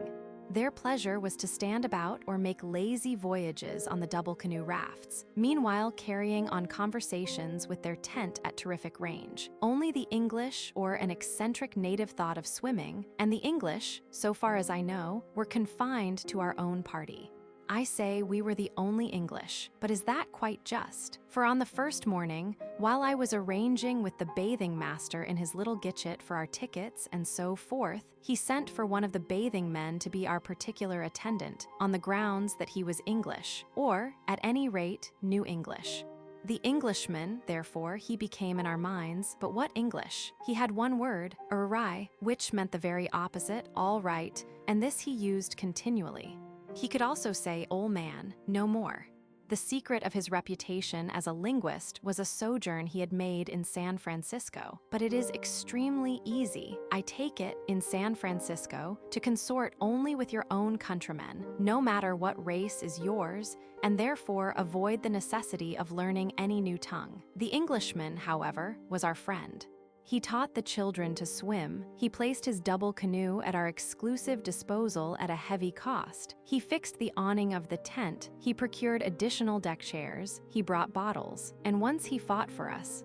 During his momentary absence one morning, we had received some attention from another of the men, and the Englishman had heard about it. Such a liberty was, of course, outrageous and must be punished, and the Englishman set to work to chastise this upstart and interloper.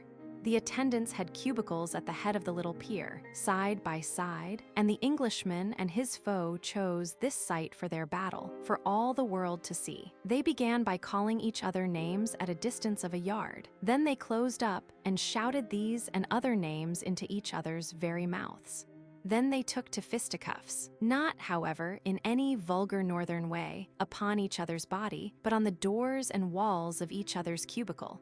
They fought like this for 10 minutes, beating the woodwork mercilessly, every blow being accompanied by a new epithet, which it is fortunate was not in any language that we understood. And then they disappeared within, each in his own lair.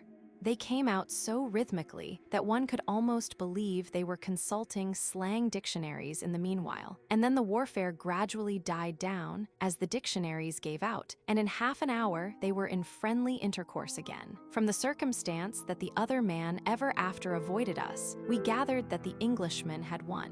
Chapter 24, in which an experiment is made in quickening the intelligence of the young with distressing results. Mrs. Frank, I have not perhaps said, is one of the serious mothers who wish to make her children clever from the very first, and she has enlisted my services in the campaign, although I am not clever yet. We all stay on the sand until 4, and then there are 2 hours for the twins and their small sister before bedtime.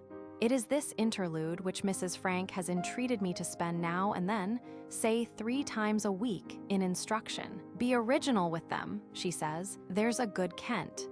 Make them think and see. Heavens, woman, I reply, why not save time by telling me to be perfect? What's their father about anyway? Why isn't he teaching his brood?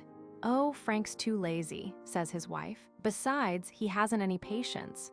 He hates to be interrupted with questions, not a little because he can't answer them. I am lazy too, and am equally afraid of questions, but it has long been understood in this world that I cannot say no. While ever since I took charge of Mr. B. Merton's shop, I have been the natural prey of all mendicants. Moreover, Naomi supporting her sister-in-law's request, I had to say yes once more. I borrowed my plan from Spanton. You remember what he said about his school lectures and his description of the lives of the laborers. Well, I took that as a basis, and, applying the idea to younger minds, began a little story for these children which should have the effect of making them realize, although so young, their dependent position in the world and their indebtedness to the world and its workers not only for their luxuries, but their necessities. At first, it would be merely a matter of curiosity quickened and satisfied, but later, as they grew older and went to school, it might make them the more ready not to harbor insularity and arrogance. We had a chapter at a time. My story began thus: what the world does for Prue. Once upon a time, there was a little girl called Prue. Or, to be more exact, there is a little girl named Prue, for she is living in London at this minute and is still only 10 years old. Prue has no brothers and sisters, but I don't think that this matters very much to her happiness, for she has many friends, not only of her own age but bigger too, quite grown up, in fact, and also a very busy mind which leads her to be interested in a large number of things, and so keeps her contented. Her father goes into London in the morning at 9:30 by the Hammersmith tube from Gloucester Road, and he comes back in the afternoon so exactly at the same time every day that Prue can be sure of meeting him by the greengrocers and florists on the way, where he buys some flowers for Prue's mother, who is an invalid. On Sunday afternoons, they always go either to the South Kensington Museum, which they are getting to know by heart, from Constable's watercolors of Brighton to Michelangelo's David, and from teak houses at Benares to lace caps for babies in the time of Queen Anne, or to the British Museum, which they know also equally well, from the Elgin marbles to the little Tanagra family groups in terracotta, and from Egyptian mummies to Staffordshire jugs with poetry on them. The mistake people make in museums is to try and see too much, as if they were going to die tonight. Prue also has a governess named Miss Fry, and a considerable library of her own, and a dachshund named Hairbandy, and threepence a week pocket money.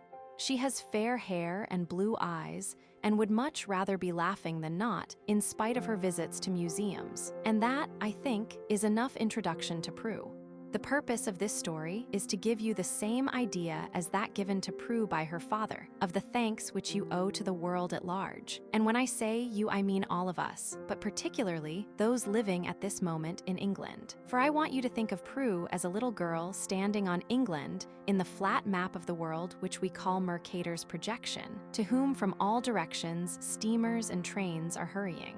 Each of these steamers and trains is bringing her something that is necessary for everyday life, to eat or to wear or to use. And were it not for these steamers and trains, and the sailors and engineers on them, and stevedores who loaded them and others who will unload them, and the workmen who made or dug or gathered the articles they are loaded with, that little girl would very likely die or, at any rate, be no better than a savage. And again, when I say that little girl, I mean you and me and all of us prosperous, protected English people who have only to go into the stores and lay down our money to get all we want. And, for the most part, never think of the way in which men have been toiling under hot suns or freezing skies or in stifling cities, mostly on poor wages, to provide us with it. That was the start, and it was very successful, except that the twins both wondered why I had made a little girl the heroine. "Well," I said, "it is because girls are more interesting. I wrote it really for Jill, only she is too young for it at the moment. Little boys don't make such good stories as little girls." "Why?" they asked. "Ah," I replied, "for I am not altogether a fool. You must ask your father. He knows everything." Now for the real beginning, the first chapter. It was a bright morning in April. Prue woke up at 7, half an hour before she need get up. This is a very pleasant thing to do. She knew it was 7 because she looked at her watch. Her watch. This is rather serious, because few things that we use in daily life contain the results of more labor in many countries than a very ordinary watch. And if I tell you all about that now, we shall not get back to Prue for many pages. I had forgotten that Prue's watch would come in so soon. Let us then postpone the examination of her watch for a little, because I want to tell you how she began to think of this dependence of hers and ours upon the rest of the world. She lay there in her little bed, all cozy between the sheets and blankets. Sheets and blankets, did I say? This story is not only never going to end, I can see, but is never going to begin either. For Prue's sheets jump us straight away to Carolina in North America, and the cotton fields, and the Negroes at work there, and the great Atlantic steamers being laden with the bales, and the Lancashire cotton mills, and the girls in clogs, and the boys thinking of football as they work, and the broad Lancashire dialect filling the air, and do you see what a task we have before us? While as for Prue's blankets, they take us farther still, right away to Australia, to a great sheep farm with thousands and thousands of sheep, and the hot sun, and the dry bush stretching as far as the eye can reach, and the rousebouts driving the sheep up to the shearing sheds, and rows of half-naked men shearing and shearing, with the sheep kicking and struggling beneath them. Think of the heat of it all, and the dust and thirst and weariness, and nothing to do when evening comes in this wilderness, but rest and get ready for the next day. And then the dispatch of the wool in wagons to the nearest train, and the train going to the port, and the long voyage to the factory in England where it is to be spun. How many sheep's warm coats contributed to make one of your blankets? You never thought of that before, perhaps. But still, we have not reached the awakening of Prue's consciousness on this great matter of herself and the world. She lay there in that blessed half-awake, half-asleep state for some minutes, until she began to feel something warm on her cheek and realized that it was the sun. And she suddenly thought how wonderful it was that there should be such a substance as glass which can keep out the cold but lets light and warmth through it. And idly thinking, she began to wonder how glass is made, and when it was discovered, and what people did before they had it, and either how drafty or how dark their rooms must have been. And she determined to ask her father and Miss Fry about it. And that was the beginning of this story. It was a very nice little bedroom. The wallpaper was white, with little bunches of wallpaper flowers tied with blue ribbon all over it. The kind of wallpaper that does not look like anything but what it is, and is therefore happy and restful, and very different from the wallpaper that was there when Prue had measles last year. That had a curly, twisted pattern on it which, when Prue had fever, turned into animals and frightened her. And then it was badly hung in some places, and Prue would lie there for hours wishing that it fitted and longing to get up and alter it. But the new paper was gay and properly pasted on, and Prue liked it very much. On the walls were a few pictures, 1 or 2 colored ones from the Christmas numbers in cheap frames, glass again, and the Angels' Heads by Sir Joshua Reynolds from the National Gallery, and the little King Philip on his pony by Velázquez from the Wallace collection, and an illuminated text from Aunt Mildred, very beautifully done in gold and watercolors. The Lord is my shepherd, and a Shakespeare date calendar. There were ornaments on the mantelpiece, a gaily painted wooden figure from Munich, 2 Japanese vases, a tiny cat and a tiny dog in brass, painted just like life from Vienna, and a serpentine cup from the Lizard. In the fireplace was coal and wood all ready to be lit when Prue had a cold. Before the window was her dressing table with a mirror over it, and her brush and comb and so forth on little mats with fringe round them. Then there were the curtains, and the blind, and the wardrobe of white wood with a little painted pattern, and the chest of drawers, and the washing stand with soap and toothbrush and so forth, and the chairs. There was also a little hanging bookshelf, and on the floor was a bright green carpet. Prue lay in her little brass bed and looked at these things one by one while the sun continued to pour through the windows, and the time to get up came nearer and nearer. And all the while she was getting up, she was thinking about these things and how they were made and where they came from. And when she came downstairs, she told her father about it. We have seen something about the origin of the sheets and the blankets of Prue's bed. But what about the mattress and the pillows and the framework? Just as before there could be the blankets, there had to be sheep with fleece on their backs. So before there could be this mattress, there had to be horses, for it was stuffed with horsehair, the long hairs combed from their tails chiefly in Russia, South America, and Australia.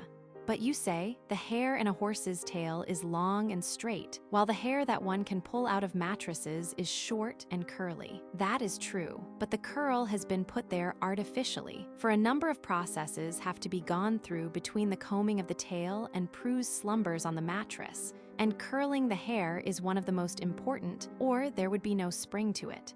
And just as sheep and horses had to live before there could be blankets or mattresses, so did geese have to cackle over commons and be killed for the market before Prue could lay her head on that soft pillow. The goose is a familiar enough bird. A much rarer bird contributed to keep Prue warm at nights by supplying her with the beautiful soft quilt that lay on the top of her bed, the eider duck. The eider duck is a bird that lives in very cold regions, such as Spitsbergen and Greenland and Iceland and the north of Norway. The down comes from her breast and is plucked by herself to cover her eggs and keeps them warm. Having marked down an eider duck's nest, the down hunter takes away all its contents, and this he does again and again at intervals of a few days until he guesses that the eider duck's patience is almost exhausted. He then leaves the eggs and down undisturbed for fear that she will lay no more. The business of collecting down has become so important that artificial nests are made to which the birds gladly come, and in which, in spite of the way they are treated, they bravely go on laying eggs. From each of these nests, half a pound of down is collected each breeding season. But before it is ready to be put into quilts, it has to be washed and cleaned to such an extent that the half pound has dwindled to a quarter. It all does not sound very gentlemanly, does it? But there are worse things than that in store for us. Well-to-do little girls in London cannot be made comfortable without a good deal of suffering going on in other parts of the world. Take the looking glass, for example, over there on the dressing table. What about the brightness at the back of it which makes it reflect? And reflect not only what is in front of it, but, as you have probably discovered by looking sideways at it, that which is apparently wholly out of its range too. I must confess that this strange power of a mirror amazes me as much as its ordinary gift of reflecting what is straight in front of it amazes a dog. The reflecting power of a mirror is obtained by spreading mercury or quicksilver on the back. But before this can be done, the mercury has to be obtained, and that process is one of the most dangerous to men. Quicksilver is a most delightful plaything. The first school to which I was sent, a school for girls and boys, was kept by a little old Quaker lady with highly magnifying, gold-rimmed spectacles, who, when we had been good, used to bring out a little bottle of quicksilver and pour great shining drops from it on the green baize table, and it would run about in all directions. No doubt she explained the origin and nature of mercury as it ran, but I have forgotten that. All that I remember and have always remembered is that the presence of the quicksilver proved that we had been good and that everyone was happy, and it remains in my mind as a sign of content. This little old lady with the gold-rimmed spectacles kept also a casket containing those yellow, round, gelatine lozenges which look like sovereigns, and which confectioners often use to mend broken windows with. One of them was given to any child who coughed. You should have heard what a lot of coughing there was. There I stopped the first lesson, and, as it happened, there the experiment stopped permanently. For I had let loose the furies. For the rest of that evening and the whole of the next morning, before we got them into the sea, the children did nothing but ask questions as to the origin of this and that. We were in despair, and my unpopularity reached a point almost beyond endurance. Frank avoided his family as though it owed him money. Wynne was undisguisedly testy, and even Mrs. Frank confessed that children's intelligences can be overstimulated. At any rate, she said, at Rimini and in summer, you must wait till we get back and it is colder. I accepted the decree with composure. At any rate, I said, you will admit that the idea was good. It depends, she said, on Frank. If he returns to his wife, I will forgive you. Chapter 25, in which we make the mistake of preferring rich eyes to comfort and taste the questionable pleasures of a minute republic. We made an excursion or so, but not with any avidity. The sea was too good to leave, and it was the sea that we had come all this way to enjoy, as one cannot enjoy it at home, except on days that are so few and far between as by their very rarity to make for misgivings rather than delight. It was also so hot that to be in the train at all was a distress, while to be in the train in the middle hours was martyrdom, and to be in a strange town in the middle hours was discomfort too. But as it seemed wrong to be so near Ravenna and not see it, we made a great effort and were away before 7 one lovely morning. It was a day of interesting sights and associations, but how the call of the placid, wet, exhilarating Adriatic sounded in our ears the while. Ravenna has had 2 immense losses. First the sea, which gradually withdrew from the town centuries ago, and then the Pinetum, which, after centuries of existence, was burned down not many years since. The nearness of such a forest must have both sweetened and cooled the city. Today its heat can be pitiless. The 2 lodestars of Ravenna are the exile poets Dante and Byron, but Dante, of course, far outshines that other. Byron is an accident here. Dante gives Ravenna most of its luster, for here he made his home for many years after Florence turned him forth. Here he wrote most of the Divine Comedy. Here he died. We saw his tomb, and afterwards we saw his bones in their wooden coffin in the library of the old Camaldulensian monastery of Class, now a civic building with an immense collection of Dante literature. Here, too, we were shown by the custodian a little illuminated book of hours that belonged to Mary Queen of Scots, and is as pretty as a Kate Greenaway calendar, and indeed rather like one. But how it came to be at Ravenna, I cannot say. And where it ought to be, were there a general restitution of foreign treasures to their rightful situations, I cannot say either.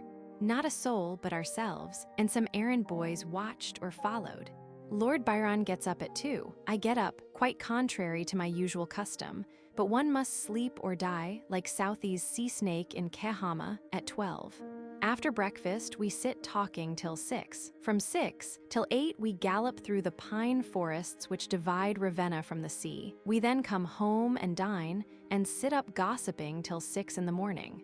I don't suppose this will kill me in a week or fortnight, but I shall not try it longer. Lord B.'s establishment consists, besides servants, of 10 horses, 8 enormous dogs, 3 monkeys, 5 cats, an eagle, a crow, and a falcon. And all these, except the horses, walk about the house, which every now and then resounds with their unarbitrated quarrels, as if they were the masters of it.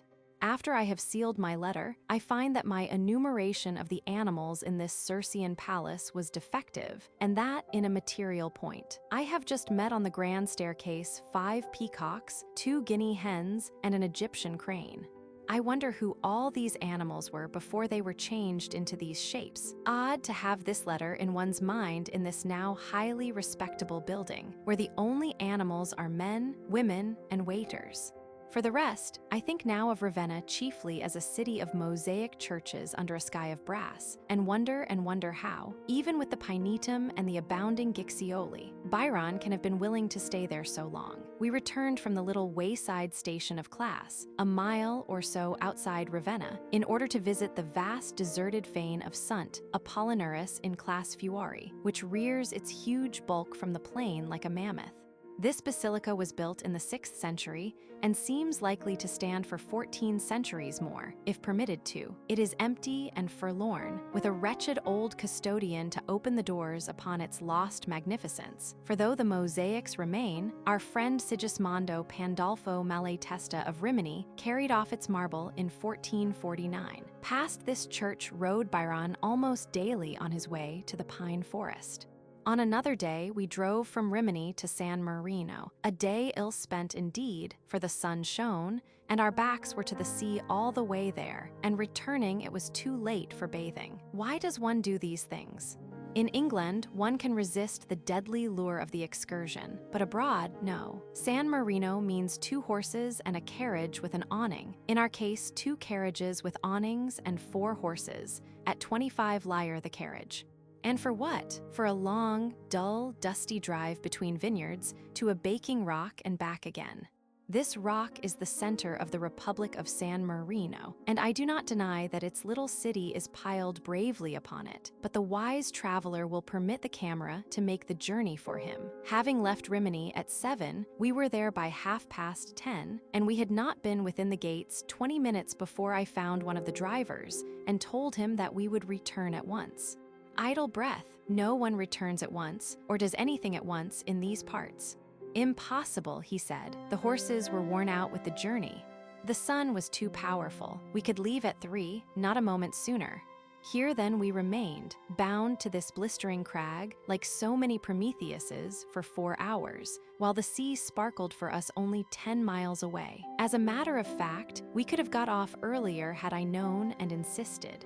It was not the fatigue of the horses, it was not the heat that detained us, but one of the drivers was courting a San Marino girl. I warn all intending visitors to San Marino that after having bought some of its absurd postage stamps, on the sale of which it subsists, and attempted to eat its inferior food, there is, in hot weather, nothing whatever to do. To climb to the citadel is too exhausting. To explore the public buildings is impossible after Rimini's cathedral, for if there is one more ridiculous thing than another, it is a toy republic. San Marino once belonged to Urbino, and, declining to be joined to the Papal States in 1631, it has remained independent. The population is about 10,000, chiefly peasants, who scratch the rock with hoes and breed cattle, and the government consists of a grand council of 60 life members, of which a third are nobles, while a smaller supreme council of 12 are chosen from these. You see them on the picture postcards, which compete with the stamps for the money of the stranger, and it is a few minutes' beguilement to endeavor to set the point of a pin between the nobles and the others. So what did we do? We sat on a little balcony of the inn, overlooking a tiny piazza, and watched such life as the place has, which became almost galvanic when, after a terrible cracking of whips, a mule rounded the corner dragging behind it a water cart, and all the Republicans swarmed about this cart with vessels in which to carry off the precious fluid at so much a liter. That was the last of our follies. For the rest of the time we were in Rimini, we made Rimini suffice, bathing or watching the sea and its serene yellow sails all the day, and afterwards taking short lazy walks in the cool of the evening, now beside the river, from the bridge to the harbor mouth and back again, past all the activities of this little port of fishermen, now round the walls of the town, now in the by-streets, and now down to the sea again, after dinner, to see the moon and perhaps hear a little music. Except for mosquito bites, we all kept well, in spite of the heat and in defiance of the prophecies of many friends who took the gloomiest views of Italian drinking water. But the mosquitoes! There is no preparation against mosquitoes sold by Italian chemists that we did not rub on our luckless skins, yet all in vain. We came at last to believe that it is an Italian form of humor, this preparation, under the name of preventives, of expensive delicacies dear to the mosquito palate, an Italian joke against the English. Be that as it may, nothing did any good. While as for the little cones which we burned at night, filling the room with a thick aromatic smoke guaranteed to disgust these insects more than anything else, I used to wake up and hear them drawing great draughts of it into their lungs as if it were ozone. Chapter 26, in which 2 modern lovers lay their cases before me. And I do nothing for either. I have had 2 lovers to see me, such different ones too. The first was Dolly Heathcote, very nervous for him, which means that his eyeglass dropped 10 times in a quarter of an hour instead of only 5 times. If he would wear a cord, this would not matter, but as he has an objection to do so, a great deal of his time is spent on the floor, which, in one so thoughtful of the knees of his trousers, is a curious anomaly. "Look here, Mr. Falconer," said Dolly, "you know the world and you're married. What do you advise me to do?" "Do you think I'm really a marrying man?" "Not impetuously," I replied. "Oh," he said, "no rotting. You see, it's like this. I'm awfully keen on Anne and she's keen on me, I believe, but I've had a bit of a facer lately. There's my brother Dick, for example, a much better sort than I am, much steadier and domesticated and all that. Well, he's just left his wife for no other reason than because he's tired of her. Whether there's anyone else, I don't know. Fellows at the club tell me there always is, but Dick swears there isn't. Anyway, he's gone. That's one thing. Another thing is that I had a fearful jaw the other day from an old aunt of mine who says it's the cruelest and wickedest thing there is to be engaged to a girl for a long time and not marry her, because the girl's losing the best years of her life. That set me thinking, because don't you see there's always the possibility that Anne, although she doesn't mind knocking about with me, might, if she were free, meet some other Johnny whom she would want to marry at once. How would you like to see her doing that? I asked. "Oh, I couldn't stand it," said Dolly. "Then why don't you marry now?" I asked. "Well," he said, "for one thing, Anne doesn't seem to want to, and for another, I don't much want to myself." "But you're so keen on her, you say?" I remarked. "Yes, of course I am. But the word husband's so stuffy." I groaned for the younger generation. "Yes," he went on, "I'm glad you agree with me. And there's something so ghastly in the thought of settling down, don't you know? Well, that's what so many people like, the settlement of it. But look at your friend Farrar. He's not exactly a home bird, yet he and his wife seem very happy, and they lead, married, very much the same life that you do, unmarried." "That's true," said Dolly, "but he's Farrar and I'm not. I'm another Johnny altogether, the sort that's ever so much happier engaged than he will be when he's married. And so's Anne, I believe. But the silly thing about it is that we're only so happy now because the idea is we're going to be married. Otherwise, she wouldn't be allowed to go about with me at all. Isn't that what you call a bally paradox? But anyhow, what do you advise? Suppose I were to say," I replied, "that my advice to you was to marry at once." He started nervously. "Oh, I say," he said. "Not really, but that would be awfully risky, you know. Look at poor old Dick. Suppose I got tired like that too, and it's not impossible, you know. Why, I was awfully fond of Naomi once, and then you remember Miss Verity. I was fearfully gone there for a while. Do you really think I ought to make the plunge? Then suppose," I said, "that my advice was, go to Anne and say that you have realized that you don't love her enough." He started nervously again and wished to break off your engagement.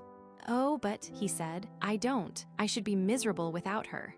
"And so would she." "Well," I said, "since no practical advice would meet your views, as I suspected, the only thing I can give is a sermon, or address, on the dangers of the new cult of diversion, which deprives the character of any intensity, and leave you to draw the right moral. But I'm not going to do that. You are both obviously very weak in what the phrenologists call philoprogenitiveness. If you could only develop that bump, the problem would solve itself. That, however, is a counsel of perfection. My advice, then, is this. In the words of an illustrious statesman, cultivate an attitude of expectant hesitancy." Dolly looked very blank. "Put in another way," I said, "wait and see." "Oh, I say," he said, "no chaff." "But I really mean it," I said. "Honor bright?" he asked. "Absolutely," I said. "Thanks awfully," he replied, shaking my hand. "Top hole, that's a great load off my mind." I was glad to see him go. The bore about the people who ask for advice is that they never tell everything, and it is just the reservations that make the case complex. The second lover was poor Spanton. "How's Nancy?" I asked. His face fell. "As a matter of fact," he said, "I wanted to see you about Nancy. She has broken off our engagement. I had her letter this morning, and of course I went down at once to put the matter right. You see, she has been away on a visit and must have come under some foolish influence. She's a very impressionable girl. I couldn't get her to admit this, but I'm sure it's the case. Nothing that I said was any good. For the moment, she is out of her mind, I think. She simply refused to discuss it, merely saying that she had discovered that she did not feel for me as deeply as she ought to if we were to marry. So absurd to talk like that at her age and with her inexperience, when, as I told her, I had deliberately chosen her, picked her out from all the other girls I knew. Luckily, he sprang up at this moment and began to pace about, or he would have seen my face. I went on to remind her, he continued, of the campaign we had planned for ourselves, my great social amelioration program, and showed her how she was breaking faith not only with me, but with the country, the race. Useless, she merely repeated her original phrase like a parrot. I left her and appealed to Mr. Freeland, but he said he should not interfere. Nancy was old enough to know. "Don't worry her now," he said. "Give her another week's holiday." I saw Mrs. Freeland, who is, of course, as you must have noticed, desperately out of date, and she, too, declined to fight for me. She was very sorry, she said, and hoped that Nancy knew her own mind. But how much better to discover a mistake early rather than late. You know how people always say this, and when it is a mistake, I agree with them. But this is not a mistake, but the simulacrum of a mistake. How can Nancy know her own mind when she has not got one? She is a dear, sweet girl, and I was devoted to her, am devoted to her, but she has no mind. It was I who was to give her that. What was I to say to him? Was I to say, what was of course evident to anyone but himself, that she had found some simple fellow on her own level whom she liked better? Was I to say, "You silly young ass, you deserve to lose her for not taking her as she was and loving that, instead of playing the dictator and unsexing her"? For the best thing in the world is a pretty, affectionate girl true to her nature, and the silliest thing is a pretty, affectionate girl pretending to be something she is not. Either of these speeches I might have made, but instead I sympathized with him and advised him to wait a little longer before confessing complete failure. "No," he said, her attitude was final. "I don't feel as if I could reopen the matter." All those laughing sisters, too. I like to hear that human note. "No, I shall go abroad for a while and then gather up the fragments and begin again. But of course, I shan't marry now. That's the end of women for me." And with these words, which the ironical gods must be so tired of hearing, he strode away. It was, I must admit, a little to my relief. It is difficult to take these perplexities of other persons seriously. One somehow has the feeling that one's own wedding should be the last. Spanton does not admit that he has been in any way to blame about Nancy.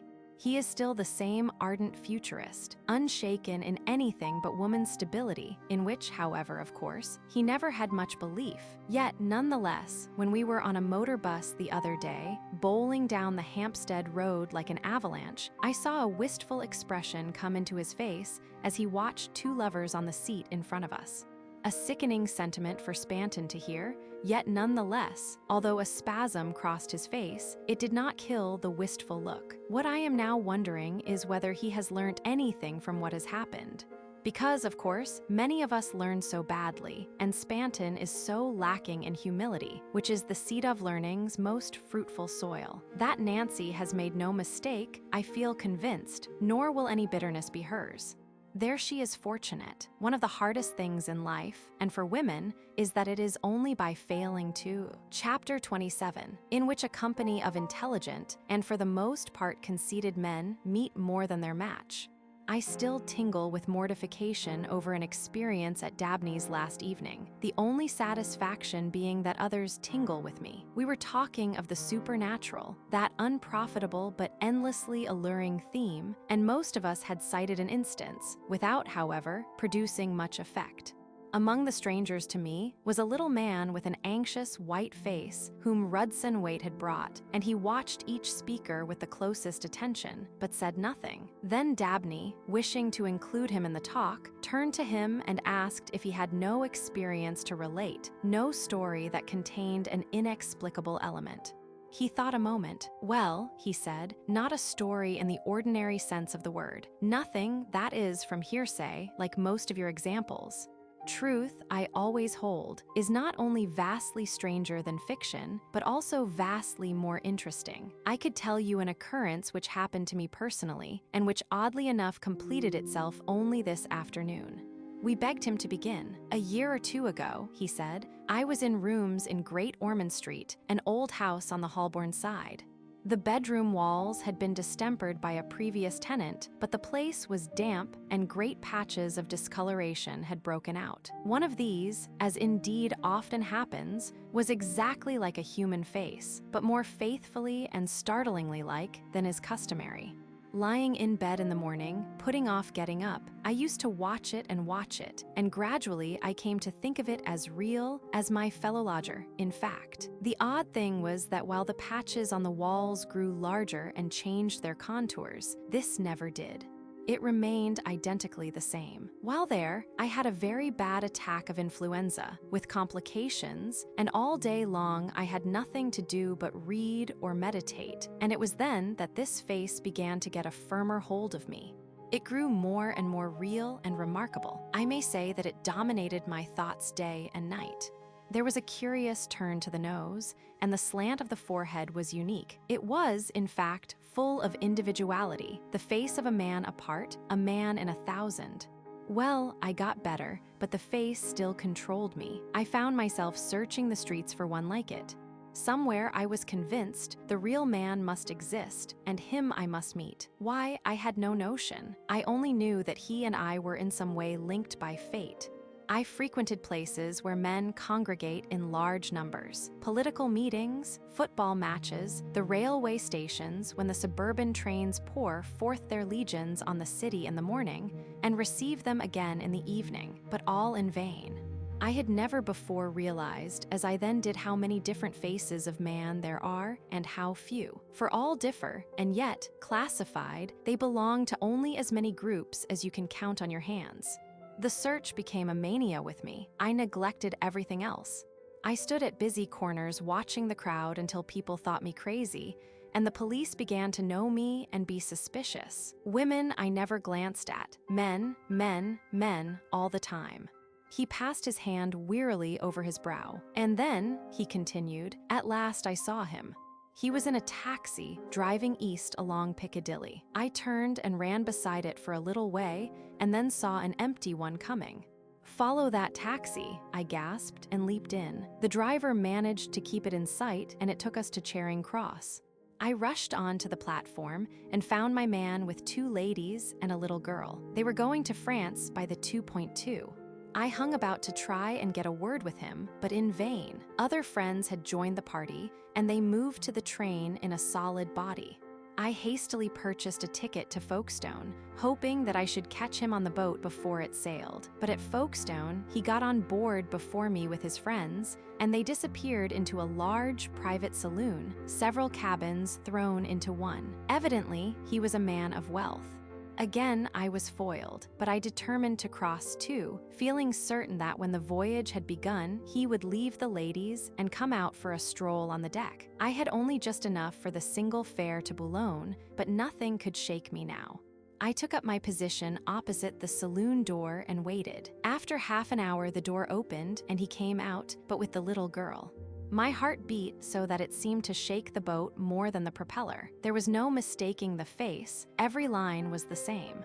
He glanced at me and moved towards the companionway for the upper deck. It was now or never, I felt. "Excuse me," I stammered, "but do you mind giving me your card? I have a very important reason for wishing to communicate with you."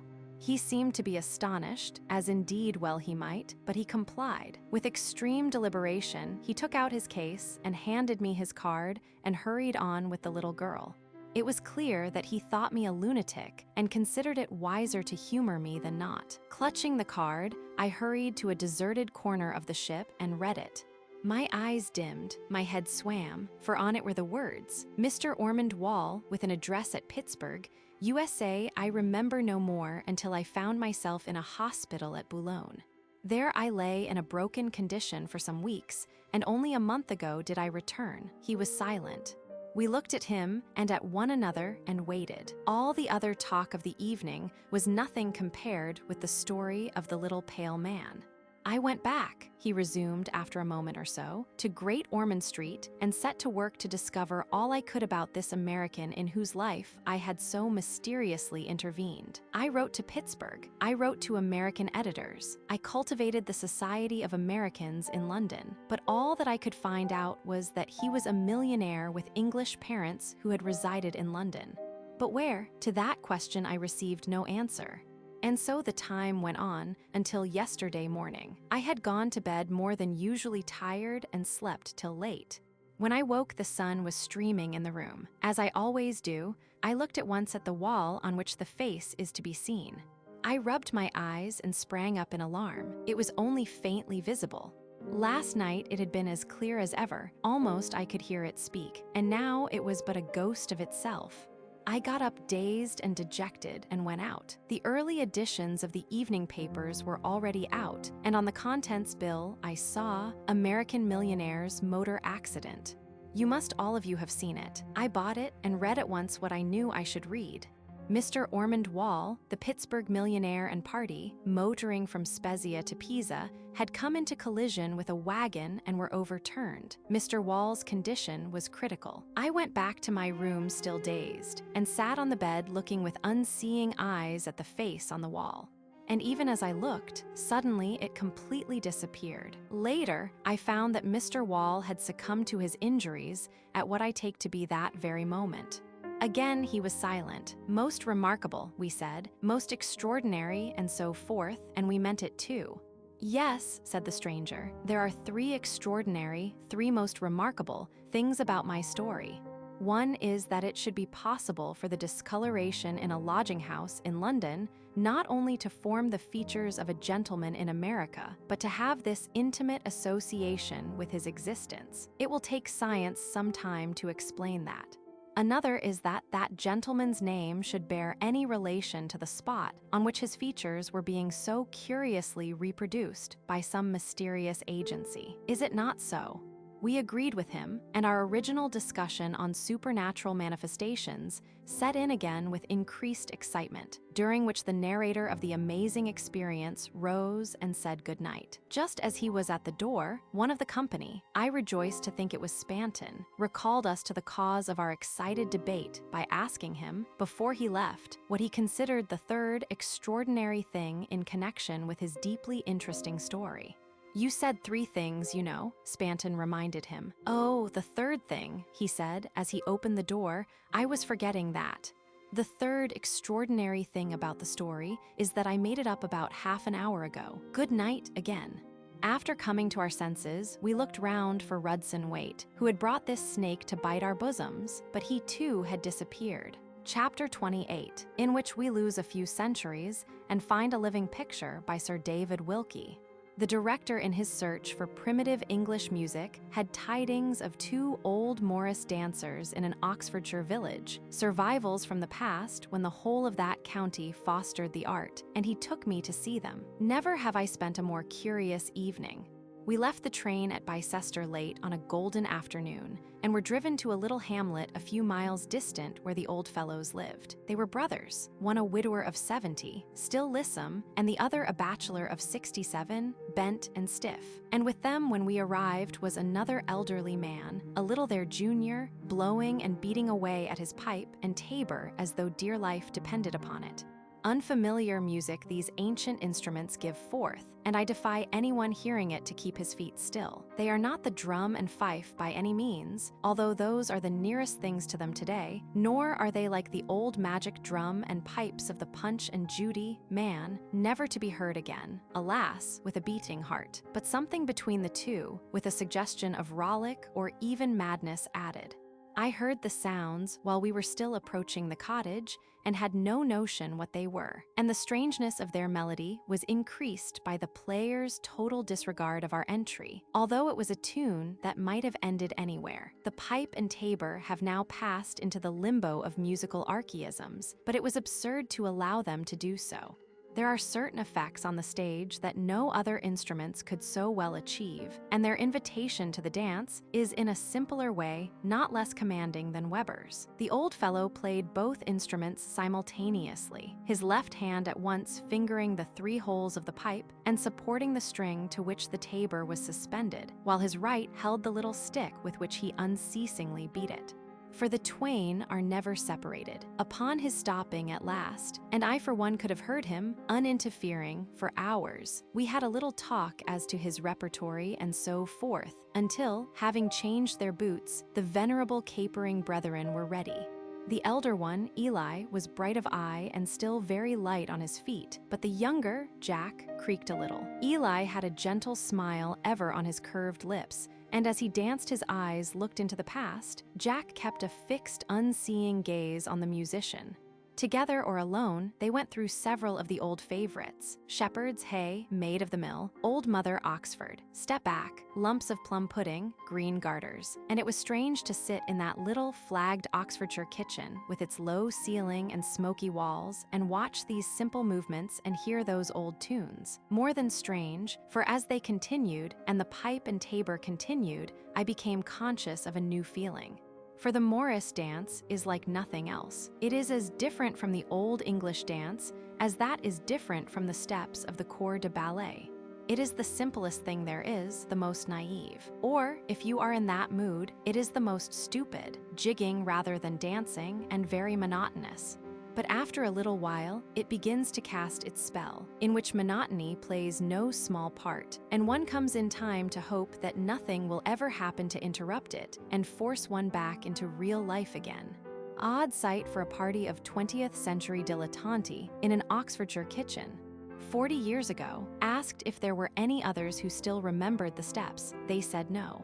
"We be the last, us be," said Eli in his soft, melancholy voice. "All the others be dead."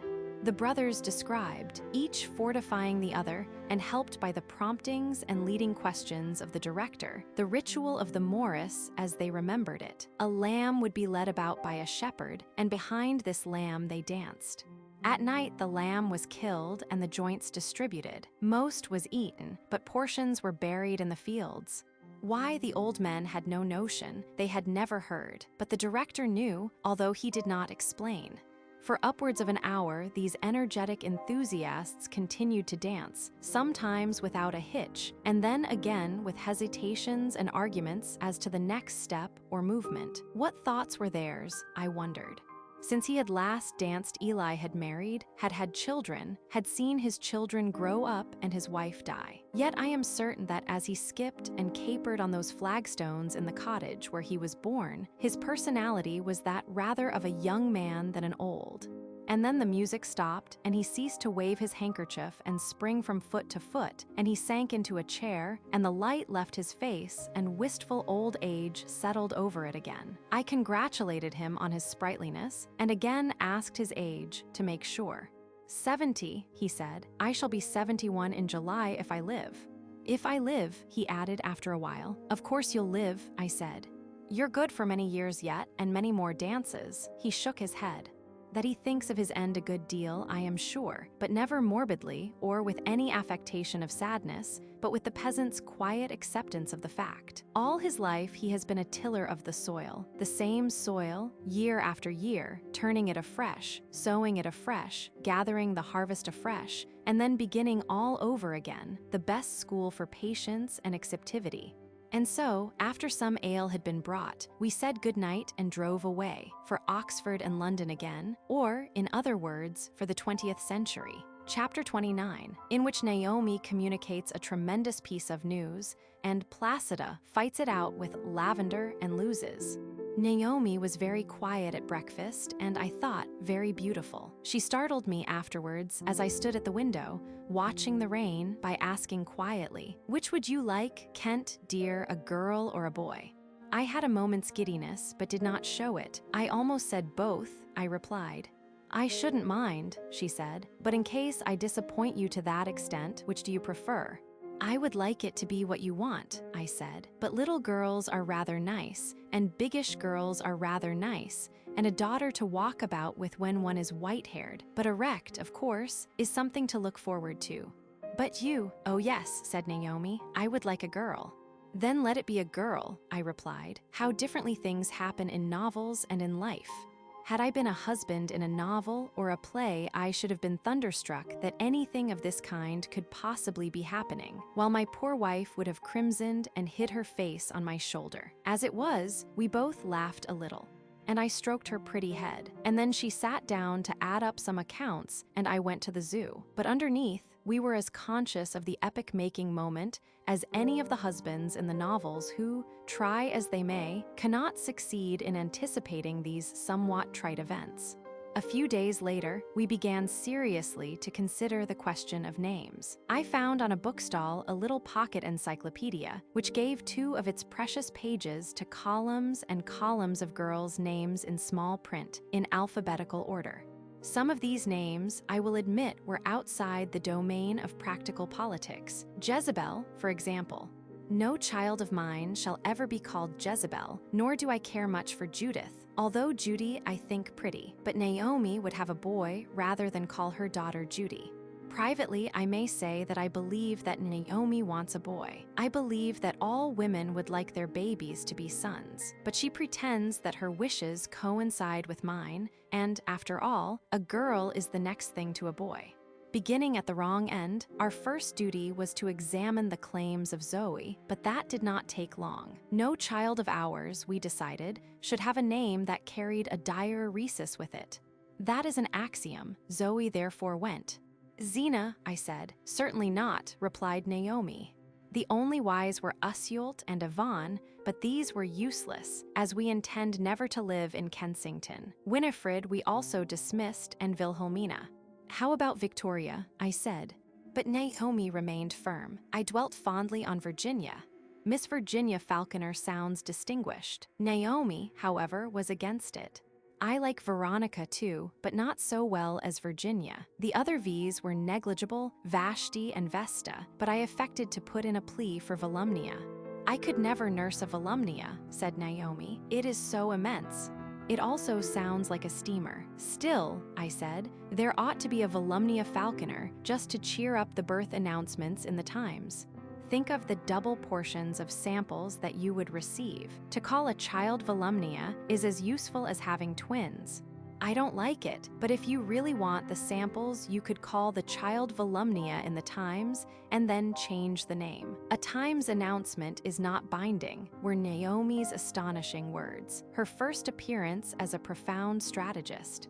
If you talk like that, I said, and the child takes after you, we had better call her Portia at once or Christabel. And so we explored the alphabet, rejecting name after name for the most curious reasons.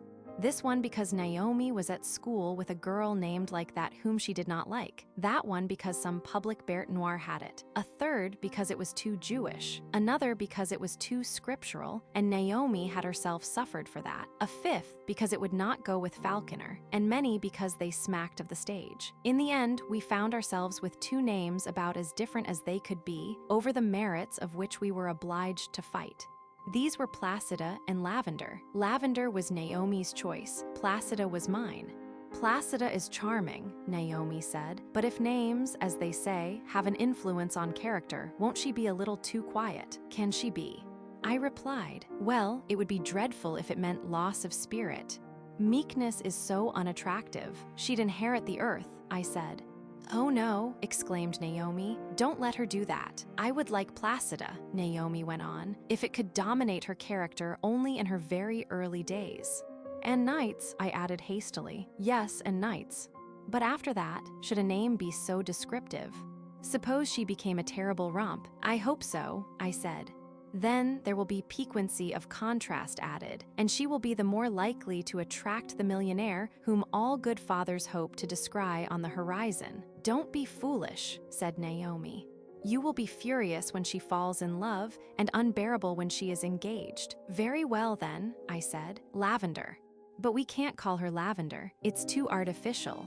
Its special charm is that it's such a beautiful word. We can think of her as Lavender, but call her something else. What shall that be? Nan, said Naomi by an inspiration, and so it was settled. Chapter 30, in which we journey to the north by nefarious means, and Naomi and I stumble upon a precisely similar feeling. Naomi's old-school friendship with Mrs. Farrar, who is the daughter of the rector of Winfield, is ripening into a new intimacy, into which I am being drawn, not unwillingly, for although she is rather a slangy, frivolous young woman, she is very fresh and impulsive and genuine, and I have long given up that wish, with which most of us begin life, that every candidate for friendship should conform to one's own standards. Farrar, I confess, is not exciting, but it is not unamusing to watch the mental and physical processes of a young man who has been brought up never to know the meaning of hunger or thirst, except as the prelude to their agreeable gratification, or to do a day's work beyond fiddling with a defective motor engine, or walking miles in pursuit of a rubber-cord ball. He is not offensively selfish in his idleness, and has a ready hand for subscription hunters. In fact, he is really very generous, although, of course, not thoughtful enough. He distributes the kind of presents, for example, that cause servants to give notice: silver chafing dishes, patent foot warmers, things like that. Generosity, however, is far from being all, and indeed it may be and often is merely the selfish man's device to be spared worry. It could not save Farrar from Spanton, who would say that the Farrar lily cannot long continue to toil not, neither to spin, in a community such as ours. Times are changing, and though I doubtless shall see little of the social revolution, for things move slowly in England, it will come. Something, of course, must be done to make these young people responsible, for nothing does it now. They are antisocial to the roots, if they only knew it. Their one desire is to enjoy themselves, which they do in a curious, monotonous way that to the ordinary domesticated observer seems to be singularly like discomfort. Their first essential for enjoyment is to get away from home as much as possible, and to reduce to a minimum the responsibility of home. There are therefore no children, although there is youth, vigor, and wealth. Someday they may settle down and have perhaps two, but preferably one, but not yet. Today they are too keen on moving about, and Gwendolen is too keen on doing everything that Farrar does. She is, in short, a good fellow, and these female good fellows are becoming a danger to the state. After much mild opposition on my part, we consented to join the Farrars in a motor trip to Winfield. I did not want to go for several reasons. I like my hearth, I like my habits, I dislike motor cars, I dislike strange in beds. I was not prepared for 4 or 5 days racing through this green England in company so limited in imagination. But when I found that Farrar and his wife always sat in front, I relented a little, for it would mean that Naomi and I had the inside wholly to ourselves. I hazarded the stipulation that we should make it a rule on desirable occasions to offer lifts on the road, but Farrar asked me not to press it. It would not work, he said. And I now agree with him, for, as a matter of fact, you can't do things like that in a motor. Motors refuse to stop quickly enough. There can be only one mind in a motor, and that is the driver's, and the driver's is stunned or dulled by his office. Hence, just as one always overshoots the prettiest cottages and gardens and the most beautiful byroads, so one has long passed the unhappy footsore pedestrian before the impulse to pick him up can be communicated to the man at the wheel. And of course, in a motor, there is no going back. As a matter of fact, we did chance to assist one man in this way, but he came up to us when we were stopping for a sandwich on the roadside. That is to say, he overtook us and caught us off our guard. A tall, lean man with a stubble on his chin and an air still slightly rakish in spite of travel stains and weariness. He asked how far it was to Birmingham, and told us that he was an actor and had heard of a traveling company with whom, before a long illness, he had been associated, and he was walking to Birmingham hoping it might find room for him. Gwendolen came inside, and the histrion, as I am sure he would love best to be called, rode beside Farrar in silence. But when he said goodbye, he wrung my hand under the impression that I was the owner of the car, and drew me aside to mention the fact that the loan of half a crown for 2 days would be an incalculable boon. Poor fellow, he looked so fragile and empty that I made the sum a good deal larger, and pressed him not to be so hasty in returning it, and he promised he would not. I could wish sometimes, he said brokenly, with his hat in his hand as we parted, that the great prompter would ring down the curtain. "Hullo," said Farrar, as I rejoined them, "been biting your ear, eh? That's what always comes of this lift business. How much did he bite it for?" "Only half a crown," I said, and spent the next hour wondering why it is that one is so terrified of letting a man of the world think one a human being. We reached Winfield for lunch in Canon Frome's hospitable rectory, and at tea time strolled over to see some friends of the Fromes named Harberton, who live in a very charming house amid a thick shrubbery, one of those secure and serene houses that are found only in England, a perfect backwater in the stream of industry and ambition. Harberton is a man of about my own age, a dilettante with literary tastes and some reputation as the editor of Boswell. His wife is much younger, a beautiful woman with very quick sympathies and understanding. Not particularly clever herself, but stimulating others to their best. She has 3 children, all girls, and when we arrived, the whole family was under a cedar about a tea table. Some white pigeons fluttered on the roof, and a spaniel regained its feet with extreme deliberateness and walked slowly to meet and investigate us. The lawn was like velvet, too soft for any game. Looking at it, all I could not help wondering how my young friend Spanton would snort at it. "Nothing but leisure and culture here," he would say. "No progress, dead languages, belles lettres. Everything that is retrograde. And yet surely there must be, even in a New England of intense socialistic activity, some oases such as this, where ancient peace reigns and children are being thoughtfully brought up to be old-fashioned, as I am sure these 3 little girls will be. Let there be here, and their tiny spots of ointment among the flies. Mrs. Harberton is all right, of course. She is a mother and an influence, but as to how far it would be possible to defend Harberton against the Spantons, I cannot say. His class doubtless will be put upon its trial before long, just as the Ferrars will. You may be very charming and distinguished, and all that, the Spantons will say, but what are you doing for your country and your kind? You are living on dividends earned by other people's labor. That has got to stop. You have got to disgorge and labor yourself. What will you do? What could Harberton do? What could I do? It is funny that I should thus bracket myself with Harberton, for that night Naomi told me that he reminded her not a little of me. That's odd, I said, for Mrs. Harberton reminds me rather of you. Chapter 31, in which we meet a warden and her charges, and hear 2 or 3 stories of stormy voyages on life's waters before haven was reached. 2 pretty maids having arrived, one to take away the tea and the other to be with the little girls, Mr. Harberton suggested that we should go and see the warden. This he said with a slight smile that made the invitation very pleasant, and I joined Mrs. Harberton with thoughts of Trollope in my head and visions of the white-haired president of a college. Judge, then, of my surprise when a little shy woman met us not far from the gate, and we were introduced to Miss Mitt, the warden of the Pink Almshouses. Again, I anticipated wrongly, for instead of the rose-tinted building which these words led me to expect, I found a very beautiful edifice in gray stone with a long, warmly tiled roof, the founder of which was a Mrs. Pink, a friend of Mrs. Harberton. There are beautiful almshouses all over England, and someone ought to write a book describing them, especially as almshouse architecture is almost the best indigenous domestic architecture that we have.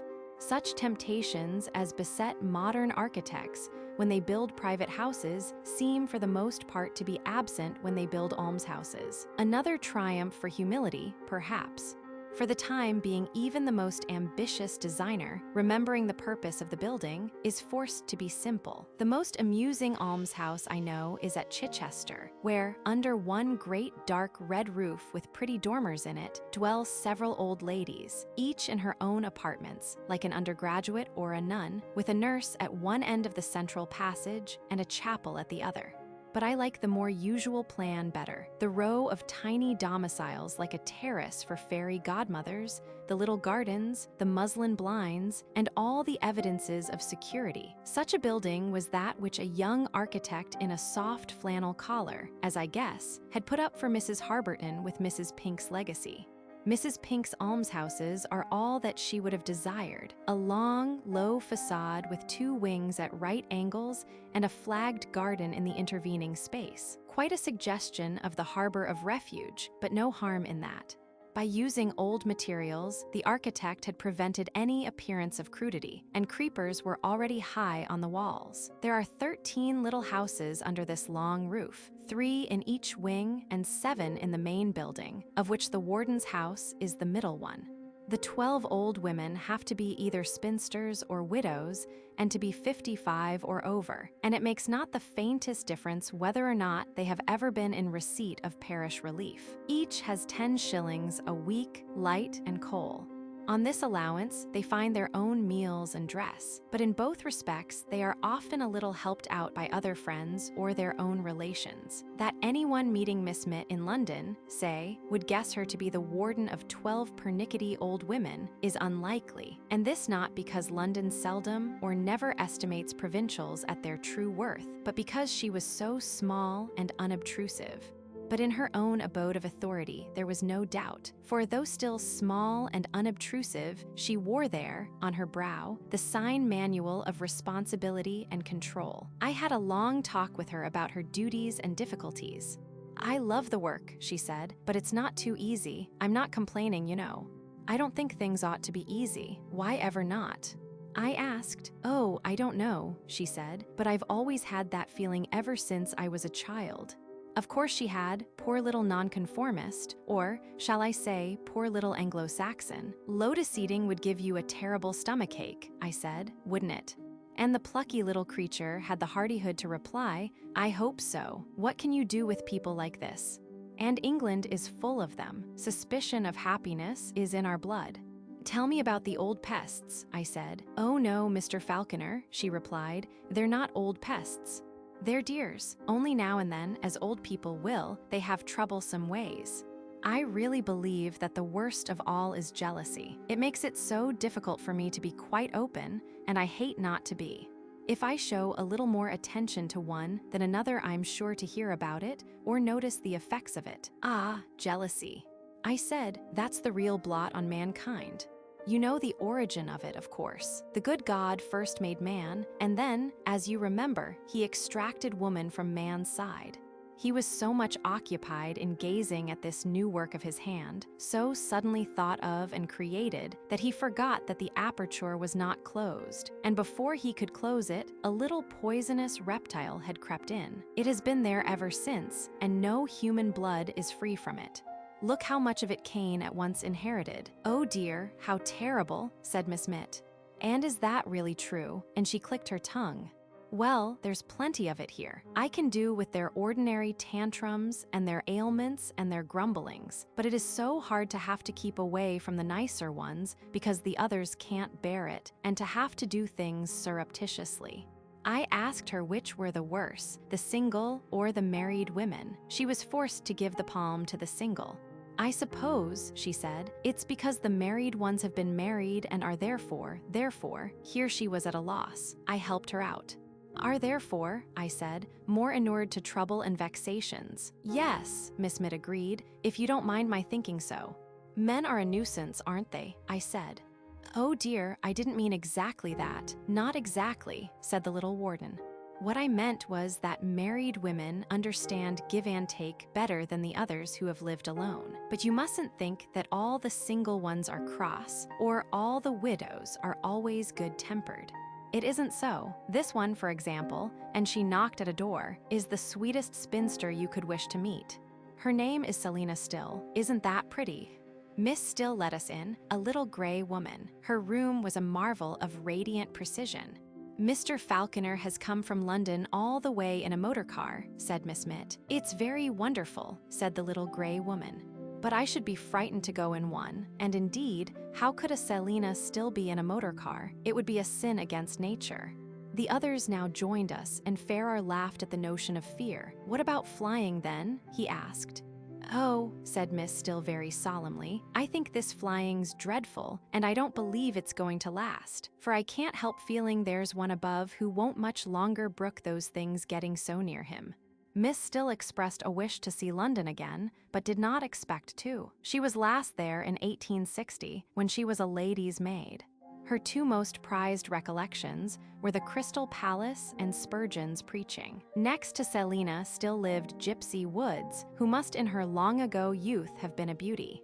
Her mother had named her Gypsy for her black eyes. She was now nearing 80 and was very rheumatic.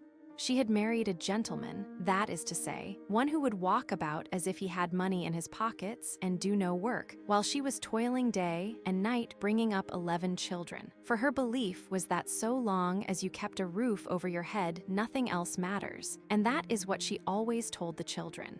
She had twins when she was 51 and brought them up too. Her husband disappeared, and most of the children dropped away, and a few years ago she had to go into hospital because her legs were so bad. And when she came out, the people in the house where she had a room had vanished with all her few things, and had it not been for these almshouses, she would be in the Union.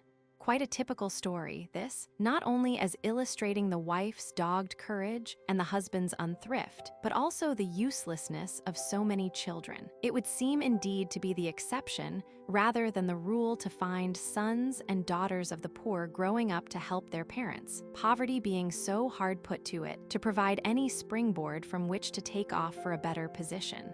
Apropos of twins, another of the old ladies who was not otherwise interesting, a mournful body in black, with pink cotton wool in her ears which gave her head the appearance, seen hurriedly, of being hollow, boasted of having had 2 couple of twins twice. This works out, if we are exact in the use of the word twin, to 8 at a birth or 16 in all.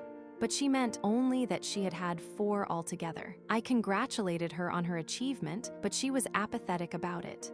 Mrs. Nottage, she said, the wife of the landlord of the Jolly Bricklayers, had triplets and got the Queen's bounty. The heroine of the twins, the warden told us, liked to keep a bottle of gin, which was always referred to tactfully as medicine. It was supplied to her by a neighboring lady who once sent a pound of tea in the same basket, and the gin bottle breaking, the tea was saturated. An ordinary person would merely have deplored a loss, but this recipient was more resourceful. She dried the tea in the oven and found it vastly improved for its drenching. That old women like a drop of something strong in the teacup, we all know, but here is possibly an idea for the tea trade which might enormously increase its profits. When consuming her gin in a more normal manner, Miss Mitt told us, the old lady always stirred it with a sprig of rue. It made it healthier. At number 8 was Martha Drax. Mrs. Drax was now nearing 70, and all the time that she could spare from her household duties, she devoted to meditating upon a letter to the king. Not that she was exactly mad, although this occupation might suggest it, but a little enfeebled in intellect, as indeed all poor old women have every right to be, considering what most of them go through in their long lives of penury and struggle. But in her case, there was more than enough reason. Martha's story was this. As a girl in service, she had become engaged to the son of the local baker. All had gone well until they took a day's holiday to visit a seaside resort, where he became wholly and dangerously intoxicated, and so terrified her that she broke off the match. He did all he could to win her again, but in vain, and after some years, he married another girl from the same place, a big, strong creature who was cook to the doctor. They lived in the village, where the man worked as a gardener and attended the same chapel as Martha, who also had remained there, although only too eager to get away, tethered to it by an epileptic brother and bedridden mother, on whom she had to wait. So things went on for 16 years, when she was at last able to leave the village and take service in a neighboring town, and ceased to be reminded of the man's existence. One evening, 2 years after, there was a knock at the back door, and when she went to it, there he was. His wife had been dead 6 months. He was very lonely and unhappy. He had never really loved anyone but Martha, and would she marry him now? Partly from the suddenness of the shock, partly from a feeling that here was the finger of fate, not a little from pleasurable excitement and pride to think of the power she exerted, and partly, in her own words, because it seemed more natural-like to die a married woman, she consented. The thought, to quote her again, of his coming back after all those years and saying he had never wanted anybody else took my breath away and made it impossible to say no. Anyway, they were married, only for her at once to discover that her husband was a secret drinker of the worst kind and had been so for years. He made no disguise of it to her, and even told her that his first wife had helped to keep it dark by locking him in the house till the orgy was over, and then thrashing him with his own leather belt, a feat to which Martha refers in envious admiration, for she is a little meek woman. She had no power to cope with the situation, and her husband became worse. The secret was a secret no longer. He lost his work and, during a period of distress, died of pneumonia 3 years after his second marriage. This, with the assistance of a curate, she did her best to accomplish. The poor old gentleman during his periodical outbreaks was confined as much as possible to one room. Again and again, she made up her mind to run away, but she was restrained, partly by pity for her employer, who, when not in his cups, was the sweetest of characters, and partly from the knowledge that her age was a bad one for re-engagement. The clergyman, who knew all about his unfortunate malady, further enlisted her sympathies by telling her that it was after his wife's death that he had begun to give way. For 7 years the deception was maintained. When one day the scandal could be hidden no longer, the parish rose, the bishop interfered, and the unhappy invalid was removed to closer restraint. Martha for a while lived on her savings, such as they were, and assistance from the clergyman's friends, who knew how hard she had toiled to preserve his good name. And then Mrs. Pink's almshouses being set up in her neighborhood, she entered that haven, and is now in security for the rest of her days. She is perfectly sane, except for the obsession that it is her duty to write to the king, calling upon him to prohibit the sale of alcohol anywhere in England, and so save millions of homes. But although she is convinced that a letter sent to the king always gets to him and cannot fail of its purpose, the missive has never gone, for the simple reason that she cannot compose it to her satisfaction, being too little of a scholar, and she will not allow anyone else to write it for her. It is because of vicarious assistance in such matters that similar letters have not had the desired effect, and she will not prejudice her case in that way. Such is the life story of Martha Drax at number 8. I came away, again wondering what Spanton would say of all this serenity and comfort. Foolish sentimentalism, probably. Wanton and antisocial waste of money to cosset these old, unproductive women. Let the back numbers either perish or look after themselves, and so on. But to talk like that is to disregard human nature and the kindlier feelings. A state that deliberately refused the responsibilities of protecting and caring for its old might achieve miracles of scientific housing, profit-sharing, and so forth, but it would be fossilized at the core. Sentiment and emotion cannot be left out. Chapter 32, in which I at last become acquainted with the top-floor front and hear his romantic story. It was just as I was putting away my book, quite late, that Miss Laura knocked at the door to say that Mr. Carstairs, the gentleman on the top floor, who had been ill for some days, had asked if I would be so good as to pay him a short visit. This seemed to me odd, for beyond exchanging "good morning," now and then we had never spoken, but it was not a request that I could disregard, and up I went. The old gentleman was in bed, and as he lay there, gaunt and gray, with his hollow cheeks and bright eyes and pointed beard, he was like nothing in the world but Don Quixote. With a courteous movement, he motioned me to a chair, and then thanked me for having compassion on a stranger's whim. For a while after this, there was silence, and I had an opportunity of noticing how bare was his room of all but necessities, although those seemed of the best. There were no pictures. "I asked you to come," Mr. Carstairs began, "because I had a bad night last night and I have had a bad day. This you may think but a poor reason," he continued, in his quiet, cultured voice, smiling faintly, "and to you, who are well and strong, it is inadequate.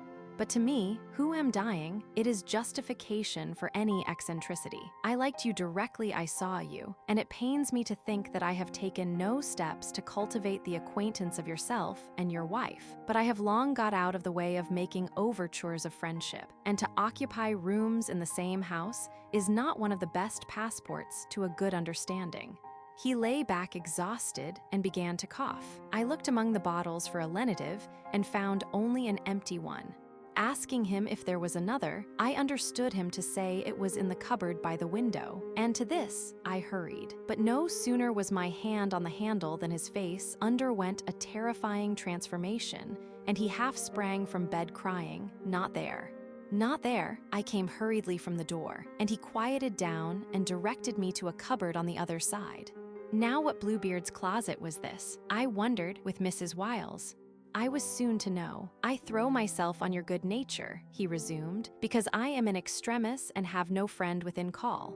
It is extremely improbable that I shall get well from this attack. You see, for one thing I am a good age, and for another I have very little to live for, and therefore am not likely to make a fight of it. I murmured the usual things. No, he said, there's very little in it. If I recover it is only for a brief while, with impaired strength. If I were younger and happier, even that would be worth having, but really one may as well die today as tomorrow. It's got to be. This is a form of fatalism with which I am as fit to grapple as a seamstress with a cuttlefish, so I said nothing.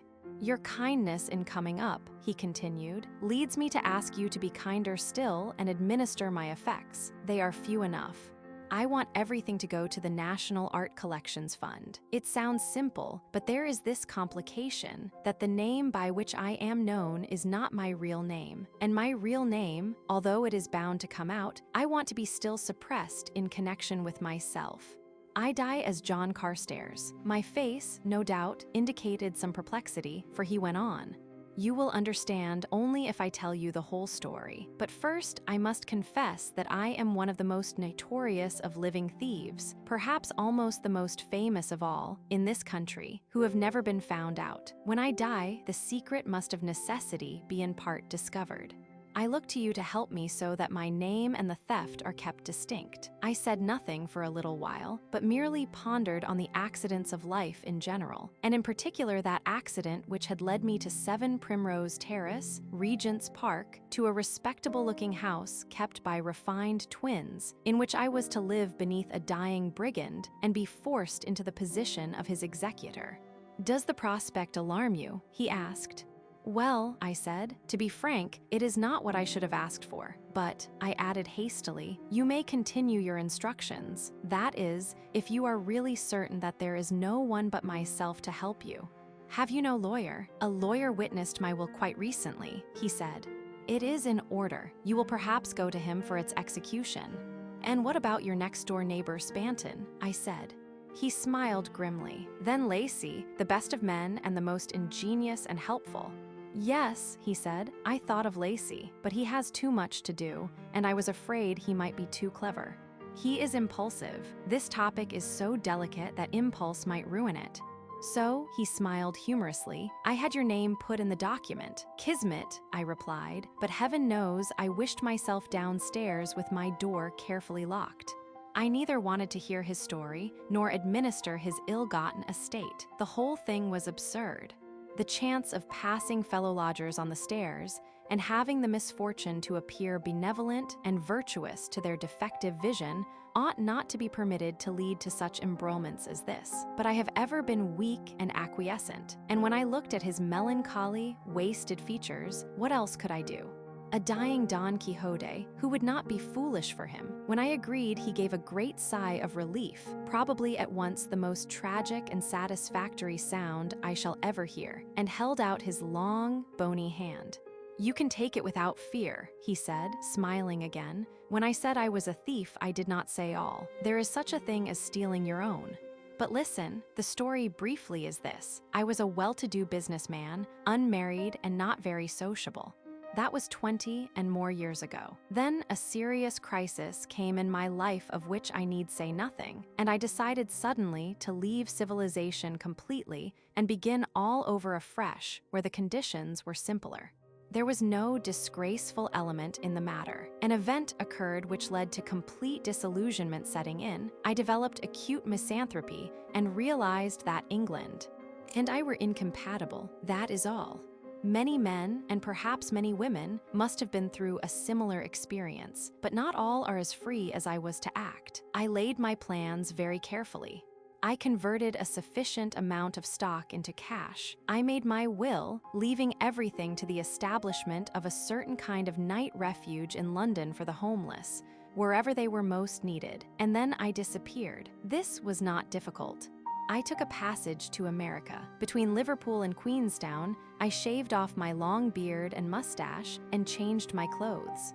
At Queenstown, I left my stateroom after depositing a last letter on the table and went ashore among a crowd of other passengers. There I took train at once and was soon in London again, where I shipped for Australia and the South Seas. Meanwhile, that had happened on the steamer which I had foreseen. My stateroom was not opened until some hours after the vessel was on her way to America, and the contents of the letter there led people to assume that I had jumped overboard. I was therefore dead. A sufficient time having elapsed, the courts officially presumed my death, my estate was wound up, and I was a thing of the past. Any reasonably careful man can disappear still, in spite of Marconi and all the other modern obstacles, provided he has not committed a crime, and it was easier then. Were the night refuges built? I asked. Oh yes, he said, I have slept in one. A most curious experience. Arrived in Sydney, I opened a banking account in my new name, made some investments, and passed on to the South Seas, where, for 15 years, I lived a calm life, succeeding commercially, as I was bound to do, and happier perhaps than not, although happiness was never in my grasp, nor could it be. Then gradually, the desire once more to be in London became very powerful, while an absolute mania seized me again to see pictures, particularly one picture. That it would be safe, I felt sure, for I was much changed and had had few intimate friends at any time. He paused, tired with his effort, and lay still. I must tell you, he continued, that I had been not only a great lover of pictures wherever they were to be seen, but a collector too. At the time of my disappearance, I had one of the best small private collections in the country. Such, however, had been my disgust with life that it included these pictures too, and in my rage and haste to have broken with everything, I was ready to break with them as well, and my will gave instructions for all my pictures to be sold save one little jewel of paint, the very gem of the collection, a small Madonna which has been attributed to Verrocchio, and this I left to the National Gallery. It was this picture that I felt I must at any risk again see. I therefore sold my South Sea business, wound up my affairs, and returned to London, again a rich man, finding a lodging in this house. That was 7 years ago. So far all is well. Now comes the criminal part of the story.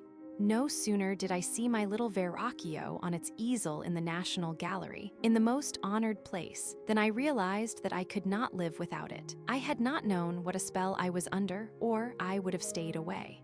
It had always been in my living room in my old life, and I found that I belonged to it still. I used to go day after day to Trafalgar Square to worship it, nothing less. I became known to the attendants. After closing hours, I would plot how to get possession of it again. I could not go to the director and say who I was and insist on a return of the picture until I died in earnest. For one thing, he would not have believed me, and to make him believe me would have meant an endless and merciless raking up of the past. More than that, a return to my old identity, which was unbearable. Men shaking hands with me, newspaper comment, and all the rest of it. Again, there was the risk that he might think me a dangerous lunatic and forbid me the gallery. Think of that. I had therefore to consider how to get the picture secretly, and at last I managed it, at noon, of course, for that is the true time for successful theft, and by means of a big cloak on copying day. I had carefully noted the times when vigilance was relaxed and waited my chance. It came, I removed the picture, passed quietly into the street, and found my way here unobserved. He paused again. You will, of course, remember the incident, he went on. The world rang with it. Theft of the famous Verrocchio.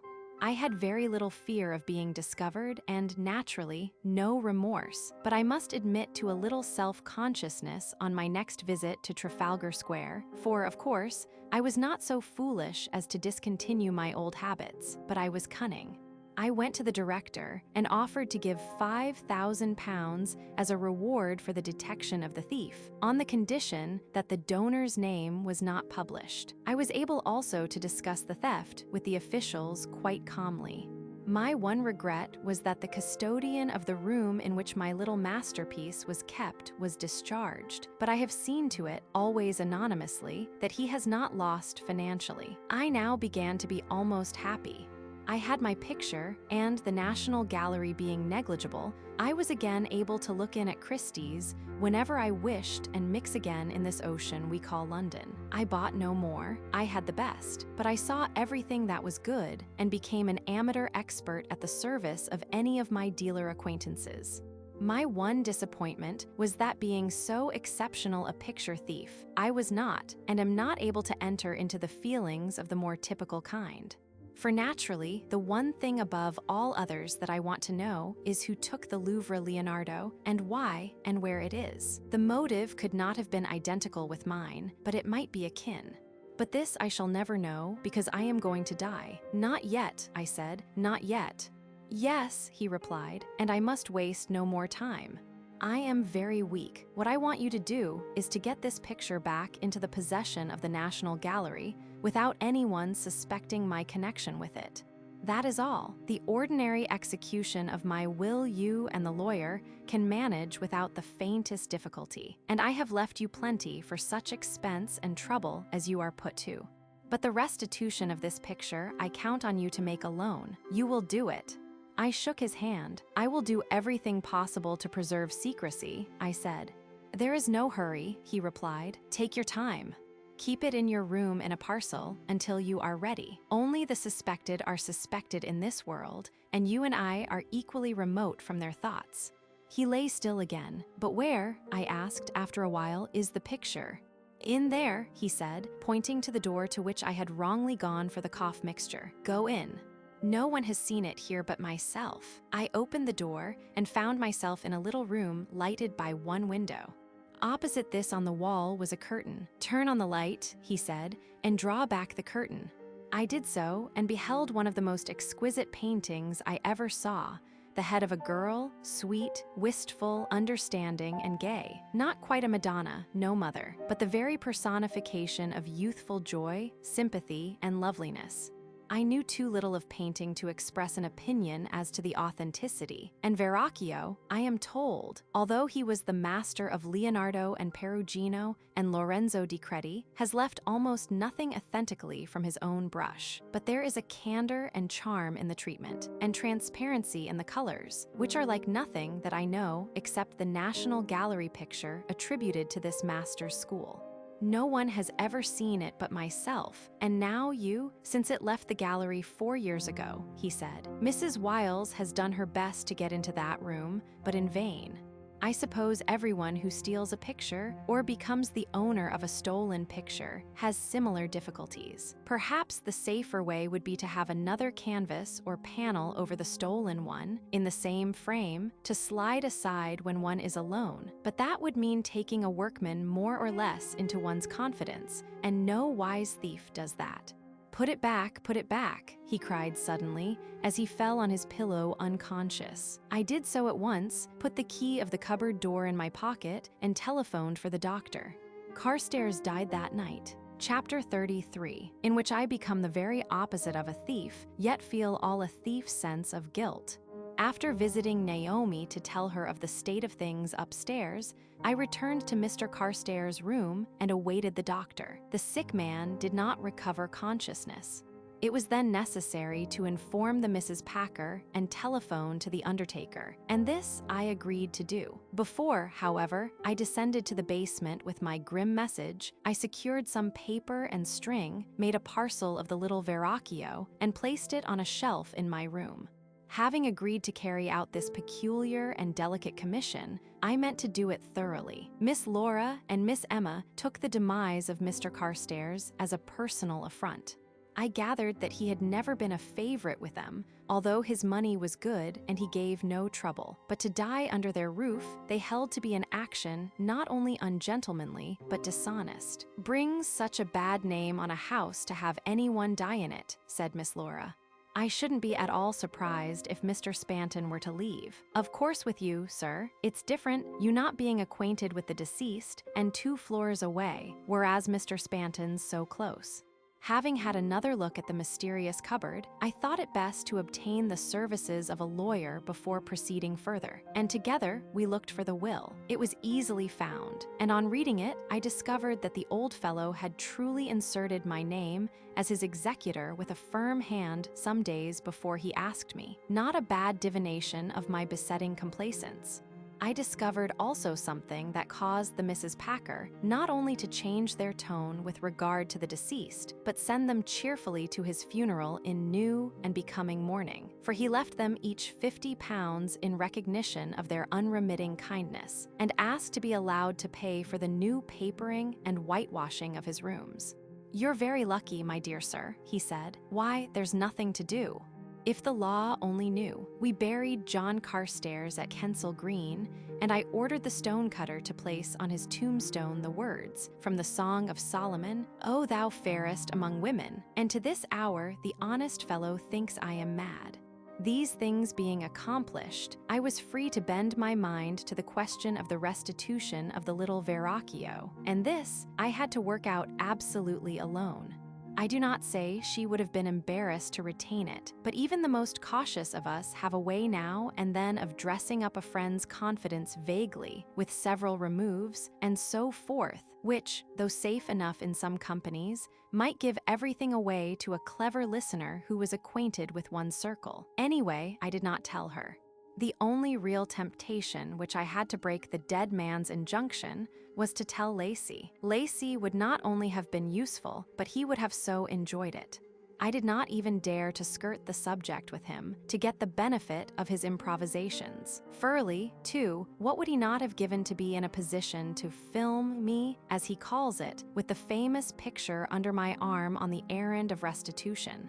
I began, as I guess most criminals do, and I was a kind of inverted criminal with all a criminal's desire for secrecy, by inventing elaborate schemes, the cleverest things you ever heard of. But I gave them all up in favor of the most obvious, commonplace simplicity. Having decided what to do, I waited 3 months and then did it. At least, so I feared. I therefore allowed the parcel to remain among my papers, every night waking up convinced the house was on fire, and never leaving it without expecting to find only ashes on my return. And at the end of 3 months, I chose a moment when everyone was out, and in broad day conveyed the parcel to the cloakroom of that very center of bustle and incuriosity, the Piccadilly Circus tube station, where in the thick of passengers and chorus girls, I deposited it and paid my tuppence. The boy gave me my ticket without lifting his eyes, and I again merged with the crowd. I had already printed on a piece of plain paper an intimation that if the director of the National Gallery would send for the parcel concerned, he would not regret the deed, and this I enclosed with the ticket in an envelope and dropped it into the post. I could not send the picture direct, because that would have meant either an intermediary or myself carrying it. I could not send the note by express, because that would have meant a visit to the post office at a given registered time. Hence the pillar box, which, though safe, gave me one further anxiety, fear lest the Piccadilly Circus station should also be consumed by fire in the night. But this very unlikely contingency did not keep me awake, for, as Trist says, the art of life is to take all reasonable precautions and then throw the responsibility on the shoulders of fate. The next day nothing happened, but the Times of the morning after had the whole glorious story. The lines, "Recovery of a lost masterpiece, the stolen Verrocchio," caught my eye at once, and I settled down to the perusal of what still is to me the most amusing piece of literature in the language. "Listen," I said to Naomi, "here's something interesting," and I read as follows. It will be remembered that some 4 years ago the world was startled by the news that the portrait of an unknown woman, attributed to Verrocchio, the master of Leonardo da Vinci, had disappeared from the National Gallery. The theft was contrived in full daylight, probably by a clever gang whose plans had long been maturing, and although Scotland Yard exerted every effort, no trace of the miscreant was found. Yesterday, the director received, by the first post, a letter in a disguised hand enclosing a ticket for the cloakroom at Piccadilly Circus station on the Hammersmith-Finsbury Park Railway, and the parcel, when opened, was found to contain the missing picture. As to who brought the parcel in, the cloakroom attendant has no knowledge. He is too busy, he says, to take particular notice of people, but he fancies it was an elderly woman. The picture has been subjected to the most careful scrutiny and is found to be in perfect condition, and any question of its being a copy may be set aside. The nation is to be congratulated on the recovery of such a treasure. No doubt certain lines of investigation will be followed, but it is not likely that the trustees will wish to devote any large portion of their very exiguous income to the inquiry, which after all could afford only a certain sentimental satisfaction. We may take it that the restitution sufficiently indicates the remorse of the thief, and let the question of punishment go. The picture, we may add, came into the possession of the nation in 1888, the bequest of a wealthy merchant and connoisseur named James Murchison, who committed suicide on a voyage to America very shortly after leaving Queenstown. This is the same James Murchison who founded and endowed the Murchison Night refuges all over London. I need hardly add that there followed a short article proving that whoever painted the picture, it was most certainly not Verrocchio. "What a strange thing," said Naomi. "How did you say the picture was returned?" "Someone seems to have left it at a tube cloakroom," I replied, "and sent the director the ticket." "That was very clever," Naomi said. "I wonder how you would set about it if you had to restore a stolen picture. Not like that, I feel certain. You do something at once more clever and less clever." "Yes," I said. "I should like to see the picture so much," Naomi continued. "Do you think it is on view?" "Sure to be," I said. "Then let's look in this morning, shall we?" I was only too willing, and together we stood before the little Verrocchio in its new position, screwed to the wall, with a custodian on either side. Never have I been so glad to see any picture in its right place.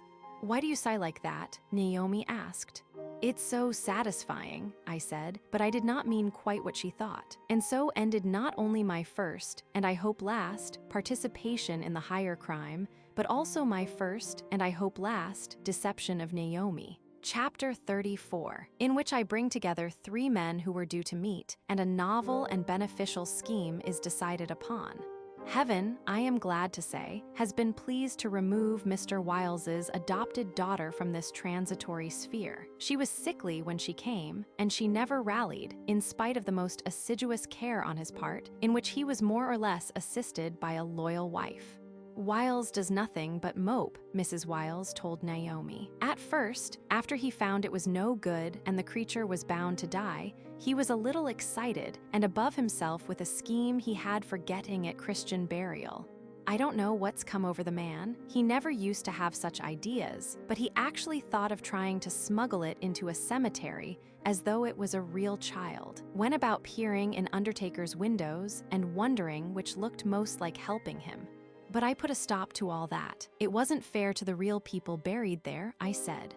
A pretty thing to pay money for a nice grave or comfortable family vault, and then have a heathen ape laid near you. Wiles came round to my way of thinking, but he's never recovered his spirits. In the end, he paid good money to have it buried in the dog cemetery in the Bayswater Road, and he let me have the scullery new whitewashed without saying a word. If he doesn't get something to do soon, I don't know what will happen. But I'm afraid of the drink and the stock exchange, both, for he's begun to be interested in tin mines and things like that. If only Mr. Falconer could find him an occupation.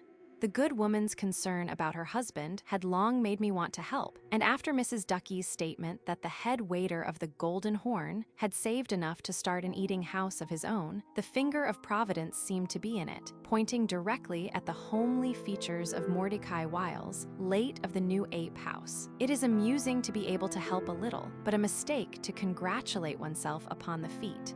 For 2 reasons, of which one is that one is only an instrument of fate or chance, and the other that most deeds, which at first wear the guise of assistance, have a way of turning into mischief. The Spaniards, whose proverbs are the best, say that he who would tell the truth should have 1 foot in the stirrup. And similarly, I would advise most self-conscious benefactors of their neighbors to be all ready to run. For otherwise they are in danger of the wrong kind of thanks. In the present case, however, no harm has yet come to me. The victims of my experiment in busybodydom, or helpfulness, if you like, are not only Mr. Wiles and Mr. Ducky, but such strange bedfellows can an active altruist bring together, Mr. Lacey. Mr. Ducky for the reasons given, Mr. Wiles also for the reasons given, and Mr. Lacey because he had told me of his wonderful chop house scheme. It was a simple duty to unite them, and we met at Mr. Wiles's for the purpose, the time and the place and the interested ones all together. The weight of the interview fell upon Mr. Lacey, but he enjoyed it. He had to convince Mr. Wiles that there was money in an eating house at all, and Mr. Ducky that to limit the food so severely was practicable, and both that, as I had told them, but men are stubbornly skeptical in such matters. He was an enthusiast and not a company promoter. One can so easily be misunderstood on this point. He outlined his scheme, I must admit, with a persuasiveness that no company promoter could exceed, and a poor observer might easily have confused him with that bête noire, but neither of his hearers kindled perceptibly. Mr. Wiles has had so many affable gentlemen endeavoring, as Farrar's phrase has it, to bite his ear, that he has come to adopt an apathetic mien as second nature, while Mr. Ducky was obviously pained and startled by the revolutionary character of Mr. Lacey's proposal. Hot chops, of course, gentlemanlike, said Mr. Ducky, but not forever. Cold chops I've never heard of. That is to say, chops cold on purpose. Mr. Lacey admitted that it was an experiment. Possibly there might not be many customers who would come every day, but there ought to be enough regular customers for every other day, and plenty of strangers in a hurry always. It would be, frankly, a house for hasty lunches. That would be stated. There should be no disguise about it. The outside would convey the intimation that within you could have a cold chop and salad in 1 minute, or a hot chop and hot buttered toast in 10 minutes, and nothing else. This world, said Mr. Lacey, would be a vastly easier place if everyone announced his business in plain language. There's no diplomacy like frankness. The idea was a novel one to Mr. Ducky, who had served for so many years in a restaurant where the bill of fare spelt new potatoes and new peas in capital letters right into August, and prefixed the word fresh to its coffee all the year round. People don't like to be told that they can't get nothing else, he said. The words are not hospitable, if I may say so. Mr. Lacey pointed out that in the long run, the plain dealer won. That is, if his quality was equal to his candor. Mr. Ducky, however, was a very old dog to learn such unwanted tricks. But what about the people who want roast beef? He asked at length. They must go elsewhere, said Mr. Lacey. We have nothing for them. Yes, said Mr. Ducky, but roast beef's such a popular dish. It can't be helped, said Mr. Lacey. We must specialize. I see that, said Mr. Ducky, but wouldn't it be better to specialize in beef rather than mutton? Gentlemen are so partial to beef. Hot beef, cabbage and potatoes, or cold beef and salad. Mr. Lacey pointed out the difference between the two schemes. If you want beef and vegetables, you want an oven and a totally different arrangement of kitchens. The difficulty about potatoes is they are never hot, cabbage is not always in season, and joints of beef mean a certain amount of waste. Chops and toast can be cooked at the grill, and there is no waste. The place would need plenty of grill accommodation, and 2 or 3 of the best grillers to be obtained. Also the best chops, butter, and salad oil. Could anything be simpler? The salad oil should come from Italy direct. The house should become famous for it. Tarragon vinegar, too, very little dearer than the other and much more memorable. What a wonderful man, I thought, as he went on, kindling as he spoke and thinking as he spoke, for he is a born improviser. Businessmen in every walk of life ought to pay him 10 guineas an hour just to make him talk on their own affairs. But businessmen have always a horror of men with ideas. Mr. Ducky, I noticed, began to kindle too, but very cautiously. He still had beef on his mind. Very true, he said, but what I mean about roast beef is that gentlemen seem to expect it. When they're in a hurry, they always ask if there's any cold beef. Mr. Lacey told him again about the big notice outside the chop house. No one could come in under false pretenses. But sir, said Mr. Ducky, you don't know them. It doesn't matter what you say outside, they'll come in and ask for roast beef. People who are hungry have no reason. Very well then, let them ask. They won't get it, said Mr. Lacey. But it's such a mistake in a restaurant not to have what people want, said Mr. Ducky. Poor Lacey, his quick mind was in despair. I relieved his agony by asking Mr. Wiles how it all struck him. I think it is a good scheme, he said. I believe in finding a good food and sticking to it. That's what we do with our apes, and after all, they're not so wonderfully different from city men. We find what suits them best and keep them on it, with a grape or two or slice of apple when they've done a trick, of course. I'm all for cold mutton myself. It's nourishing. And it's clean. You can cut it with a pocket knife, like whittling a stick, and eat it all. But what I've been wondering is, what about drink? Beer, said Mr. Lacey, and whiskey and soda and coffee. Nothing else but the best of each. Mr. Ducky had been very thoughtful. Supposing, he said at last, we were to have 3 beef days a week and 3 mutton. Mr. Lacey would not hear of it, but, he said, look here. This is what I'll do. The scheme's mine, and if you take it up, I'll help you with advice about a site and furnishing and so forth, and you shall give me 10%. Of the profits after each of you has drawn 10%, and nothing if you don't draw that. That's all I ask, and I ask that only if you stick to my idea.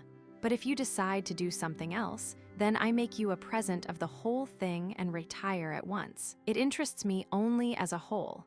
Mr. Ducky admitted that this was more than fair and looked at Mr. Wiles. Mr. Wiles said that for his part, he would go into it and find capital to run it for 3 years at a reasonable loss, with Mr. Ducky as manager and partner on a definite understanding, but only if I approved and Mr. Lacey had control. But, he said, of course I must ask my wife's opinion, and Mrs. Wiles was called in. The good woman, after asking my views and finding that I supported the scheme, pronounced in its favor, speaking both as a cook and a speculator. And all I can say, she ended, is that I hope you'll arrange to keep Wiles busy, for I'm tired of him mooning about the house. And now, sir, if you've finished your talk, I wish you'd come and see my Annie. She drew me from the room, and with her finger on her lips and tiptoeing along, led me to a bedroom, where, in a cot, I saw a little girl asleep. That's our Annie, she said proudly. She only came today. I want Mrs. Falconer to see her tomorrow, if she will, because, of course, Annie was her idea. Lenient as thoughts of lavender had made me to all small creatures, I cannot say that I viewed Annie with any active satisfaction. She was so poor and stunted a little cockney. But of course, it is best that the good woman should lavish herself on a weakling than on a robust child. The robust grow up anyway, but the others want attention. I asked Annie's history. It's very sad, said Mrs. Wiles. She is an only child, and the mother and father died within a few days of each other. The mother died of pneumonia, which in a kind of way gives Wiles a special interest in Annie, he having seen so much of it, while the father was knocked down and killed by a motor bus only last week.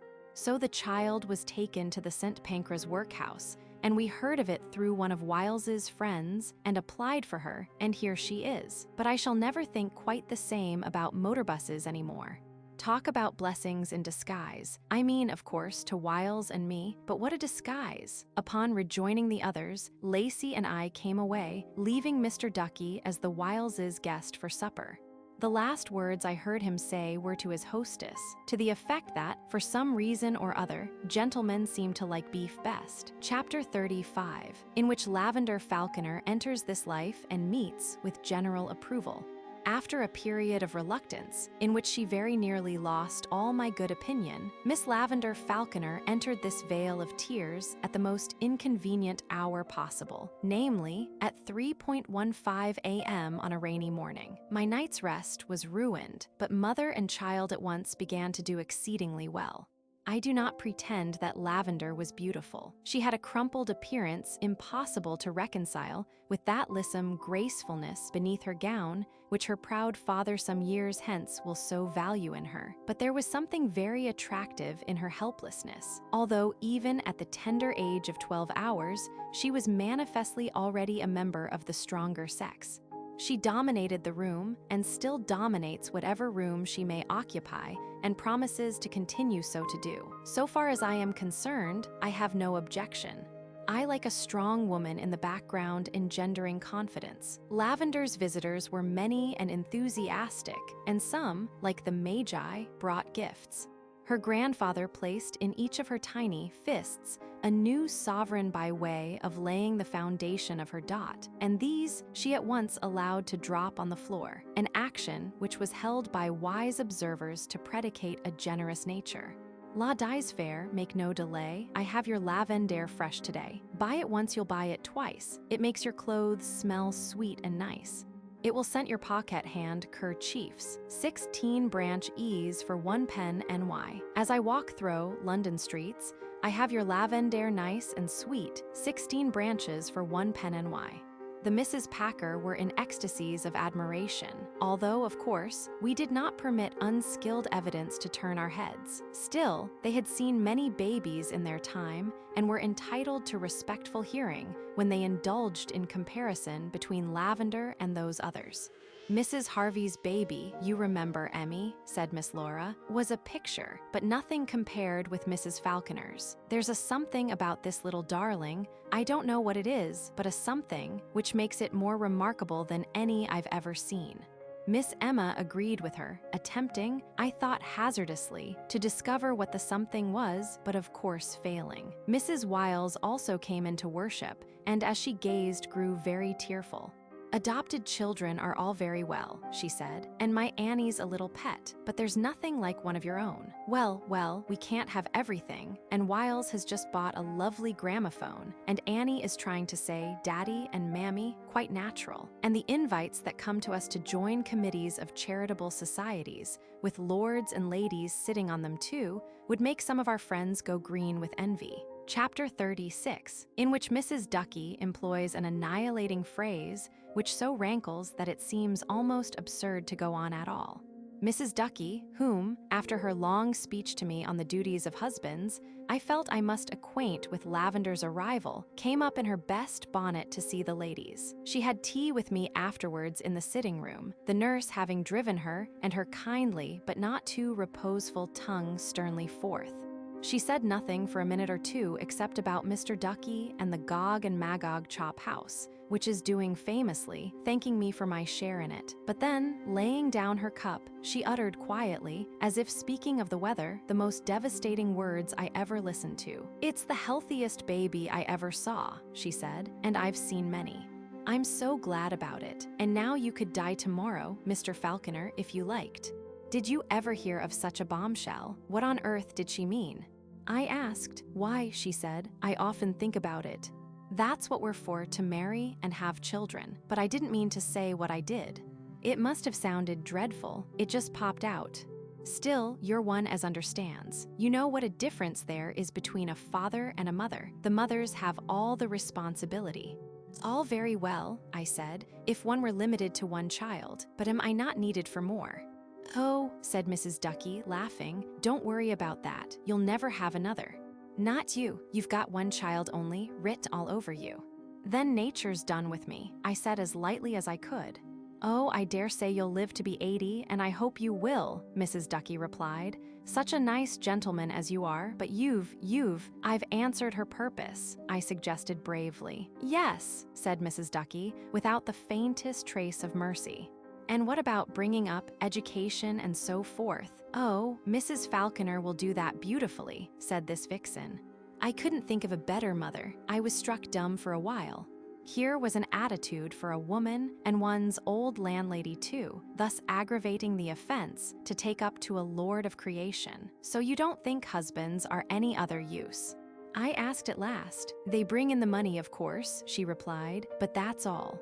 They don't really help with the children, not most of them don't. A few, yes, but even those very likely are only a bother when all's said, and in your case, there's enough money already. No need to say that I was glad when she had gone, but when I peeped into Naomi's room and the nurse, who used to be a nice woman, hushed me sternly away, my spirits sank again. I walked out into Regent's Park and sat down and thought about it. City men in tall hats were hastening home. Foolish to be in such a hurry, I said. You're not wanted. Homes are for women. Leave the money for the rent and the butcher and get out again. Nurses and mothers were here and there with their charges. "Ladies," I said, "I salute you. Permit one who could die tomorrow, if he liked, without being missed, to bid you farewell. Not, however, that your reign is much longer than mine, but a little longer. Wait till those babies are of age, and see then how much you are needed." Children were playing all about. "To you," I said, apostrophizing them at large, "is the earth and the fullness thereof. It is for you that all nature is working, but only that you may work for her, for she does nothing for nothing. In a few years' time, you too will be fathers and mothers under sentence, like me. So play on and be happy while you can." As I was sitting there, Lacey came up and joined me. "You look blue," he said. "So am I. It's that infernally beautiful sunset that's done it. Not for nothing did Dürer give his Melancholia the setting sun. What's the matter? Have you suddenly discovered that your nose is out of joint? What an instinct the fellow has. Every baby puts someone's nose out of joint, either its father's or mother's or another baby's, but that's all right. That's part of the fun. Life is nothing but readjusting. Lovers are always becoming parents. There's no sense in the world, only movement, but luckily we all have our moments off, and the thing is to get as many of them as possible. That's the principal reason why brewers and distillers are so rich and noble, and why old Furley's films do so well. Anodynes, don't you see, devices for cheating facts. Take me into the zoo with your powerful autograph, and we'll soon forget our troubles. There's a little kinkajou on the right as we go in, with a tail like a boa, who hangs round your neck and drives all griefs away. I dare say, if we only knew, there's a wild animal for every mental malady." We went in and strolled about for a while, bewaring of pickpockets, according to instructions. "As a matter of fact," said Lacey, as we sat down in the little pavilion reserved for fellows and ordered something to drink, "I am miserable too, but then that's about all I expect. I've made such a mess of things, never mind how, but I have. I get too fond of too many people. Anyway, I called on an old flame of mine today who is married, happily married, and it hurts. I ought to have married her myself, but things went wrong. I understood her and she understood me, but we had no luck. At least perhaps she did. We fenced a good deal today, of course. It was the only thing to do. She asked me that inevitable question, what I was doing with my life and going to do.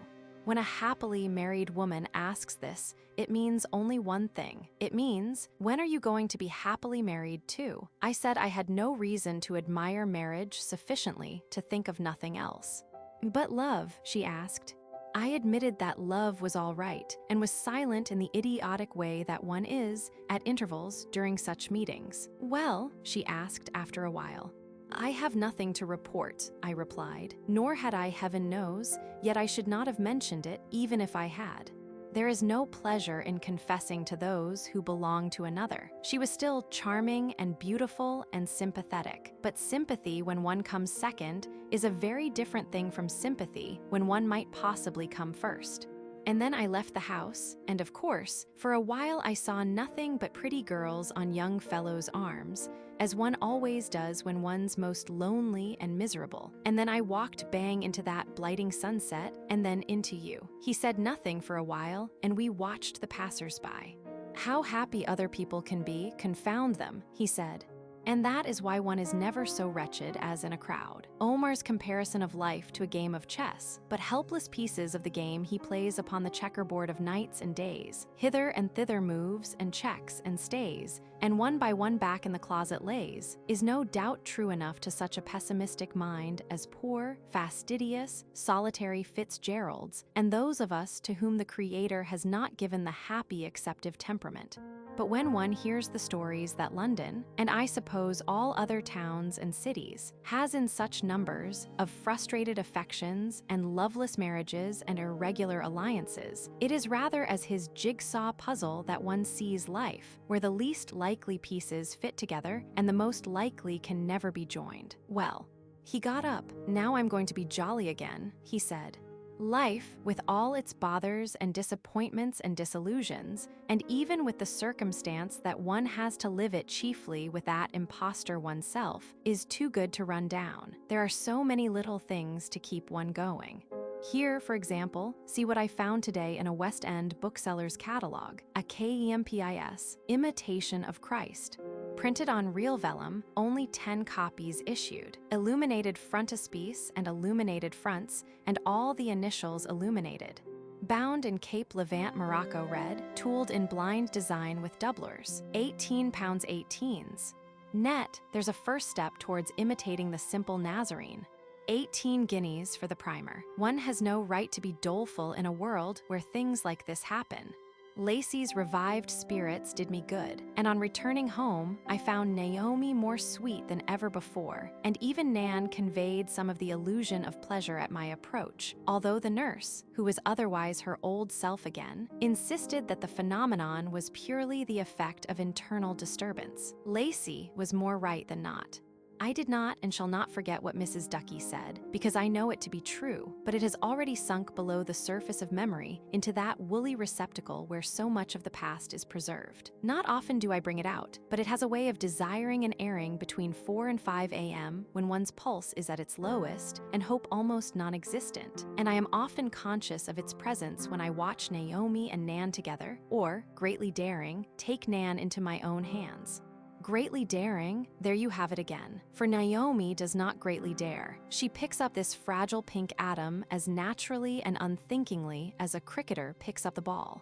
Nan, I must admit, does not help me. Perhaps someday, as I tell her, when she is tall and slender and 17, she will be more ready to accompany her gray father than her bonny mother. And then, if I have succeeded in living so long, I shall be in receipt of a little return for all my services to nature. But it will be only for a brief season then, for her eyes will be beginning to wander this way, and that for the comely form, as she considers it, of another of nature's dupes, who at this moment is perhaps squealing in another awkward progenitor's arms in some other London nursery. For life, as Lacey says, is all progression, if not progress. Nan, as I say, gives me no help. There is something about my features, which are not unpleasing to many of my friends, that she finds curiously terrifying. And the more kindly disposed I am to her and beam with tenderness on her little person, the more evidently do I remind her of one of the most fearsome monsters of that mysterious nowhere from which she journeyed hither. But with her mother, the two together make such an adorable picture that I wish I could get it painted by a worthy brush. The balance of sex wants readjusting among the representations, both in paint and in stone, of mother and child. For centuries, no man of genius ever painted or graved a girl baby at all. There might not have been such a thing in the world. In fact, if art and not biology were the evidence upon which the historian has to work, there never was a girl baby until quite recently. It is a great pity, because this preoccupation with the boy baby has deprived us of renderings of girl babies, which would have been exquisite beyond imagination. Think what adorable little nestling mites Luca della Rabbia could have molded, and what tiny feminine rogues Correggio would have painted. One wonders that no artist rebelled.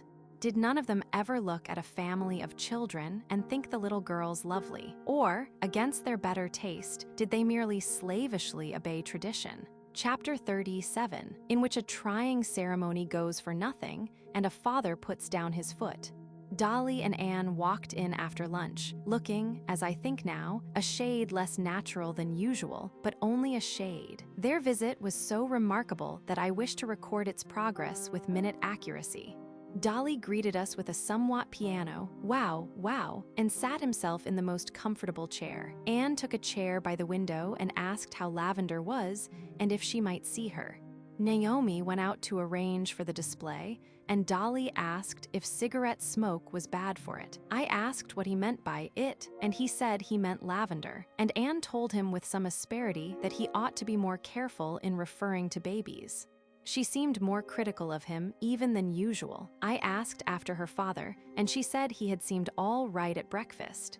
"Better than he'll be at dinner, I guess," Dolly said darkly, and Anne frowned. After a long silence, Dolly said that it had turned colder. He then asked me if I had had any racing tips lately, and I asked him in return how I, moving in the society that I did, could expect to have any. "I go nowhere," I said. "Except to the zoo. Besides, I don't want tips." "Why don't you ask the keepers?" he said, and Anne told him not to be absurd. Naomi, entering with Lavender, made a diversion. Anne asked if she might hold her and was exceedingly tender and pretty in her tenderness. Dolly threw away his cigarette, surveyed Lavender minutely through his monocle, and said nothing, but sighed heavily. Naomi asked Dolly where he was dining that night, and he looked at Anne. Anne said she was not sure. I drew Dolly to the window and said, "Well," he gripped me by the hand and took out another cigarette, and I guessed that these young hesitants had this morning come at last to grips, and that the day was named, and I was feeling very complacent about my devilish perspicacity when Anne took off her gloves and revealed the newest wedding ring on earth. And then, Lavender having been removed on account of her immaturity, we had the story. These young idiots had been registered that very morning, and Sir Gaston did not yet know. "But why weren't you married properly?" Naomi asked. "Well," said Anne, "we didn't want the fuss of a wedding, and honestly, I wanted to save father all that trouble and expense. But it's so furtive looking," Naomi said. "That's all right," said Dolly. "We had witnesses. Farrar was there and Gwen. Farrar signed the book like a good un. All straight and above board." "Yes," said Naomi. "That's all right, I know, but Anne, think of your grandmother, old Mrs. Ingleside. She would have given everything to be at your wedding. And your mother, Dolly." "Oh, well," said Dolly, "my mother gave me up as a conventional being years ago. She'll be jolly glad I'm settled and done for." "That's what she'll say, but your sisters, how they would have enjoyed being bridesmaids." "Not they," said Dolly. "They've done it too often. Besides, I protest against marrying in order to give one's people enjoyment. That's all out of date. Anne and I wanted to save fuss, and by jingo, we've done it. And what is the next move?" I asked. "Well," said Anne, "we wondered if you would come down to Buckingham Street with us and help with father." "I like that," I was beginning to say when, "Of course he will," said Naomi. "Sir Gaston was in when we arrived." After greeting me, he looked at Dolly and remarked that he had the appearance of one who had backed a loser. Dolly groaned. "Not so bad as that, I hope," he murmured. Anne went over to her father and kissed him. He seemed rather surprised, but merely asked what he had done to receive such an unusual attention. Anne replied that she felt like it, and I realized that the time had come to stop this drama of reticences and disguised feelings. "Well, Ingleside," I said, "I must say you take it very much as a matter of course." "What?" he asked. "Why, a kiss from a pretty, young, married woman," I said. "Good heavens!" he exclaimed, running his keen eyes over Anne and Dolly. "Yes," I said, "this is Mrs. Adolphus Heathcote. She asked me to introduce her. I'm very glad," he said. "Have some cake," and we all mercifully laughed and the strains snapped. "But," he said a little later, "we must now fix the date of the wedding." "We are married," said Anne. "Look at my ring." "Yes," said her father, "that's all right. But we'll forget that. I can't have my daughter marrying in this hole-and-corner way. Saving trouble and expense is all very well, but there are things more important. One of them is giving my aged mother an opportunity of seeing you at the chancel steps. There are others too, but that comes first. Now get out an almanac. I'm sure Dolly has a bookmaker's diary in his pocket, and find the earliest date for dresses and so forth, and we'll get it over properly. But until then, you must consider yourself still Anne Ingleside." Dolly looked by no means cheerful as he searched for the diary. "I'm afraid you're vexed with me," he said to Sir Gaston. "Not at all," was the reply. "I should have been if you hadn't come to me today. But your mother and sisters ought to be." "That's a cert," said Dolly. "Yes, and there's someone who would have been even more furious than any of them," said Sir Gaston. "Who?" Dolly asked. "Your tailor. The idea of trying to evade destiny in this way. If ever there was a man born to be married in new clothes, it is you, and you sneak about London in tweeds trying to find a registrar base enough to be your accomplice. Now, Anne has never been dressy. For Anne it was all right, but you, my dear Dolly, never do anything so out of character again. It doesn't suit you. Go right off to Savile Row the first thing in the morning and arrange for the war paint, and Anne, in her own more restricted way, will do the same. Meanwhile, I claim the custody of the ring. The next evening, I chanced to run across Dolly in St. James's Park as I was on my way to Queen Anne's Gate, and he had a smile that irradiated his honest countenance like the sun on the sea. He unfolded an evening paper, and although the breeze defeated his efforts several times, he pronounced no malediction. Evidently, Mr. Adolphus Heathcote was in a good temper. "Look here," he said, "here's a little bit of all right." I followed the direction of his gloved finger and saw that a horse named Decree Nisi had won a race. "Wait a bit," he said, moving his finger lower, and I saw that the starting price of Decree Nisi was 20 to 1. "What do you think of that?" he asked. "Not bad odds. Very good," I said. "Well," he said, "what do you think I did? After the painful experiences of yesterday, I took them as a tip because, don't you see, I was, in a manner of speaking, jolly well divorced last evening, wasn't I?" "Very well." I added the cost of the wedding ring, £3.10, for it was a downright solid affair, as I dare say you noticed, to the cost of the special license, and put the whole boiling on Decree Nisi. And it romps in at 20 to 1. Never let me hear anyone talk about marriage being unlucky again. Wow wow, chapter the last, in which farewell is said to Primrose Terrace, and the earth finds a new axis. I write these final words in another house, not too far from Primrose Terrace and our dear Lacey and the zoo, a house with its own garden. For lavender could not flourish in the Mrs. Packer's restricted space, and lavender is, of course, the principal person to consider. And since it is a house with a garden and all our own, it follows, in London, that we have no neighbors, and therefore, not having neighbors anymore to describe, there is nothing to do but to take my novelist friend's best piece of advice. Finding the right house was as difficult as ever it is, and was attended by the usual rages as we gazed upon ideal residences already selfishly occupied by other persons. More difficult indeed, since it was to be the theater of the dramas of Lavender's infancy, childhood, girlhood, and young womanhood. No joke selecting an historic abode of this kind.